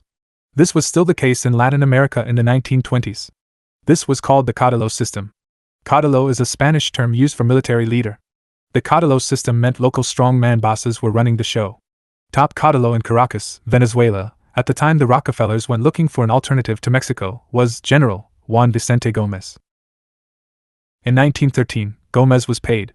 He then delivered a Venezuelan oil lease, on a platter, to Royal Dutch Shell. Then Royal Dutch Shell production in Venezuela was small time. In 1919, Gómez was paid again, and he delivered to Standard Oil of New Jersey. In 1922, Washington paid him and was thus able to put order into the Venezuelan system by getting Gómez to announce the petroleum law. This brought to Venezuela the then current concepts in Anglo-American law regarding the exploitation and regulation of subsoil rights to oil. In December 1922, the first major strike was made at what became the Standard Oil La Rosa field on the northeast coast of Lake Maracaibo. The La Rosa well blew in at 100,000 BPD. Standard now had its Mexican alternative source identified. All the imperialist companies switched their focus away from unstable, revolutionary, pro-Bolshevik Mexico. And the imperialist companies had the Washington-imposed petroleum law in hand. A law they had written for an orderly way to share in the rape of Venezuela. The bought-off comprador regime of totally corrupt General Gómez would last until 1935. FDR saves U.S. petroleum industry. The oil monopolies were confronted with a serious coming catastrophe in the USA. In many ways this was far more severe than what they had lost in the Soviet Revolution. It was, at bottom, the general crisis of capitalism which we have defined in earlier chapters, which was responsible. But the immediate form of U.S. oil capitalism's collapse lay in the chaotic, destructive profit-seeking of greedy production. If not for Rockefeller and Flagler, the U.S. petroleum industry might have continued floundering in internecine and senseless warfare among producers, refiners, railroads, pipeline companies and banks many years earlier. But even then, as we have seen, with Rockefeller and Flagler in charge, it had been impossible to continuously impose clarity on men who could not see beyond the greed on the tips of their noses. This situation has been exacerbated and brought to crisis by the discovery of one gigantic oil field after another in the states of Texas and Oklahoma. California oil men contributed their part to the chaotic state of the industry, but were too far away from the eastern and midwestern markets to affect them. In 1931, the biggest strike of all came in East Texas, when perennial promoter and octogenarian Columbus, Dad Joyner, hit it big in Rusk County, East Texas on the farm of Daisy Bradford. The field turned out to be 10 miles wide and 45 miles long. By the next summer, wells were producing 500,000 BPD. All of this was great news, at least initially, for Dad Joyner. But for the industry already suffering from too much crude on the market, it was a disaster. Others hit it big before the collapse in prices and made the fortunes with which they would fund their future notorious activities, such as H.L. Hunt, the Texas fascist and Kennedy assassination co-conspirator. Hunt swindled Dad Joyner and many others to take the lion's share of the new East Texas bonanza. This was the depth of the First Great Depression, and no one could take any more hits than they had already taken and were now taking. In November 1932, Franklin D. Roosevelt was elected U.S. President. 4 months later he entered the White House when the USA was itself on the verge of Bolshevik revolution. Among other things, the progressive capitalists under FDR had to get the price and supply of oil under control, and they proceeded to do so. FDR appointed Illinois Republican and former Progressive Party lawyer Harold Ickes to take command as oil administrator in the Public Works Administration. This was one of FDR's 100 days emergency pieces of legislation. Congress had given him a blank check for 100 days as they were paralyzed by their fear of Bolshevism. Ickes had already been appointed U.S. Secretary of the Interior, so the two tasks fit together like hand in glove. Oil had sunk to 10 cents a barrel when Ickes warned Roosevelt that collapse of the entire industry was imminent. Indeed, for once, U.S. oil capitalists were begging Washington to save them. To make a long story short, FDR issued an executive order with 100 days authorization to control the price of oil. To do this, he had to stop the bootleg oil being stolen at every opportunity from reserve tanks, pipelines, and refineries to the tune of 500,000 BPD. He used the power of his executive branch to send special cops into Texas and Oklahoma to enforce the new NRA oil code now operated by Ickes through the Interior Department. Next, FDR had to get the producers under control. Ickes issued quota orders for Texas and Oklahoma and instructed the state governors to enforce the quotas. Ickes toyed with the idea of price fixing but gave that up, and we would not have it until World War II. By the time the ultra-reactionary U.S. Supreme Court outlawed the NRA and NERA, the industry was under control and willingly accepted the regulation they had first vehemently opposed and then begged for. Finally, FDR acted to impose a tax on all foreign oil coming into the country, and that put an end to oversupply originating overseas. Foreign oil imports dropped to 5% of the total. Demand had been stabilized, and so had supply. The Depression was far from over, but the immediate danger of Bolshevik revolution had been avoided, and the oil field was once again an integral part of the newly emerging, reformed, U.S. capitalist system. On the eve of World War II, the good. We have used the oil industry as our example of imperialist expansion before and after World War I. We have seen that a handful of super-rich families owning a handful of super-rich corporate monsters with a monopoly on oil, and yes, natural gas, but the expansion of natural gas to contemporary levels would not happen until after World War II, had their own ideas. In this book we reviewed the fact that the entire post-World War I period can be defined in just one way. The international capitalist class considered itself to be at war with the international working class's first national, state, power holder, the Union of Soviet Socialist Republics.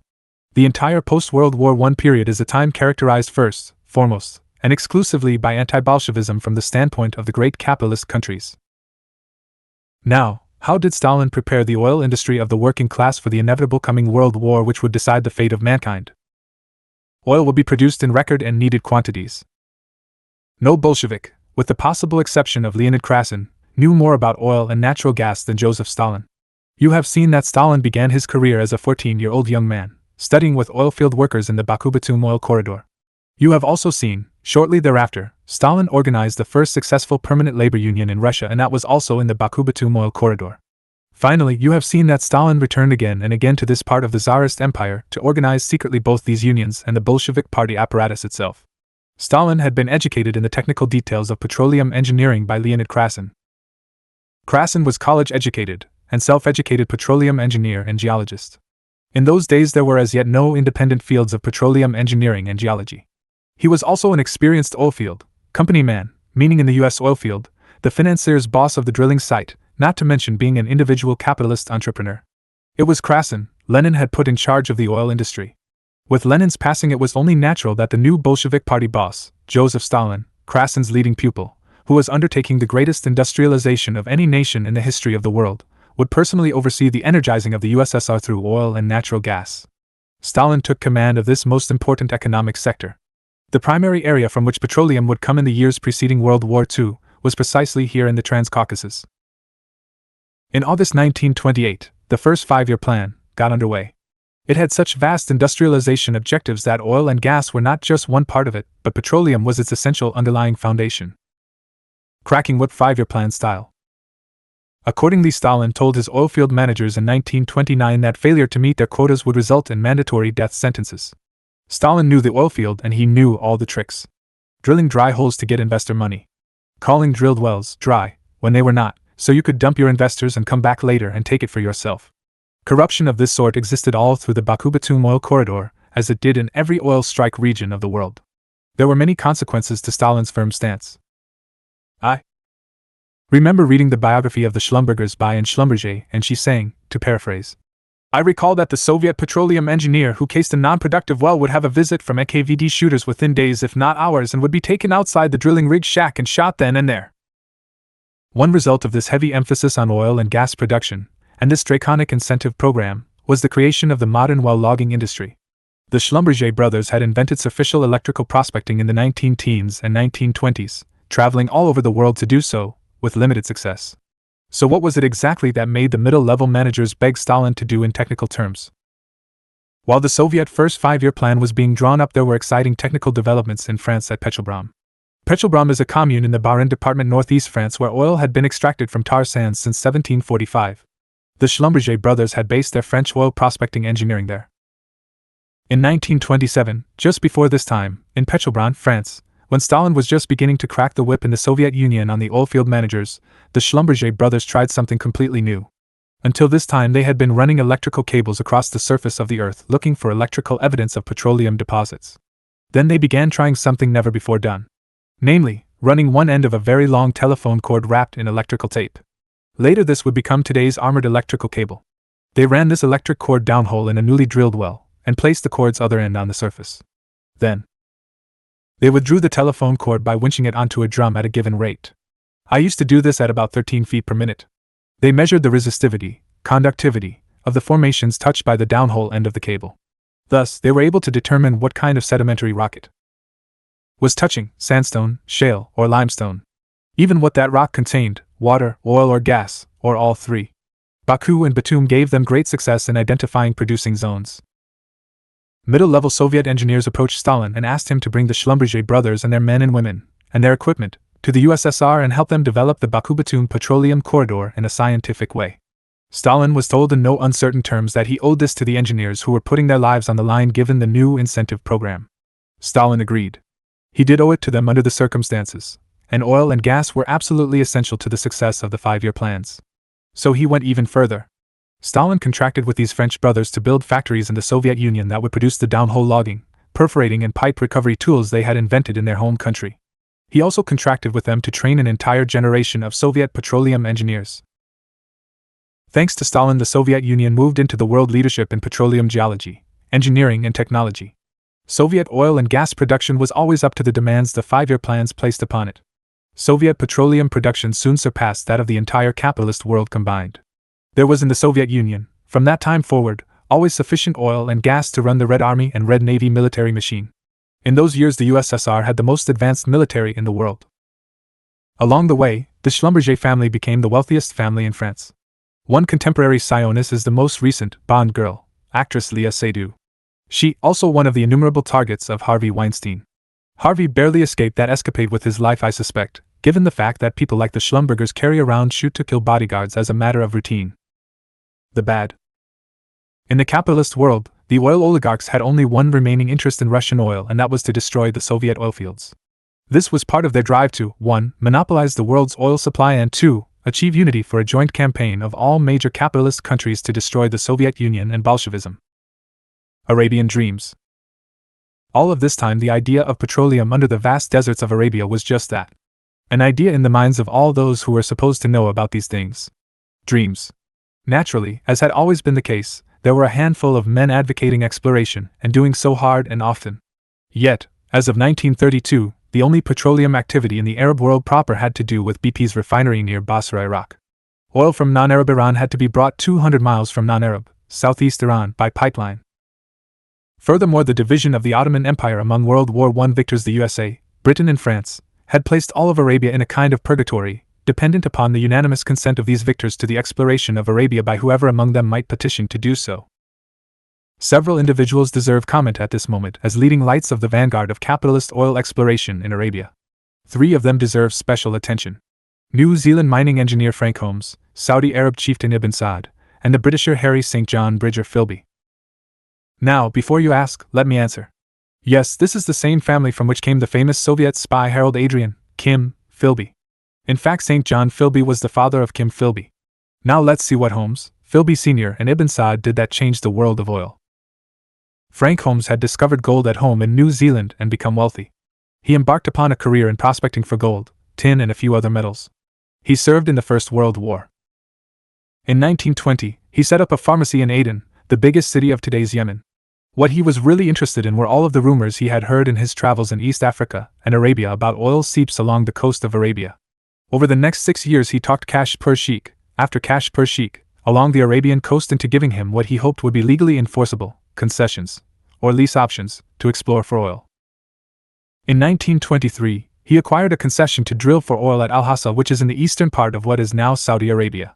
The problem at Al-Hassa was that the imperialist oil monopolies had signed an agreement to honor the Red Line division of the old Ottoman Empire they had conquered in the imperialist First World War. Now that there was real interest in Arabia for the first time, King Ibn Saud in Saudi Arabia wanted to drill for oil too. Yet the oil monopolies could not, unless they all agreed and shared in the take. There were two exceptions to this Red Line agreement, and they were the Mellon family oil monopoly, Gulf Oil, and the Rockefeller Trust spin-off, Standard of California, SoCal, making the internal capitalist struggle between the British and U.S. oil monopolies and their respective governments into a sideline story. On May 31, 1932, Holmes had his first success on the Arabian island of Bahrain.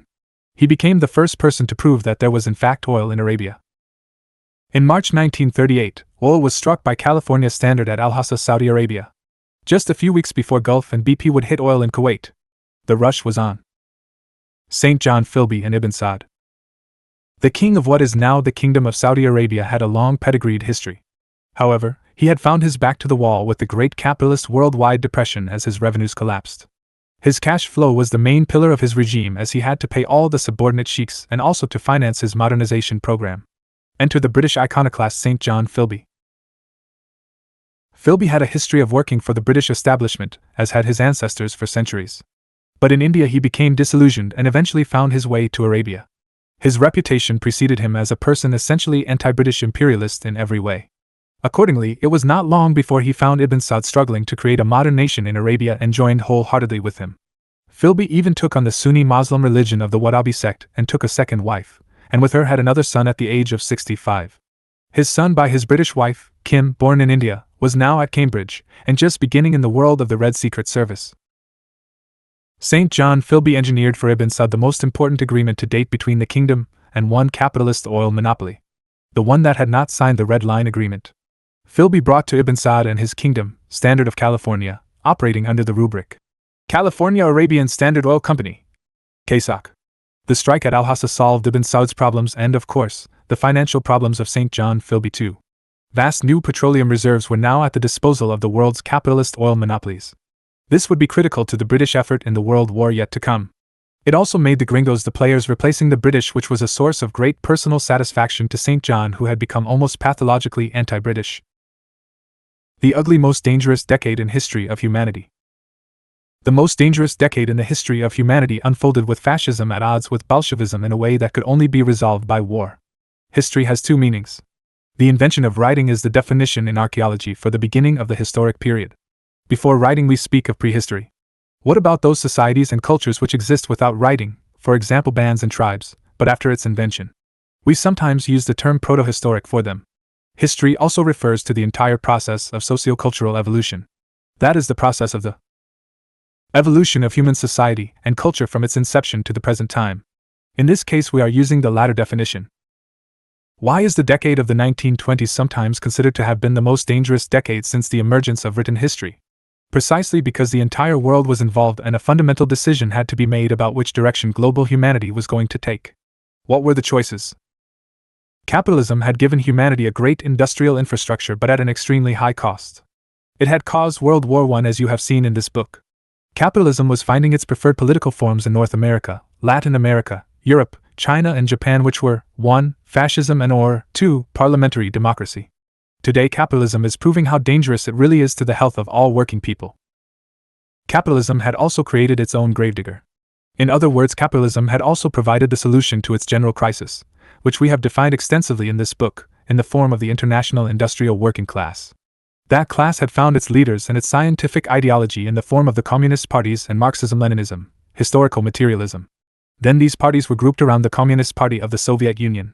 These parties had found that one could not jump into communism but would have to build into it through a transitional phase called socialism. The first political form of working-class government and state power was evolving in the USSR and Mongolia. In addition, there were red base areas in countries as vast as China and as small as Cuba. Fascism often means in everyday language any kind of bullying reactionary behavior on the part of dictators and their police. But the scientific definition of fascism is the elevating of absolute ruling class police power over the working class. The rulers do anything they wish, and the workers must accept it or die. There were different forms of fascism in the world as 1930 dawned. a world in a state of complete capitalist global collapse. Its most virulent forms were seen in Nazi Germany, Fascist Italy, Fascist Japan, and Fascist China. The latter being the territory of China occupied by Chiang Kai-shek as in the movie Formosa Betrayed.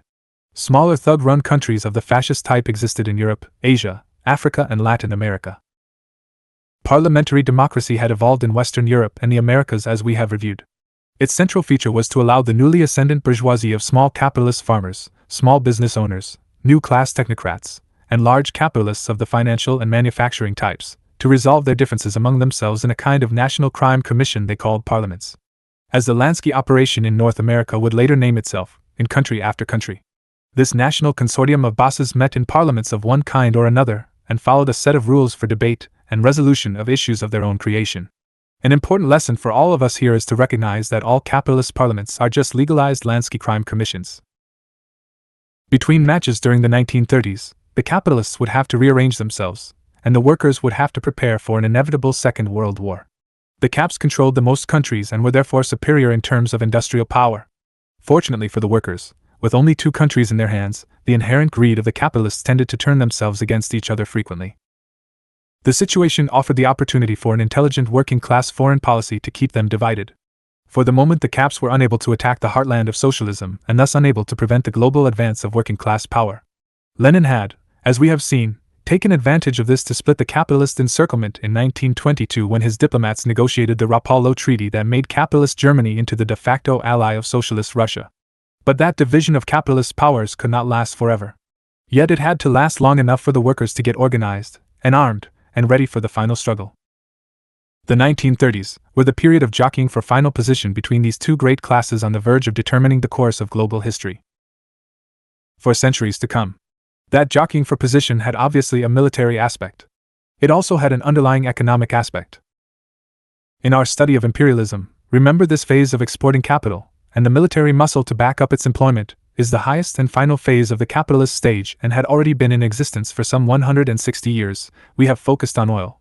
We shall see how the struggle to find, develop, and utilize petroleum reserves became the key to both sides' long-term strategic planning for the inevitable coming Second World War. German fascism prepares for war. As everyone knows, German fascism had taken a particularly noxious form in the National Socialist German Workingmen's Party, Nazi Party, of Adolf Hitler. Its racism and especially its antisemitism were designed to divide the working class before the final confrontation, and its consequences were especially repulsive. On the other hand, the Nazis had control of one of the 2 most powerful West European industrial establishments, and therefore whatever it did had to be of primary concern to the international working class movement.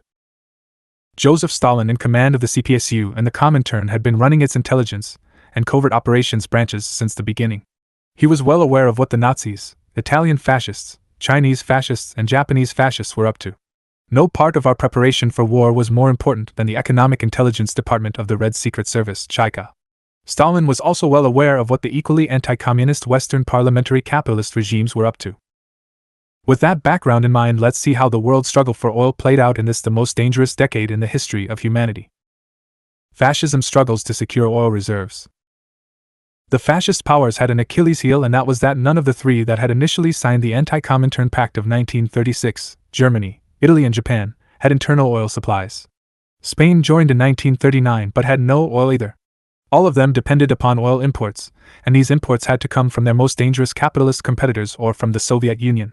And, as the inevitable conflict unfolded, it would be the fascist countries' failure to secure adequate oil reserves that would doom each and every one of them to military defeat. Germany had no internal oil reserves and depended upon fascist Romania to supply its needs in the world oil market. Germany lost the lion's share of Soviet oil in 1936 when Stalin choked off most of it. Italy could have been stopped at any time in its war on Africa, if the parliamentary capitalist governments had placed an oil embargo upon Italian fascism. But they did not.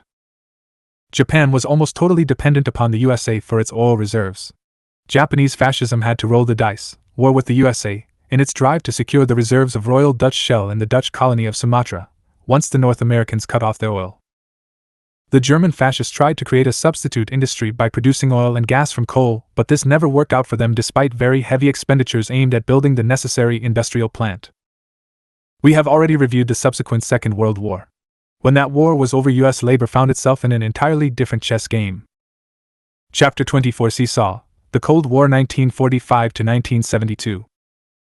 Perhaps it was Joseph Stalin's uncanny ability to properly weigh the human pieces in this global chess game which was his strongest personality plus.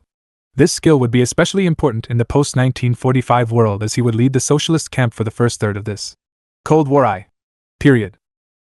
Equally powerful in his instinct was his overriding belief in the scientific accuracy of Marxism-Leninism and its ability to pull you out of any mess. To Stalin, this meant class struggle fought out to the bitter end as the surefire, always certain final solution. He was going to need both character attributes to deal with the new and nearly as dangerous post-Hitler world Bolshevism now confronted, as it faced off against the would-be nuclear aggressors from North America. Furthermore, the gringo aggressor was historically off base. The US acted as if it already owned the capitalist world. In some ways it did. But certainly not in all ways. The US rulers would inevitably confront powerful adversaries in the recovering ruling families of Europe, in the emerging oil-producing nations, and certainly not least in a rapidly growing Soviet camp which many expert economists at the time considered to be an economic miracle in the making. The Americans of the gringo variety demonstrated a remarkable ignorance of reality, a strange kind of naivete that would have been funny in a child but was rather disturbing in adults. Truman illogical as Hitler. Overnight the world had changed from the one we have reviewed several times in this book to one in which there was 1. Just unbridled US imperialism struggling for total hegemony over the rest of the capitalist world while revving up to attack the Soviet Union just as soon as humanly possible, versus 2. The USSR with massive forces occupying half of Europe establishing cooperative civilian regimes, as the capitalists were in the countries of Western Europe they occupied, and 2.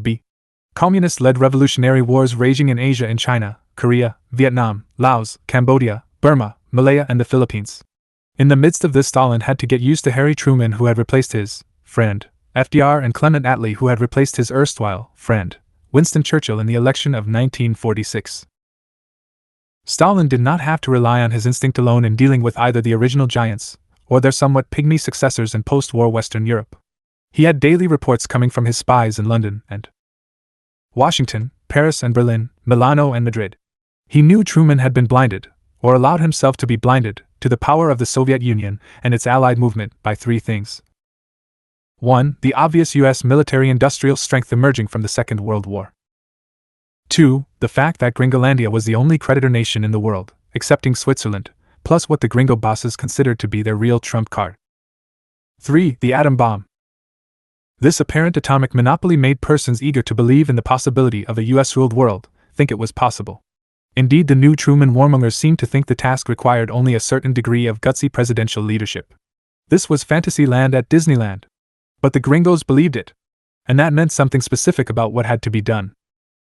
The first thing Stalin had to get used to was Truman's unjustifiable arrogance. This is to say, Truman's completely incorrect view of the relative position of the United States vis-a-vis the USSR, which, as we have seen, was terribly inaccurate. As was his view of Asia and the relative power of the communist movement there. Which meant that Truman, much like Hitler, could not be trusted to use logic. He would have to be approached in a different way. Stalin had learned how dangerous it was to expect an opponent to act logically when he had mistakenly concluded Hitler was too logical to launch a war against the Soviet Union when he did. Truman seems never to have considered the possibility that Stalin might have a bomb of his own.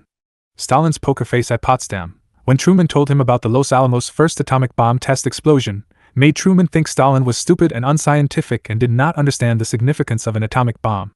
In 1963, Steve Nelson told me Stalin had in actuality learned of the Los Alamos successful atomic bomb test even before Truman. Now it is well documented that Stalin had been told about the Los Alamos explosion before Truman had been. No appeasement this time. Stalin decided to go for broke once again, as he had so many times in the past when the Soviet movement was at crossroads. He knew from the crisis of 1918 this meant going all the way into making the Soviet Union into nothing more than a military camp. This time for the long term, and confront the USA with an assured ongoing massive military retaliation in the event of war. And it meant rebuilding the industrial infrastructure destroyed by the Nazis. As the war wound down and the reconstruction really got underway, everyone could see that once again the party had just a man at the helm to see that the reconstruction would be done, and on time, and that this would be just the beginning. The new beginning Lenin had so often spoken of, Stalin was going to make a reality. As far as the boss was concerned. Since we have just done this industrialization once, we can certainly do it again. This time faster and better. Truman's arrogance had been based on ignorance. Then events of the 5 years after the collapse of Hitler in his bunker had led to the disgrace and replacement of the Truman administration. this time by a worldlier U.S. imperialist leader Dwight David Eisenhower. Whatever negatives Eisenhower might have had, his World War II experience had left him at least not ignorant, if not well informed, about the relative power of the Soviet Union in the world. He had called off the disastrous war in Korea and retired McCarthy. The responsible U.S. ruling families were settling in for a protracted conflict of what they had come to call the Cold War. Stalin's strategy of confronting the U.S. imperialists with blow for blow, tit for tat, military responses to their aggression worked. Within a decade, the Soviet Union and its allies in Europe, Asia, and Communist China had faced down U.S. imperialism and forced it into a coming many decades-long Cold War. There would be no appeasing U.S. ruling family ambitions for world domination this time. Stalin had a determined campaign of standing up and facing down the international bully of gringo imperialism. Gringo hegemony post-1945. Capitalist world. Checkmated by Stalinist socialism, U.S. imperialism found smashing success elsewhere. Namely, in asserting its hegemony over the capitalist world, which meant the entire non-socialist globe directly or indirectly. And it is that phenomenon, the emergence of one nation's de facto rule over one entire global sociocultural stage for the very first time in world history, the USA over the capitalist global sociocultural stage, which is the subject matter of this chapter. Every industry was expanding, and spawning new industries, as was every science. This included the now central mineral extraction industry of petroleum, and the associated geological sciences. Coal had replaced wood. Now coal was being replaced itself by the petroleum industry. Oil and natural gas were the foundation of every form of industrial activity and transportation on land, in the air, and on the sea. And although nuclear reactor-run de facto steam engine power with special turbines would eventually replace diesel engines in the biggest ships of the world's greatest navies, this would take several decades. Oil is the most useful continuing thread for examining the way in which the U.S. ruling families established and constructed their post-1945 hegemony over the rest of the capitalist world. Foreign oil. In 1945, the U.S. came out of the Second World War as a net exporter of oil to the tune of some 90% of the Allies' oil requirements.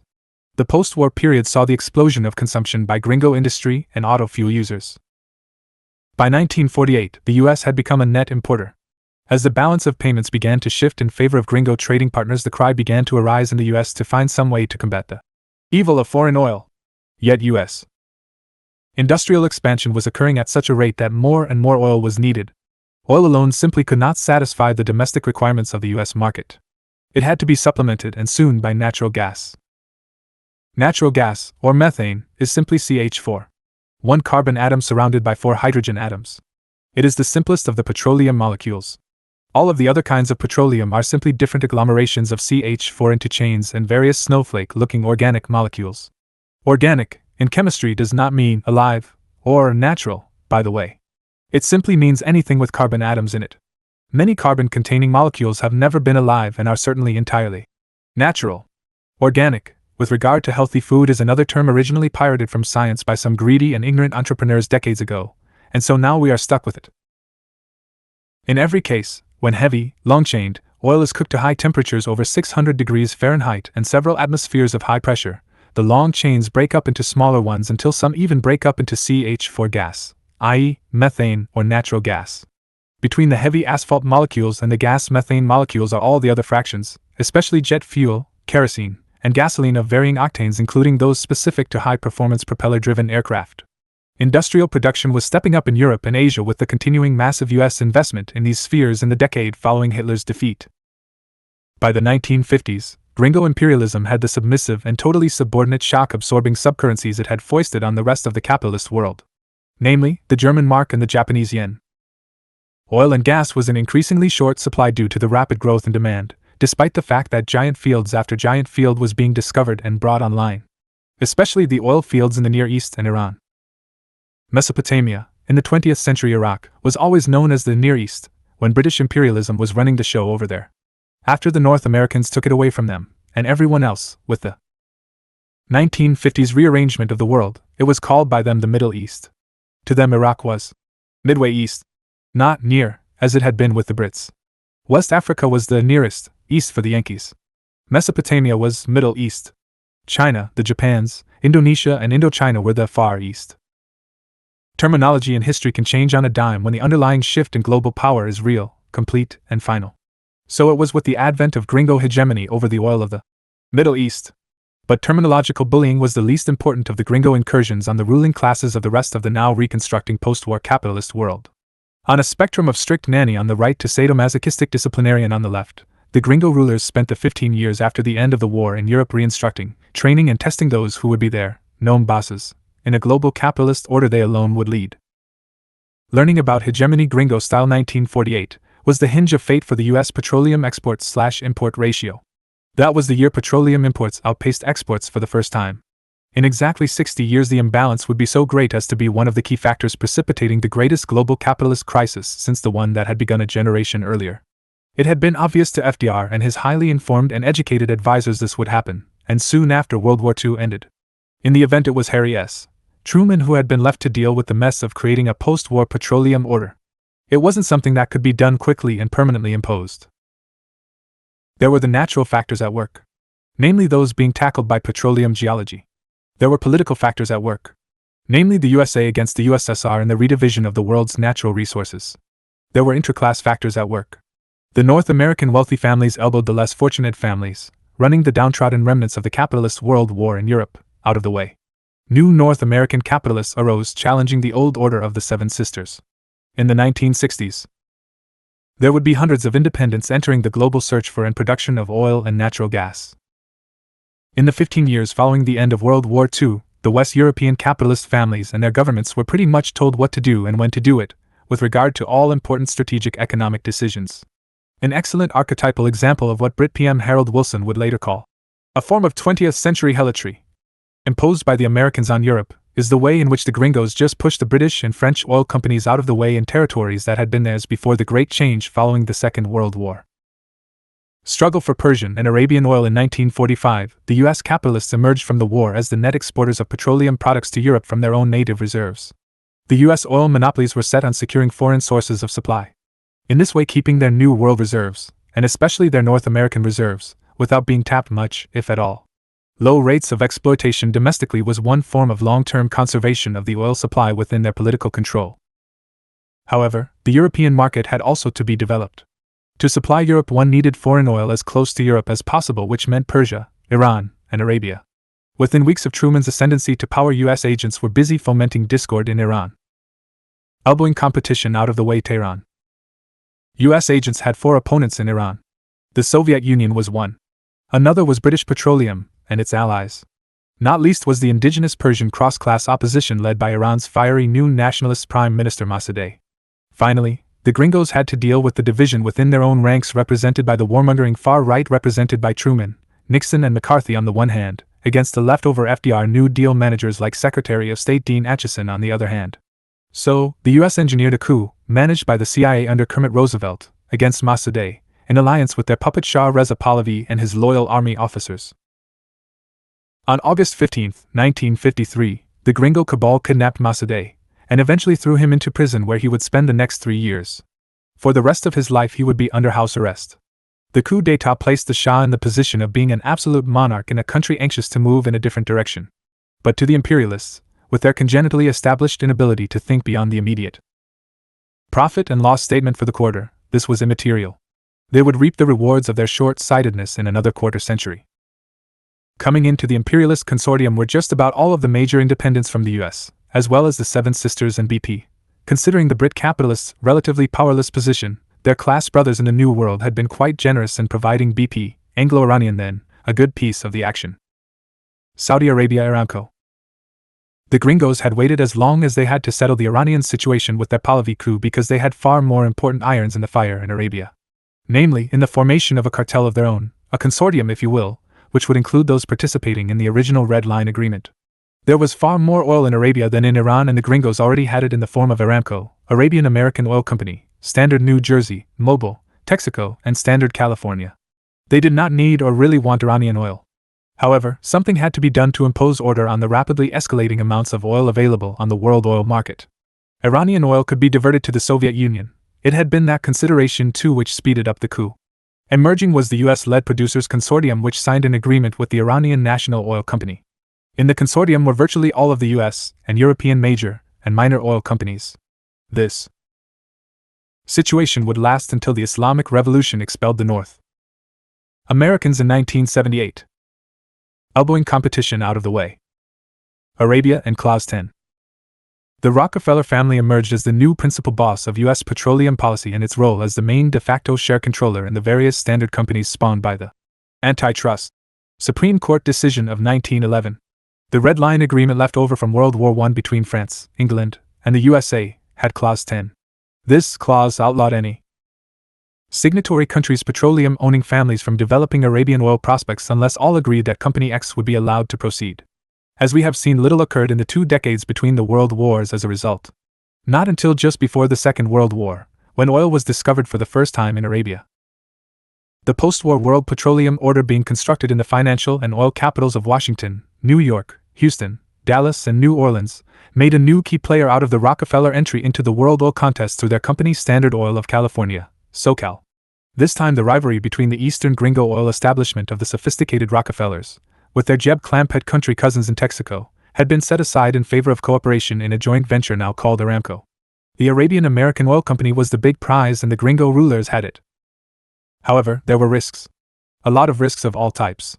The best way to ameliorate risk is always to dilute it.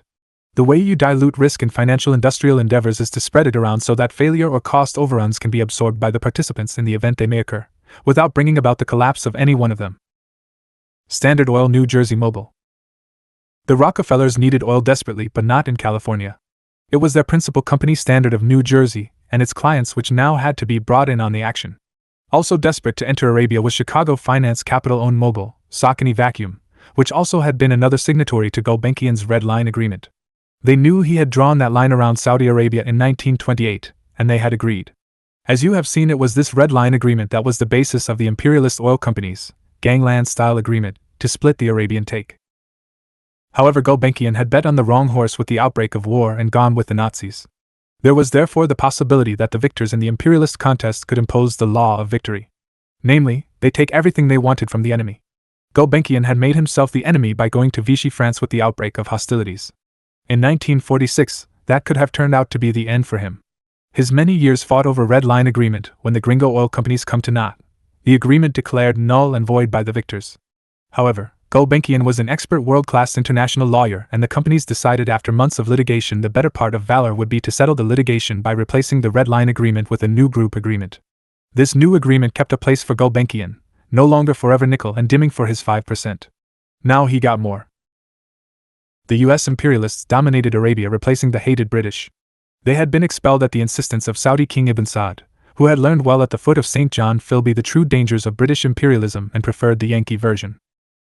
By 1960, Arabia was an all-Gringo concern. But it wasn't all Ibn Saud. There was Gamal Abdel Nasser. Philosophy of the Revolution Egypt. If FDR had lived, or had he been succeeded by Henry Wallace instead of Harry Truman, who ousted, with engineering from Meyer Lansky, Iowa progressive capitalist Henry Wallace from the vice presidential spot on FDR's ticket in the 1944 campaign, it is likely things would have gone a lot easier for those getting out from under the thumb of British and French imperialism after World War II. If.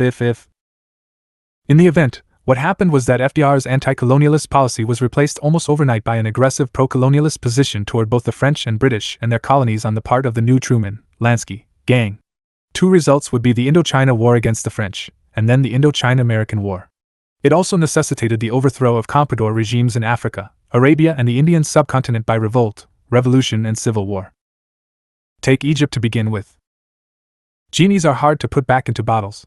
Iran's Mossadegh was the first of the Islamic leaders to use the radio and the mass resulting human mob turnouts to shape a nation's political policy. All of this had not been lost on young army officers burning with nationalist passions around the Muslim world. Nowhere was this impact more intense than in the minds of the young Egyptian army officers, chomping at the bit for their turn at the head of state and government in their own country.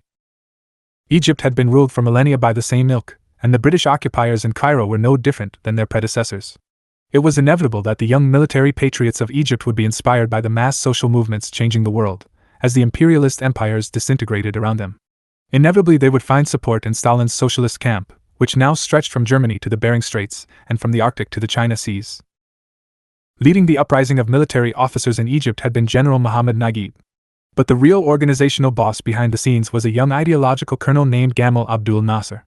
After the coup which overthrew the king and brought the military junta to power, in 1960 Nasser published a book entitled Egypt's Liberation: The Philosophy of the Revolution. As a teenager, I read it as soon as it was published in English, and I recall the electrical effect it had on me, so I can easily imagine the dramatic effect Nasser must have had on his fellow Egyptians.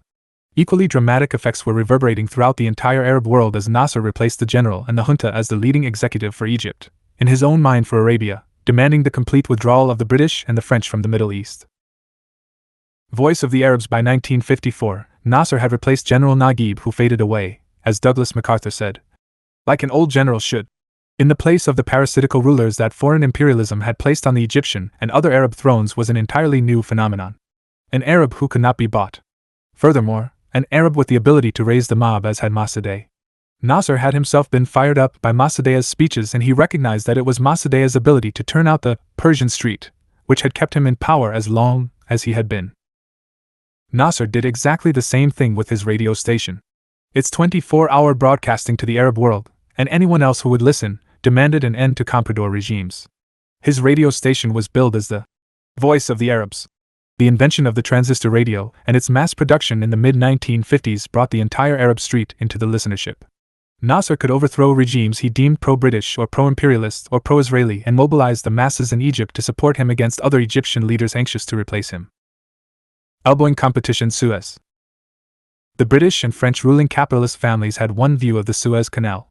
A French engineer had designed and led the project, and British and French finance capital had led the investor group. The lifeblood of the post-1945 Europe was oil. Now oil came to the European market at half the previous price, when it had to go around South Africa. That low-cost oil the European caps found essential to the recovery of their West European industry. The Egyptians under Nasser were aggressively threatening to impose their rights over the canal, as it was the source of a great deal of money. Money the Egyptian caps wanted to make for themselves. The US caps had still another view. Special gringo deal with Saud family. The North Americans were concerned that their extremely lucrative arrangements in Arabia could be derailed altogether if the Arab street were to become enraged at all things Western, not just British. The gringos needed to supply the European market with oil, under the arrangement with the Saud family that required them to use all US contractors, and to spend all their royalty money in the US and on US paper. This would allow them to 1. Save North American petroleum reserves, in Canada and Mexico as well as the US, until such time as they would need them. It offset 2. The problem of foreign oil, which was essentially a monetary cash flow problem with the specter of huge outflows of actual cash being offset by the agreement to spend it on US contracting bringing the cash back home.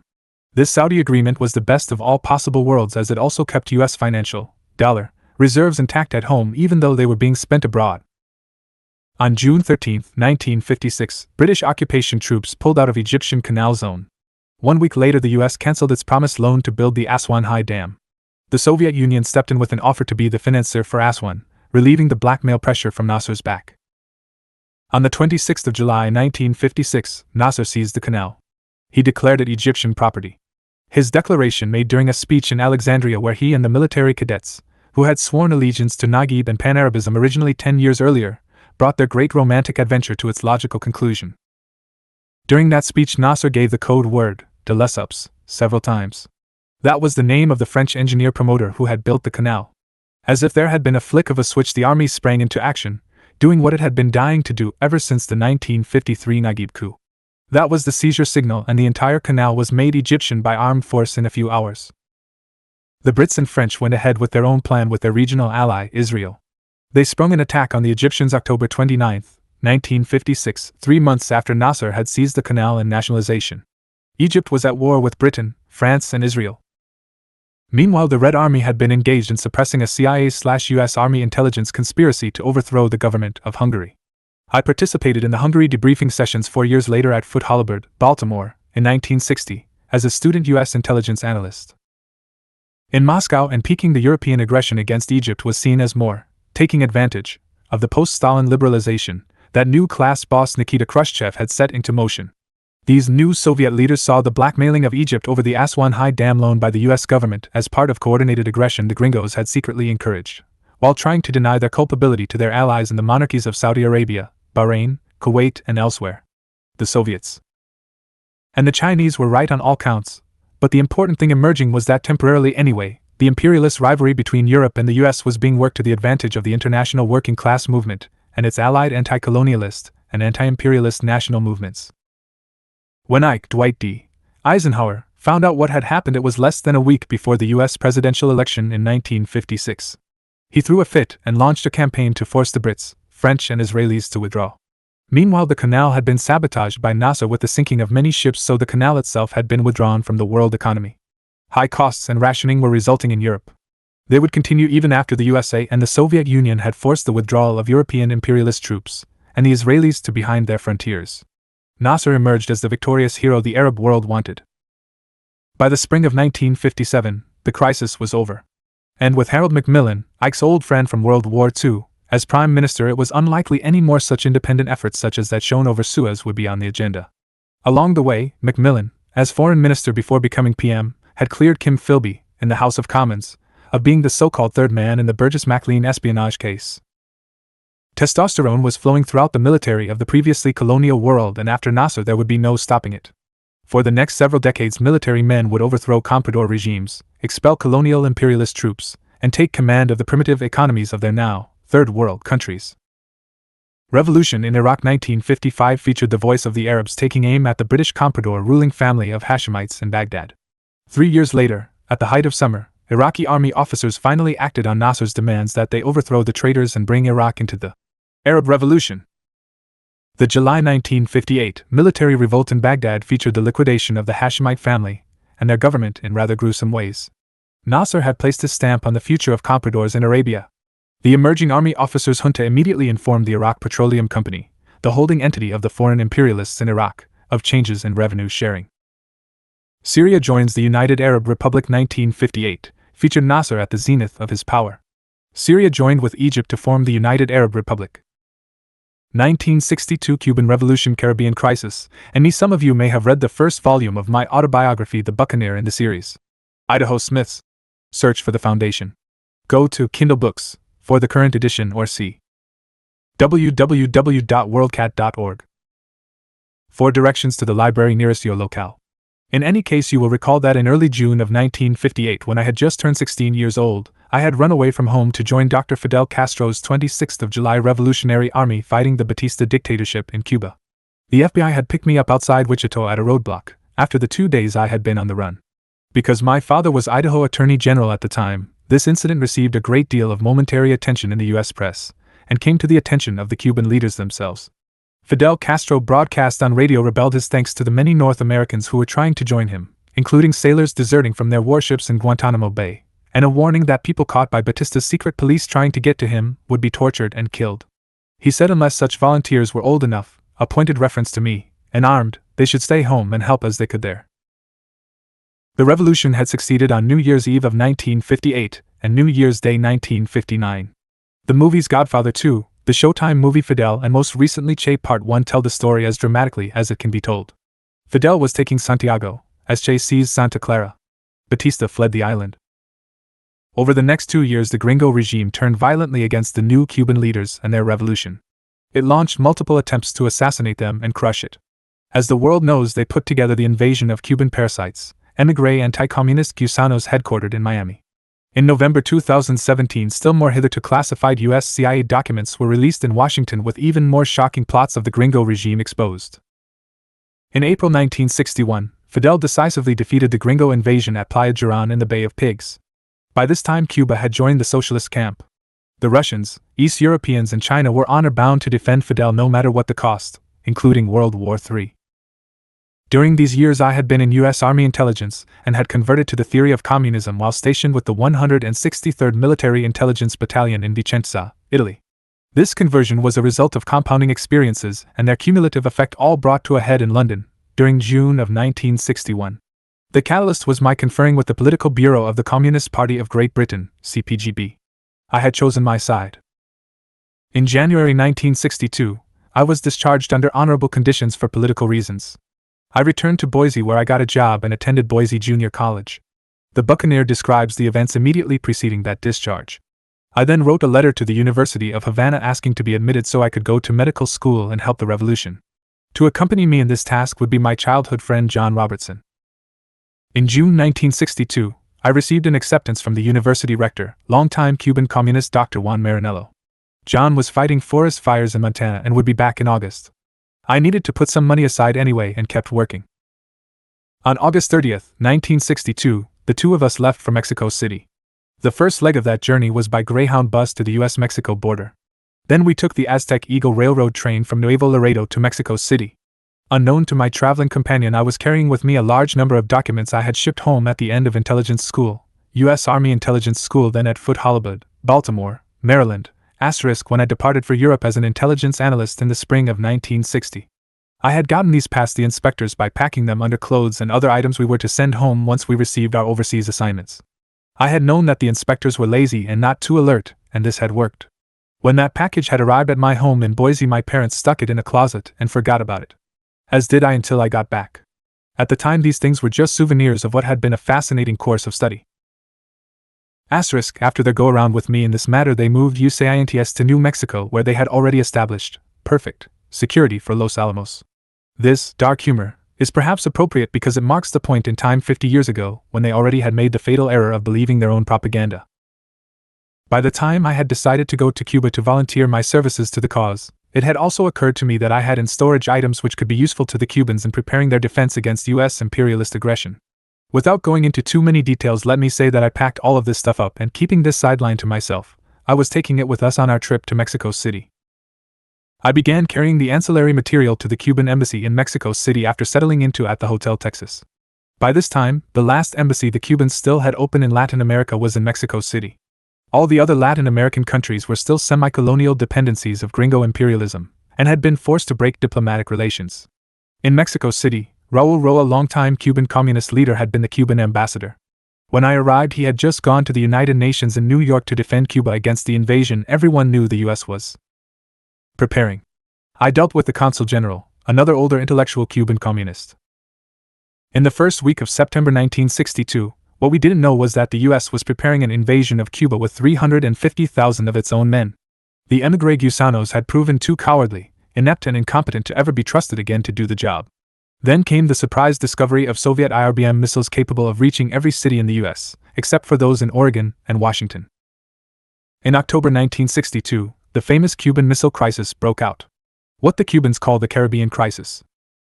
During September and up and until my late October retreat to Tepoztlan, to wait for the falling of the missiles and the onset of World War III, John and I did everything we could to fight the Gusano threat located in Mexico City.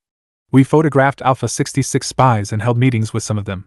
We reported all their illegal activity to Cuban DGI, General Direction of Intelligence, at the Cuban Embassy. Early on in our stay in Mexico City, thanks to John's searching around, we found new quarters at the pension of Julieta Bastard. She was the sister-in-law of the famous Mexican muralist and longtime communist leader David Alfaro Siqueiros. There we met returning Carlos Prieto and his wife Evelyn Stock Prieto and their two daughters, 10-year-old Ayari and 7-year-old Denny. Carlos had been in exile after a Mexican Communist Party attempt to overthrow the Mexican government. In exile, he had been a chief information officer at the UN in New York City. I had been busy every day back at my old 00 routine, but this time, of course, on the other side. To make a long story short, John decided to go to Guatemala and join up with the rebel forces. They were attempting to overthrow the Comprador government, in the pay of United Fruit Company, now Chiquita, and the CIA. I had been invited to live with the Prieto family in Coyoacán and had done so. On October 22, 1962, Kennedy announced the quarantine of Cuba. This was an act of war, and the countdown to Armageddon began. John was gone and I was now on my own. I was living with the Prietos when this imminent outbreak of World War III occurred. They invited me to retreat with them to the home of a famous Mexican actor and actress in the anthropologically famous town of Tepoztlan. There we waited for the missiles to start falling. This couple had a nice swimming pool and a way of life not much different in these Armageddon times than it had been when the world was more or less at peace. In the end, the Soviets and North Americans avoided World War III by the closest calls one can imagine. Alexander Feklisov, at the time code-named Fomin, at the Soviet embassy in Washington, negotiated the Kennedy-Khrushchev deal that barely averted World War III. He recounts these events in his autobiography The Man Behind the Rosenbergs. They are also shown in the movie 13 Days. Aftermath. The Prietos and I returned to Mexico City and I began to help the Cubans in shutting down the few remaining Gusano operations in that country. The Mexican government was doing everything it could to shut them down, so that was an issue no longer in doubt. It was decided I should go back to the States and fight for communism there. On the way I was sent to follow several conspirators to Louisiana, including a foreign agent we had identified and who had given me his business card named David Ferry. I have described this trip to New Orleans and Houma, Louisiana in volumes 1 and 2 of my autobiography, and will not go over it again now.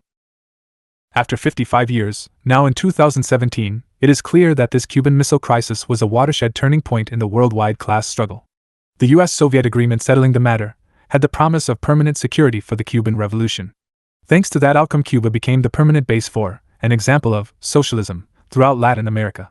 The Cuban leaders used their permanency to take South America into a new anti-imperialist alliance. 1969 Libya and drive hammer collapse of capitalist oil pricing seeds gringo imperialism's destruction. Among the most important of the Nasser-inspired military revolts was that of the Libyan army officers under the sincere, dedicated nationalist leader Colonel Muammar Gaddafi. Stepping in to help was longtime U.S. Communist Armand Hammer. You will recall that the defeat of the 1905 Russian Revolution resulted, in subsequent years, in the flight of tens of thousands of political refugees to Europe and North America. One of these had been Dr. Julius Hammer, a Bolshevik social democrat of the Lenin variety. Julius Hammer attended the joint Bolshevik-Menshevik Congress in London in 1907. Julius arrived in New York and established a medical practice and a pharmacy. Imprisoned eventually on trumped-up abortion charges for anti-communist political reasons in New York, Dr. Hammer spent several years in New York State Prison where his son Armand Hammer visited him weekly. See Hammer's description of his visits to New York's infamous slammer in his autobiography entitled Hammer. Armand Hammer had become a millionaire in his own right by selling a home remedy, made and sold in alcohol, at the outbreak of the Prohibition period. Then he had a virtual monopoly on this particular medicine, which was sought really for its legal alcohol content. Armand was finishing medical school, visiting his father and running the family business when Lenin seized power in Russia, in the U.S. November 7 to 9, 1917. Not long thereafter, as committed as his father to the theory of Bolshevism, Dr. Armand Hammer arrived in Moscow. He brought with him an entire U.S. Army field hospital he purchased as a gift for the Red Army. He had a plan to do business in Russia along the lines allowed by the Soviet government. To make this long story too short, let me skip ahead to say, at the age of 65, when most men are thinking about retirement, Armand had drilled on 2 leases he purchased in Signal Hill, California. Signal Hill is a town surrounded on all sides by the city of Long Beach. It has a long distinguished U.S. oil history. At one time, around the turn of the 20th century, Signal Hill, 1901, was the center of California oilfield production. Hammer struck it big there and got bit by the oil bug. So by the time he arrived in the Libyan capital of Tripoli, he was president of Occidental Petroleum, the largest major independent in the U.S. Hammer made the deal of the century for himself and his oil company, and set the standard for decades of foreign oil company cooperation with established regimes. It began with the concession Hammer grabbed for Occidental under Libyan King Idris. As usual, the always ignorant US CIA told its bosses what they wanted to hear. Libya is completely stable today and for the next 5 years or so, and a smooth transition is then expected to occur. In actuality, the same day that analysis was written, everybody in Libya knew the army was getting ready to move. So ready, there were 3 different coups planned by different army officer groups for the same day. The gringo intelligence establishment managed to miss all of that, as they had managed to miss the build-up to the Suez invasion. I think you know they haven't gotten any better. On September 1, 1969, beating the others to the punch, Gaddafi seized the government. Fulfilling high school boy vows to follow Nasser and liberate their own country and join in the war of the Arabs against imperialism, these army officers stepped up to the plate. They brought the foreign domination of Libya to a close. Dr. Hammer stepped lightly from the ship of monarchy to the new ship of state under the army officers led by Gaddafi. The revolution proceeded to expel the gringo and British military bases. Then it expelled the Italian population, originally settled in North Africa under the fascist occupation of Mussolini. In the midst of all of this, Hammer got what he wanted. That was Libyan oil in large quantities. The Libyans got what they wanted, and that was 55% of the take.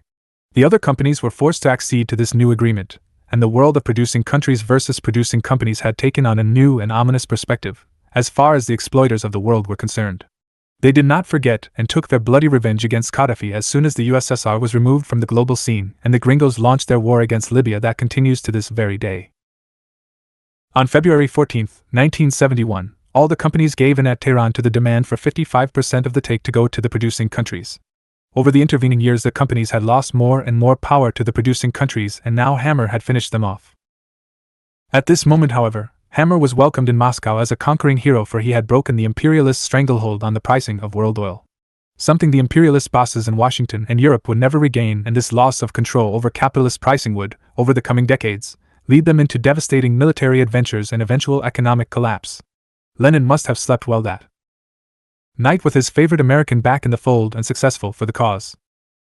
Soviet New Class Guanlong Capitalism 1953 to 1975 Classless Intelligentsia Transformation Phase 1. This is a critical part of the history of the Stalinist socialist stage. Understanding what begins to occur with the death of Joseph Stalin and how the new class evolved explains the collapse of the Soviet Union.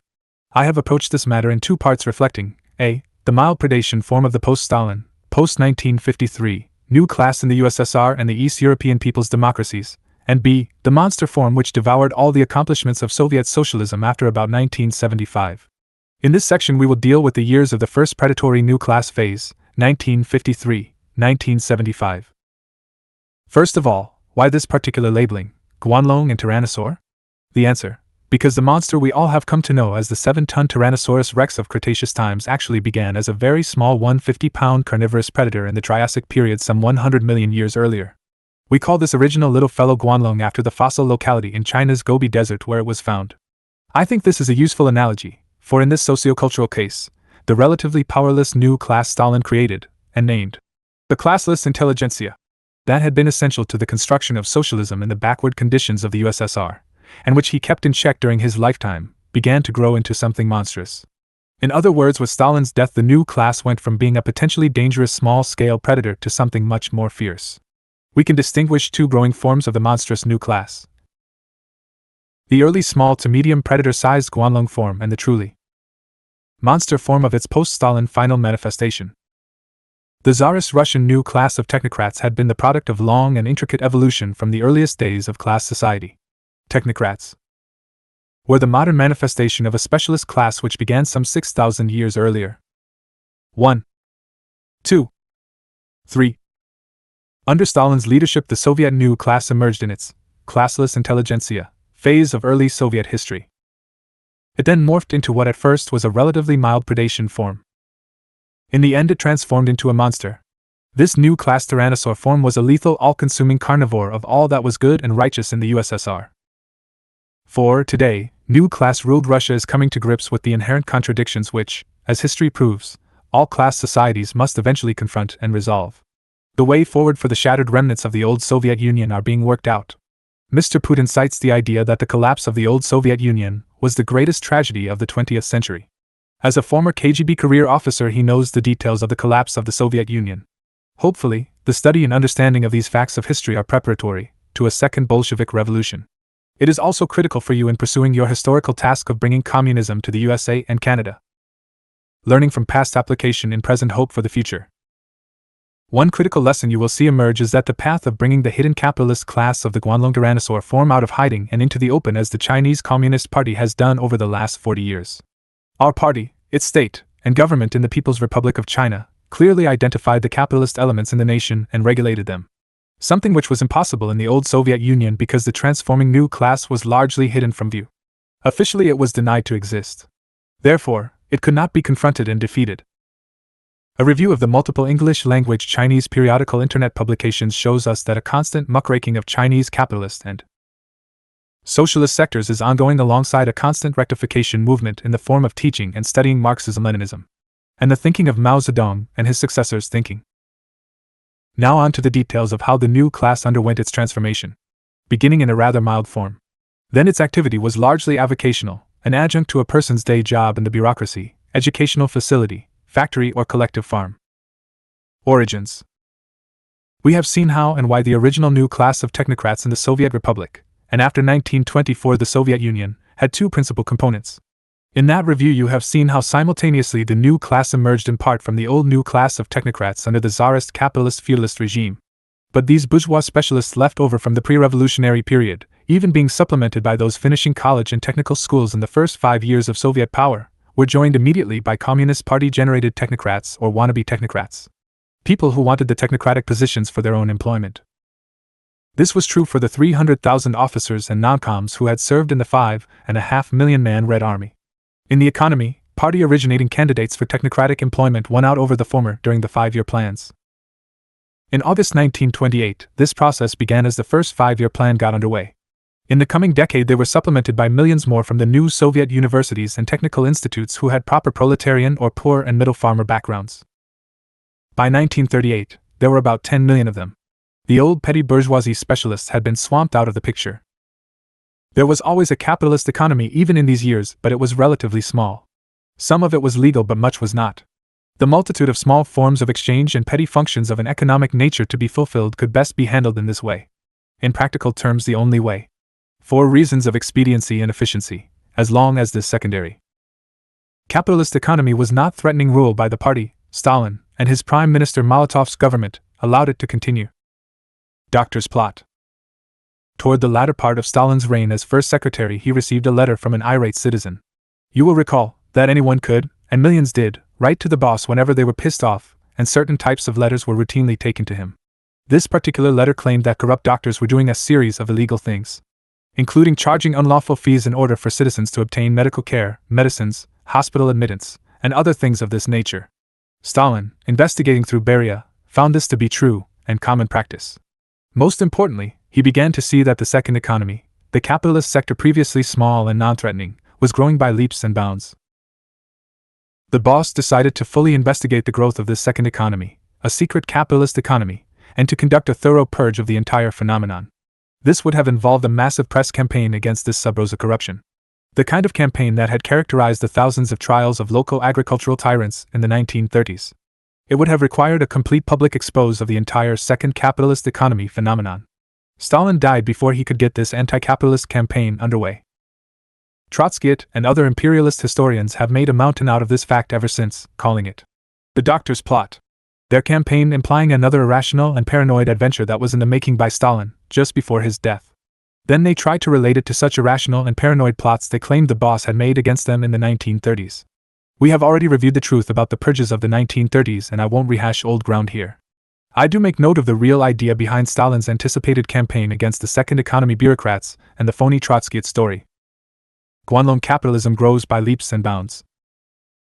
An excellent summary of this secret capitalist, second economy, is provided by the historians Roger Kirin and Thomas Kenny in their book Socialism Betrayed, Behind the Collapse of the Soviet Union, 2004, International Publishers, New York, 230 pages. I recommend you read it, especially beginning with Chapter 3.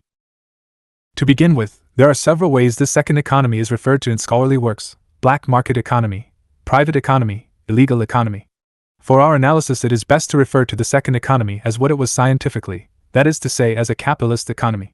In the USSR, it always had two components: 1, a legal component, and 2, an illegal component. However, since the entire legal economy is where virtually everyone worked, that is the first economy, what inevitably had to happen was that everyone with any kind of private enterprise was taking things from their job for usage in the capitalist second economy, whether the activity was legal or illegal. Illegality was therefore inherent in the way in which the capitalist economy in the Soviet Union worked. This illegality was always there, growing, virtually unchecked, in the 37 years from 1953 to 1990. Khrushchev and his crew enabled the capitalist economy to undergo this rapid expansion in a variety of ways. But the point is that with the death of Stalin, and the removal of Beria as boss of the Cheka, the entire campaign to isolate and liquidate the capitalist second economy was itself isolated and liquidated. From June 18 to June 21, 1957, the showdown came when the Politburo, named at that time the Presidium, voted 7-3 with one abstention, to kick Khrushchev and his revisionist policies out. However, Khrushchev had been party boss for Moscow before being elevated to chair of the Politburo. So the fat boy managed to get a full Central Committee meeting called immediately thereafter with just enough Moscow party bosses and allies present to reverse that decision. The full Central Committee kicked out the anti-Khrushchev Politburo, Presidium, members. Out the door went the leaders of that seven-man group: Molotov, Kaganovich, Voroshilov, the new anti-party group. Khrushchev held on another 7 years. In 1964, even the compromised bureaucrats' second economy advocate members of the Central Committee had had enough of the fat boy's bullshit and threw him out. His failure to counteract U.S. imperialism over the Bay of Tonkin incident was the straw that broke the fat camel's back. Party disarmed. This was not the last time the Soviet Party had a chance to correct the capitalist course the nation was on, but it is symptomatic of a fundamental change in power at the top of the Communist Party. In a little over 30 years after Khrushchev's consolidation of power, capitalism would be fully restored. The major reason this secret restorationist policy was successful was because the party denied that there were classes in the Soviet Union, or that capitalism in any form existed in the USSR. If you don't recognize a growing dinosaur about to devour your system, you can't fight it. The party had permanently disarmed itself. The true anti-party new class leadership had succeeded in reversing Stalin's entire domestic policy in only 4 years. On the other hand, as D.F. Fleming pointed out in 1962, in the Cold War and its origins, Doubleday, New York, it had only taken the most fascist reactionary section of the U.S. ruling class 2 weeks under Truman to reverse FDR's entire foreign policy.